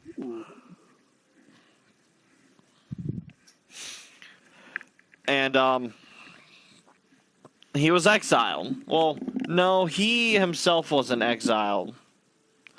He was killed on trial. He had to decide whether to be exiled as a Ronin or to die as a samurai, and he chose death. Any other path was dishonorable. Ash felt like she was too young to die and was not ready for it, so she left while she still had the chance to. And she earned back her samurai ship. Ooh. That is for other lore. She explains to you what else happened to Pinku Noki. I gotta come back to character. I'm sorry. Starting to lose myself here. You're fine. Do you want to end it after this? Nah, we're almost done with Pinku Noki. Okay. She kind of compels herself more as she gets lost in thought. After the exiles happened, this child was exploring this Kravavos thing, whatever it is. At first they were rumors and just smear, weird rumors. That's what they were. She was exploring them, but she found very little to no evidence. I think that they just wanted a reason to ban her for her differences. But I don't know. She was Well. exiled and her master was executed, killed in a trial by combat. And then afterwards, they started seeing more of the Kravavos, more of the infections, people shambling around the streets, sick, wounded, and bloated. People even started witnessing these sort of strange meatballs, these balls of flesh with eyes on them. They would latch on. They were very much shaped like starfish were. And they would possess your body through whatever they could grapple onto. If they grabbed your face, you could pretty much give up from there. If they caught you by your shoulders, arms, or hands, they could be easily removed. Same with your legs. With your back or your chest, it was more of a struggle. It's difficult to deal with them. The woman who was responsible for this, her name was Niku Asore, a witch. She was working in line with Akui Senbo, She was working in line with Shoto Teki. What was his name? Shoto Teki. Alright, let me try one more time. The woman in charge of all this, her name was Niku Asore.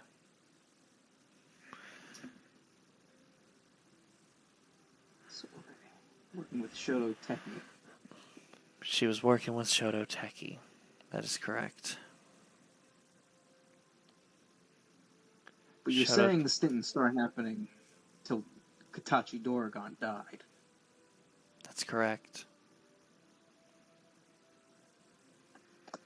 As soon as he died, she was exiled. No one was investigating this. They had their own problems. Students had their own things to study, whereas we had one less emperor to halt the rule of the two Scorpion clan members. There was no equilibrium.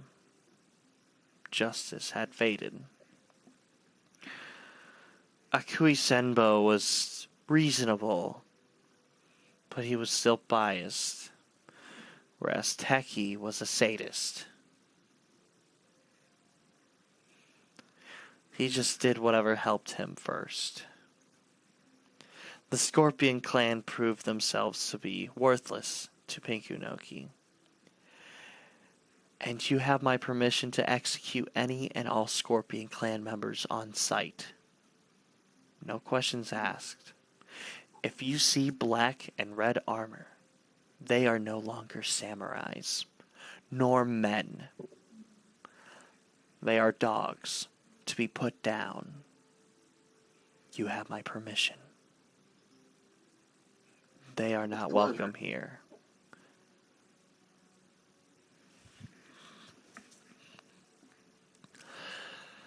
Also,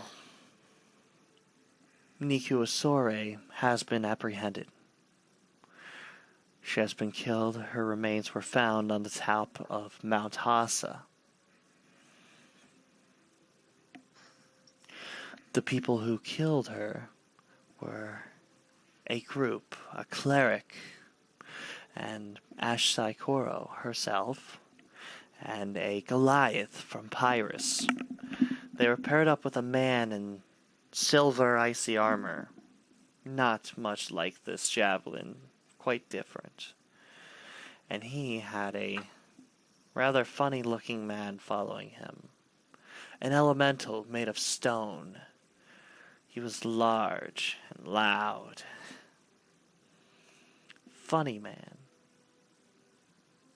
I quite miss him. But that's for another time, I'm sure. You must be thirsty. as she reaches over behind her chair and pulls out a bottle of sake. Ooh. Who am I to say no to some good bottle of sake? And on that, we will switch to Sarah. You and her drink, and she explains the state of your guys' hometown. She explains that basically for 3 days, or for pretty much 2 weeks straight, this place was overtaken by meat. Completely by meat, by this woman, Niku Sore, whose whole thing is just like, if we take away individuality, then, no more bad can happen. And how they were using Scorpion Clan to kind of, help out in this. Scorpion Clan fled to the woods, and everyone else were stuck fighting it by themselves. Hell, Scorpion Clan actually helped out the meat in some cases. Vanera Clan were pretty much untouched because they were, in the trees and hard to reach. And all the Outcast Clan, they were still underground in the caves. This is where your family came from. You guys were not exactly as welcomed as, the rest. Well, your family were very much so welcomed, way more than the rest. Because hybrid animal people were very not really discriminated against. Unless you're a ratling, then you're absolutely discriminated against. But they weren't exactly like a good face to like plaster along the walls of Pinkunoki. They had a place in it, of course. You could get a home and you could live in it. But there was better spots for you, is kind of what I'm getting at. Along the coast to the right, there's a cave, and that's where everyone is. Whole society's there.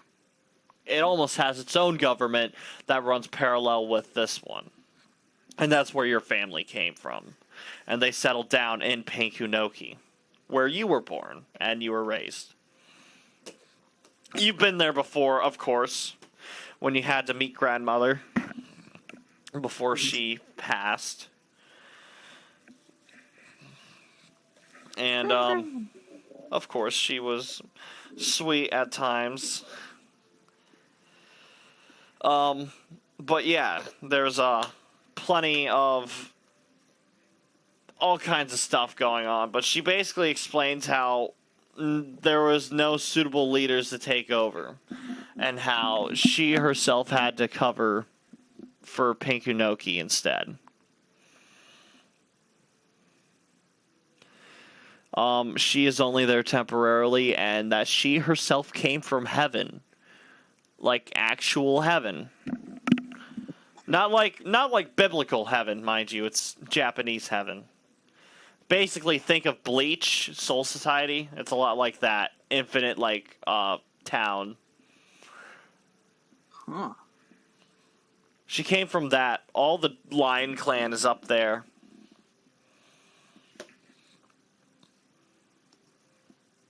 Holy shit.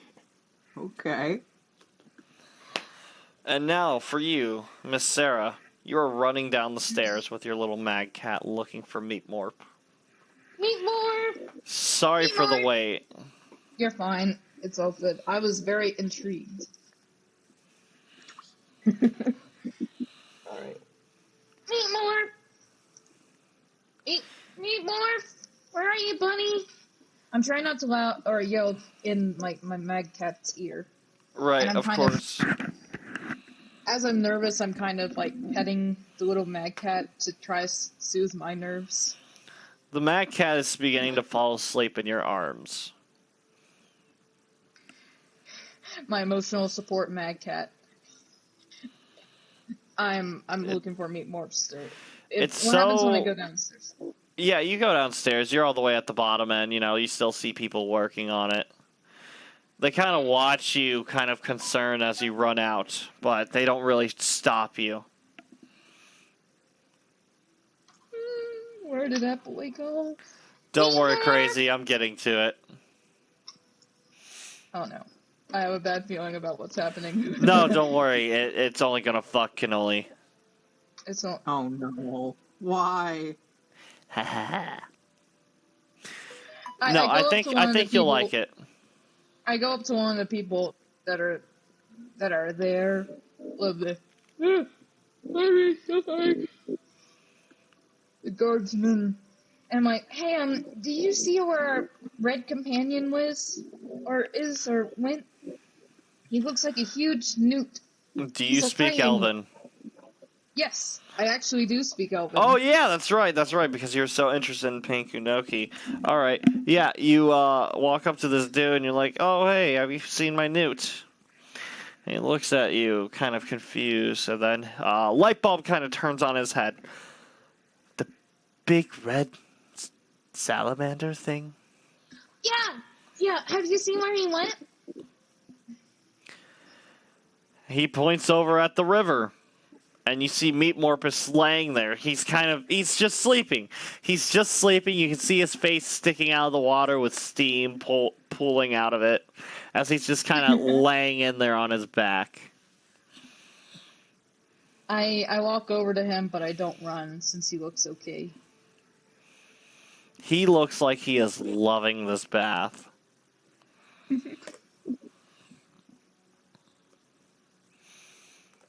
Oh, that's so cute. I don't really know what else to do. He is such a happy little salamander. Maybe you can join him. Although, you should be careful. The water is beginning to boil around him, and you do see fish start popping up out of the water. I collect the fish for food. All right, yeah. You pull them out, and you see these freshly boiled fish. And more pop out. You get about a good 7 or 8 of them. Have you ever got a fish before? I don't think so. I'm going to assume not. It's all right. They're cooked, though. You could bite into the side of it as long as you know which side to bite into. But it'd probably be better to actually peel off the scales and rip out the bones, dump out the guts. I wasn't gonna eat the fish. I was just collecting it for later. Actually, I hold one of the fish to the little mad cat. It's asleep in your arms right now.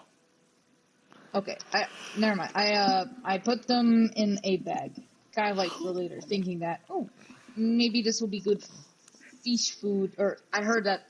Let me. Of course. I heard that cats love fish, so I think to myself, I'll save these fish for when the mad cat wakes up. You hear a voice speak up behind you. Hello there. Wait, hold on. Hello there, little girl. You look over and you see a velvet cat. It is beautiful. It has its tail wrapped up, though, near the tip as if it was broken. You don't see anyone that could have talked to you, though.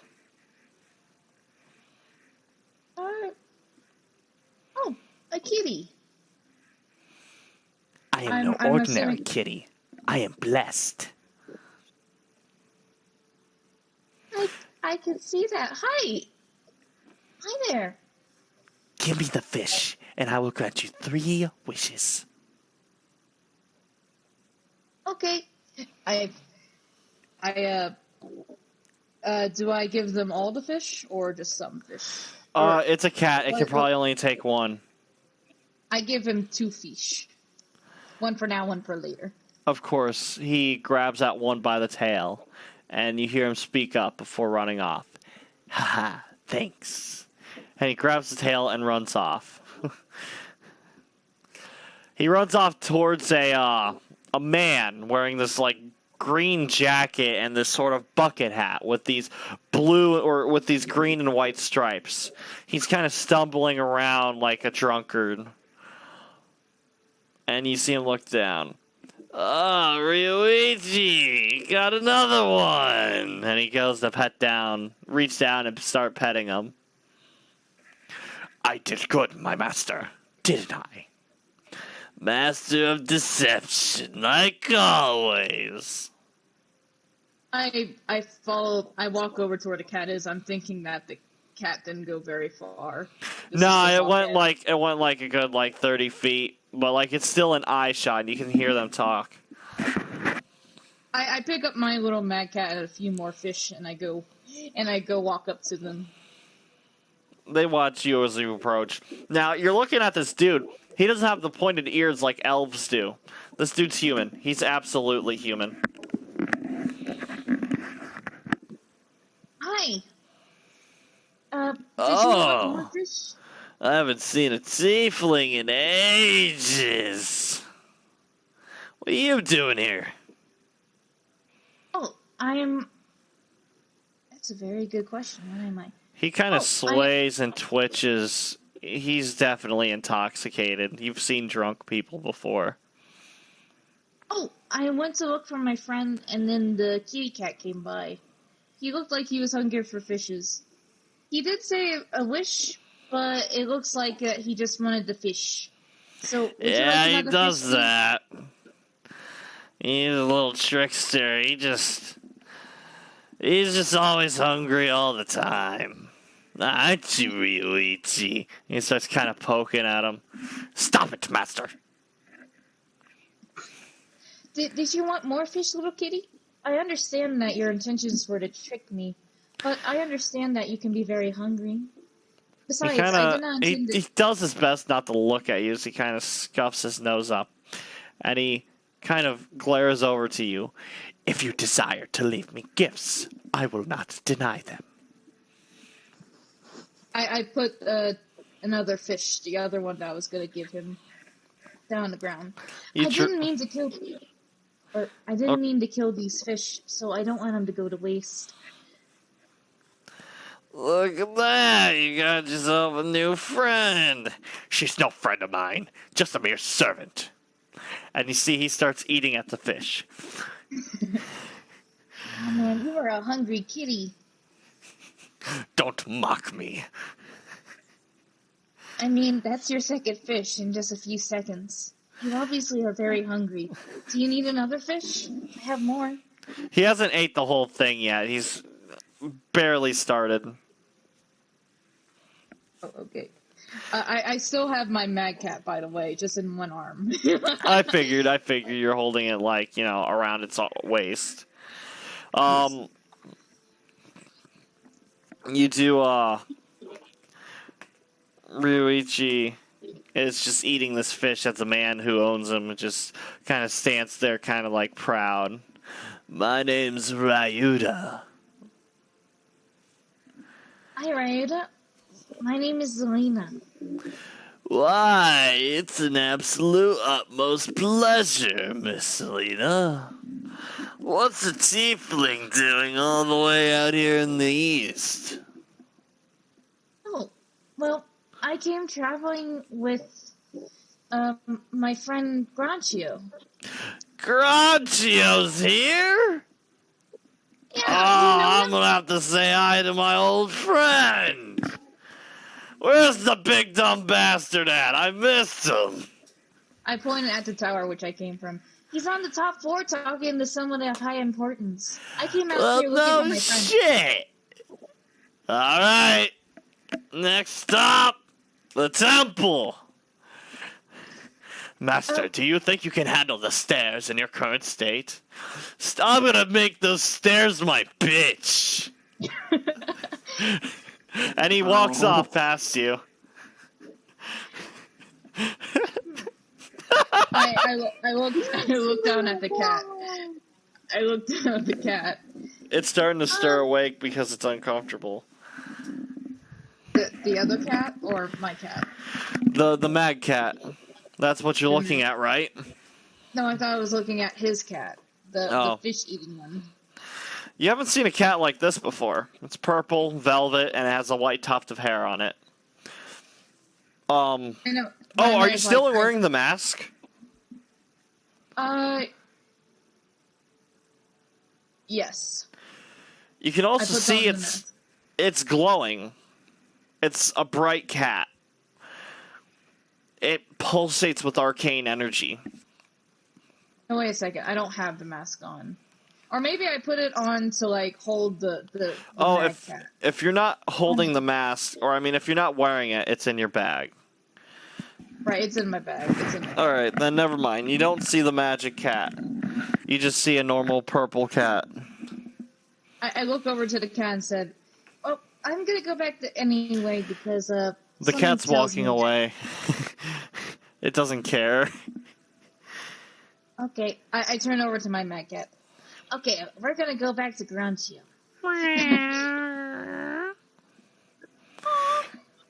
Also, would you like a little fishy? Fishy! I hold up a little fish to its mouth.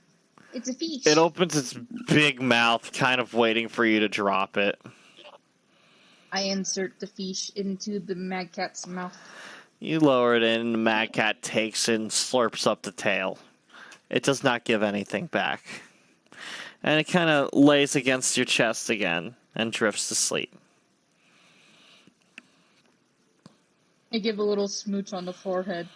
You are my baby. You are my baby. Of course. And you do follow Ryuta up back to the temple? Yes. I leave little Meat Morph with his bath. Of course. Meat Morph sleeps in his bath. Back to you, Granchio. Yay. You and Miss Kira do get your drinks in.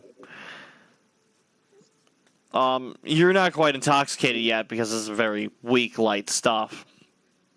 It's really just ceremonial, but tradition's been kind of fucked lately.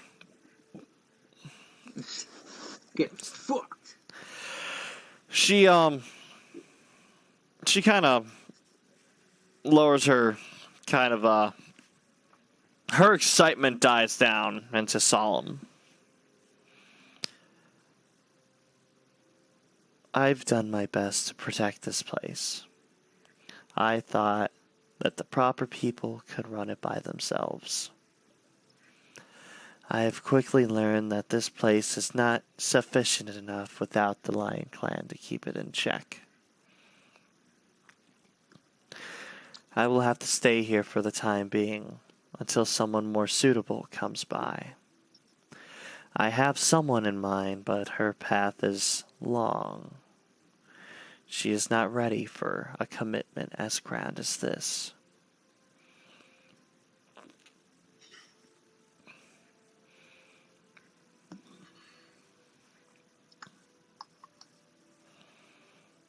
Well, can I take another shot of sake? Of course you can. Hooray! I take another shot. Of course. It's Whoever you have easy. in mind. Whoever you have in mind. Seem to have a good head on your shoulders at the very least. They'll come to it eventually. I just can't do it forever. I have work from beyond I need to take care of. People who need me up above.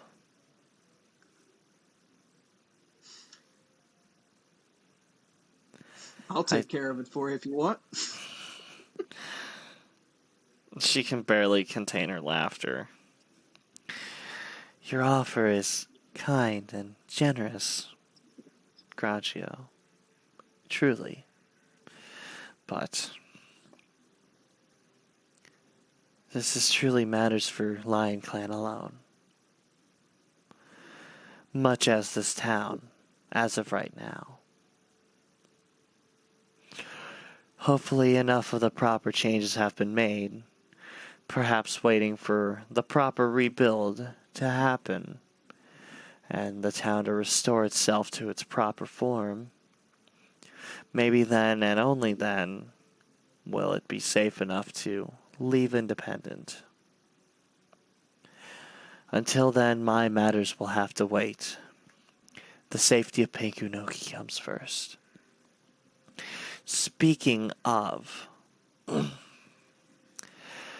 I may need to enlist your help once more. But if you would like to take a break from your duties, you have done so much so far. I take a look at my Kanabo and see that, it's hardly been used. I mean, we did break Pissmouth's entire You broke body. Pissmouth's leg, but outside of that, it's hardly gotten any love at all. You know, A break is fun and all, but, I just haven't hit that quota of number of skulls cracked yet. Well, I can't guarantee you'll reach that quota in this mission. It's a peaceful one. Simple. I'm very sorry to say it like this, but it's a fetch quest of sorts. A relic was taken from us by the people who helped us. A flute. It is an accident, but without it, we are in grave danger. You are aware of the death doll in the Sakura forest, aren't you?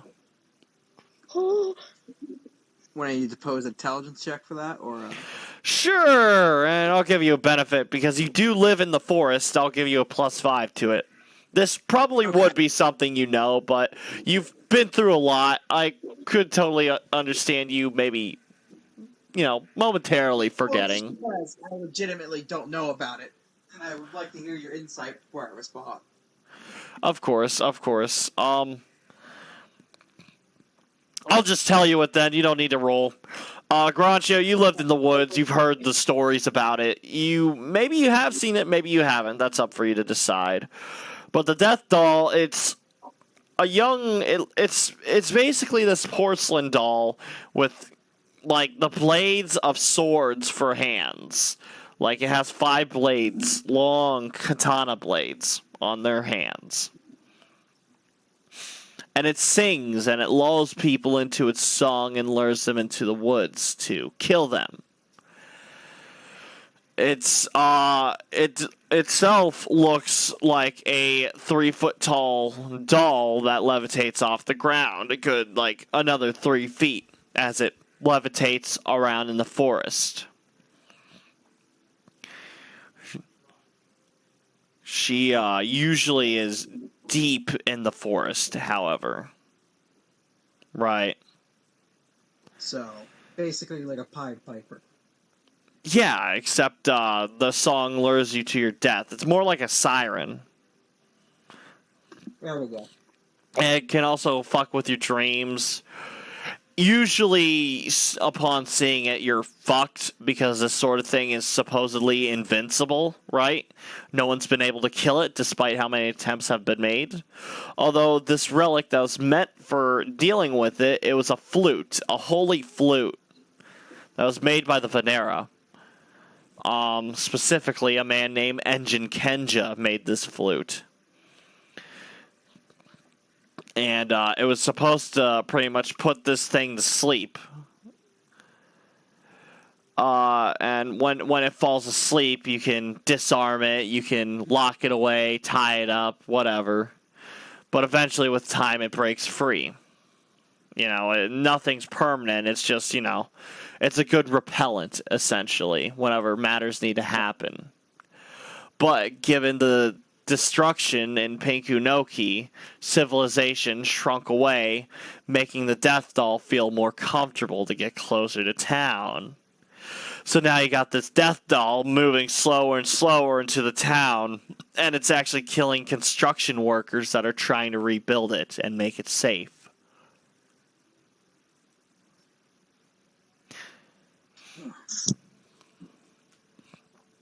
Oy. She tells you about the death doll. Oh, I was about to say if it... Alright. Welcome, Jonathan. I should have probably said that in character. I'm sorry. No, it's okay. Yeah, Don't apologize, you little shit. How dare you. Yeah, no, she asked, you remember the death doll, don't you? I've heard my fair share of stories.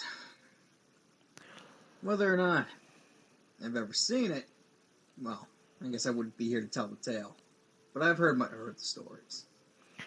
Well, I'd be careful if I were you, passing through the Sakura forest. One of our relics have come up missing. We're sure it's an accident, but this is a very dangerous accident. This could very well cost us our lives. The cleric I've mentioned briefly, who helped Ash, and the Goliath, and the man in armor with his stone. They took the flute, and they took it to the highlands.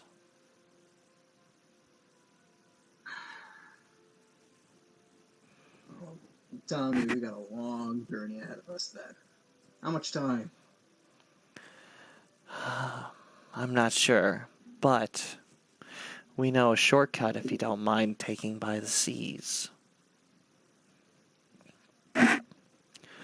We have been We'll see. in contact with Diploy, and they said they would send a raft halfway if we meet them the other half. We can't go much farther than that due to our limited resources. But they have made a deal for you, if you are willing to accept it. Or you could pass through the desert and take another month or so to get there. No. Not desert again. She You smirks. wouldn't believe it. Gnomes. Too many gnomes. Gnomes, you say? Well, that's a rather problematic. You'll have to tell me about that later. But for now, I will tell you of your mission. In the highlands, there's a path you can take either along the desert or by sea. And by sea, we have opened up a potential path for you. But you and your party would have to spend the night at a lighthouse. Just one night. Keep it functioning, keep it working. We've slept through worse. Well, with the rumors I've heard, probably not. Supposedly this place is haunted. You must be careful, be wary, and be safe. Anyone who tries to work here always leave the week of. And those who haven't die to something on the island. I don't think it's ghosts. I think there's a monster. Spiritual or? I think it's a beast of sorts. A physical beast. Not quite Oni. I think it might be a wild animal of sorts, perhaps, trapped on the island. But I'm not sure. I don't know much about it.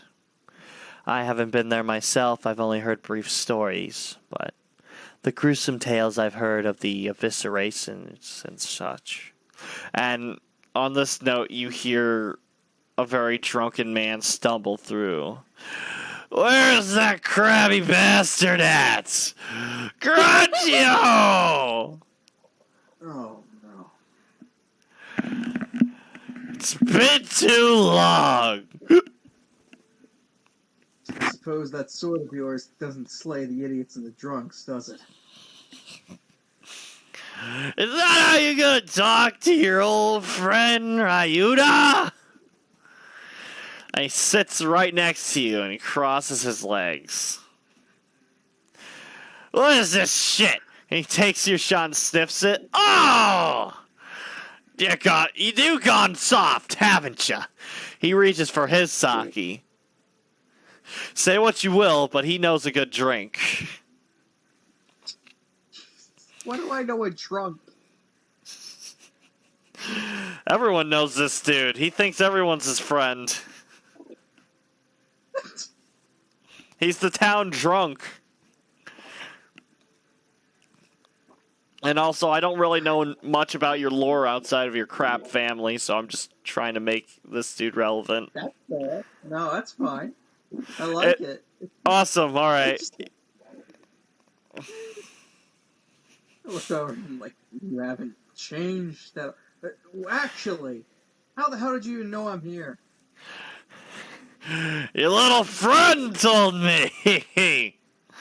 And then you see Ryuda walk up next to him. Ah, Granchio. Sorry about the bastard. How was your trip? Or no, Wait, sorry, I that's not understand. his voice. I'm sorry. Ah, Granchio. Or fuck. I am the one known as Shaft. That's the voice. Granchio. Your travels. How were they? Is this the talking cat? This is the talking cat. Wow. So weird. Yeah, Travels. sorry, it's just I'm really fucking tired. No, you're fine. Stop this and go to bed. No, we're so close. I've established everything I needed to. Once we get everyone regrouped, I'll be able to stop. Alrighty. I looked over to the cat. How was your travels? They've been less than stellar. Not only have I run into a group of cultists, both in a run-down city and an underground civilization, I've been attacked by gnomes. Basically, put a bounty on my head. Had some pretty shitty alcohol. And my friend's been captured by a bunch of necromancers. So pretty normal. Oh, what a story. I'm sure there's a lot more to it than just that. Nah, more so, but not like we exactly had the time to sit around and chat. Suppose not. So you're gonna be up and out again soon, huh? Some of us don't always have to keep a bottle of sake in our face. Some of us have things to do. Hey, you watch your mouth. You know I can drink you under the table any day of the week. You're just jealous. He does that thing where he tries to push you by like the center of gravity of your chest, but he ends up pushing himself because he's drunk. Gee, I'm so jealous.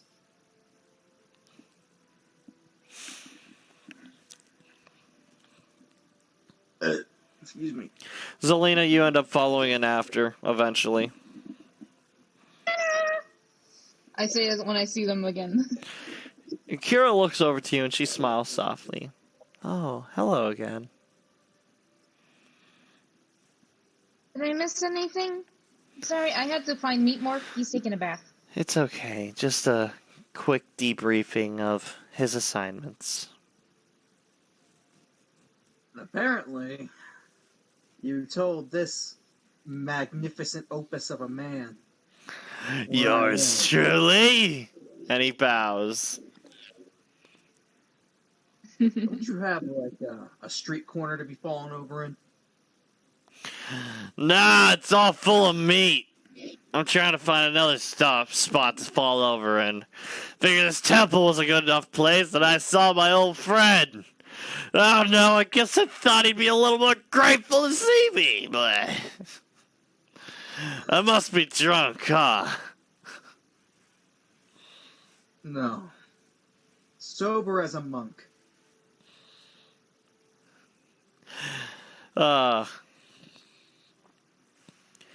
So why are you here? Oh god, it cut out. No. God, he said, why are you here? Oh. Why As am if I you didn't fucking tell him already. Ryuichi kind of looks over to him, annoyed, and then back to you. Pardon the man. I will take care of him. And then you see Ryuichi kind of lay down, kind of like loafing with his tail like spread along the floor. And it opens up a sort of portal in the floor as he starts tugging on the pants sleeve of Ryuichi or Ryuta. And Ryuta falls in the portal, and you can see he lands in his house. And the portal closes. Bye. Ryoichi's still there, of course. Mhm. He needs his rest anyhow. He's been drinking all morning.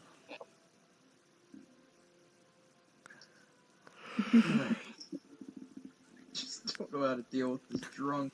It's just on holy ground, plastered out of his mind. Yeah.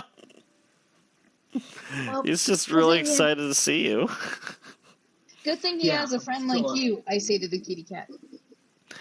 Of course, one of us has to be sober. Can cats get drunk? Oh, yes, they can. Well, He with says him that around, regretfully. Oh no! Actually, can I recruit them, Jack? Who, Ryuda and Ryoichi? Yeah, for the adventure to the seas, at least up till that point. You'd have to talk to Ryuda more. Ryoichi can't make that promise since he's just a familiar. Fuck. Alright, we'll have to wait for Ryuda to sober up. Yeah. Well, Uh-oh. Doggo Uh, caused trouble. what's up? Oh, my dog did something. Alright. Well, honestly, where's Tess's cat? I need to do something now. Oh, it's around somewhere. Seems like you guys are always looking for it. Tell you what. Everyone's regrouped. You've been debriefed. And Ryuda has properly interrupted any flow that this game had. I think this is a perfect time to go ahead and end it off. Alright. This has been fun. It's been a while since we've hit the almost 5.5 mark. Yeah. Oh man, this was There's a hard. fat man on the screen. What's up? On your screen, there was just some guy with a green cape dancing.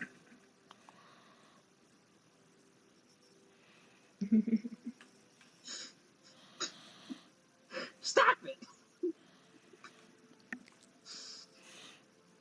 He's a happy boy. Let's Gorodaro. He's happy as fuck.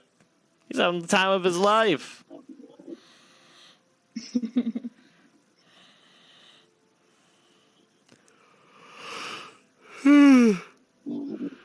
Alright. Alright, well, you and Gardaro get some sleep.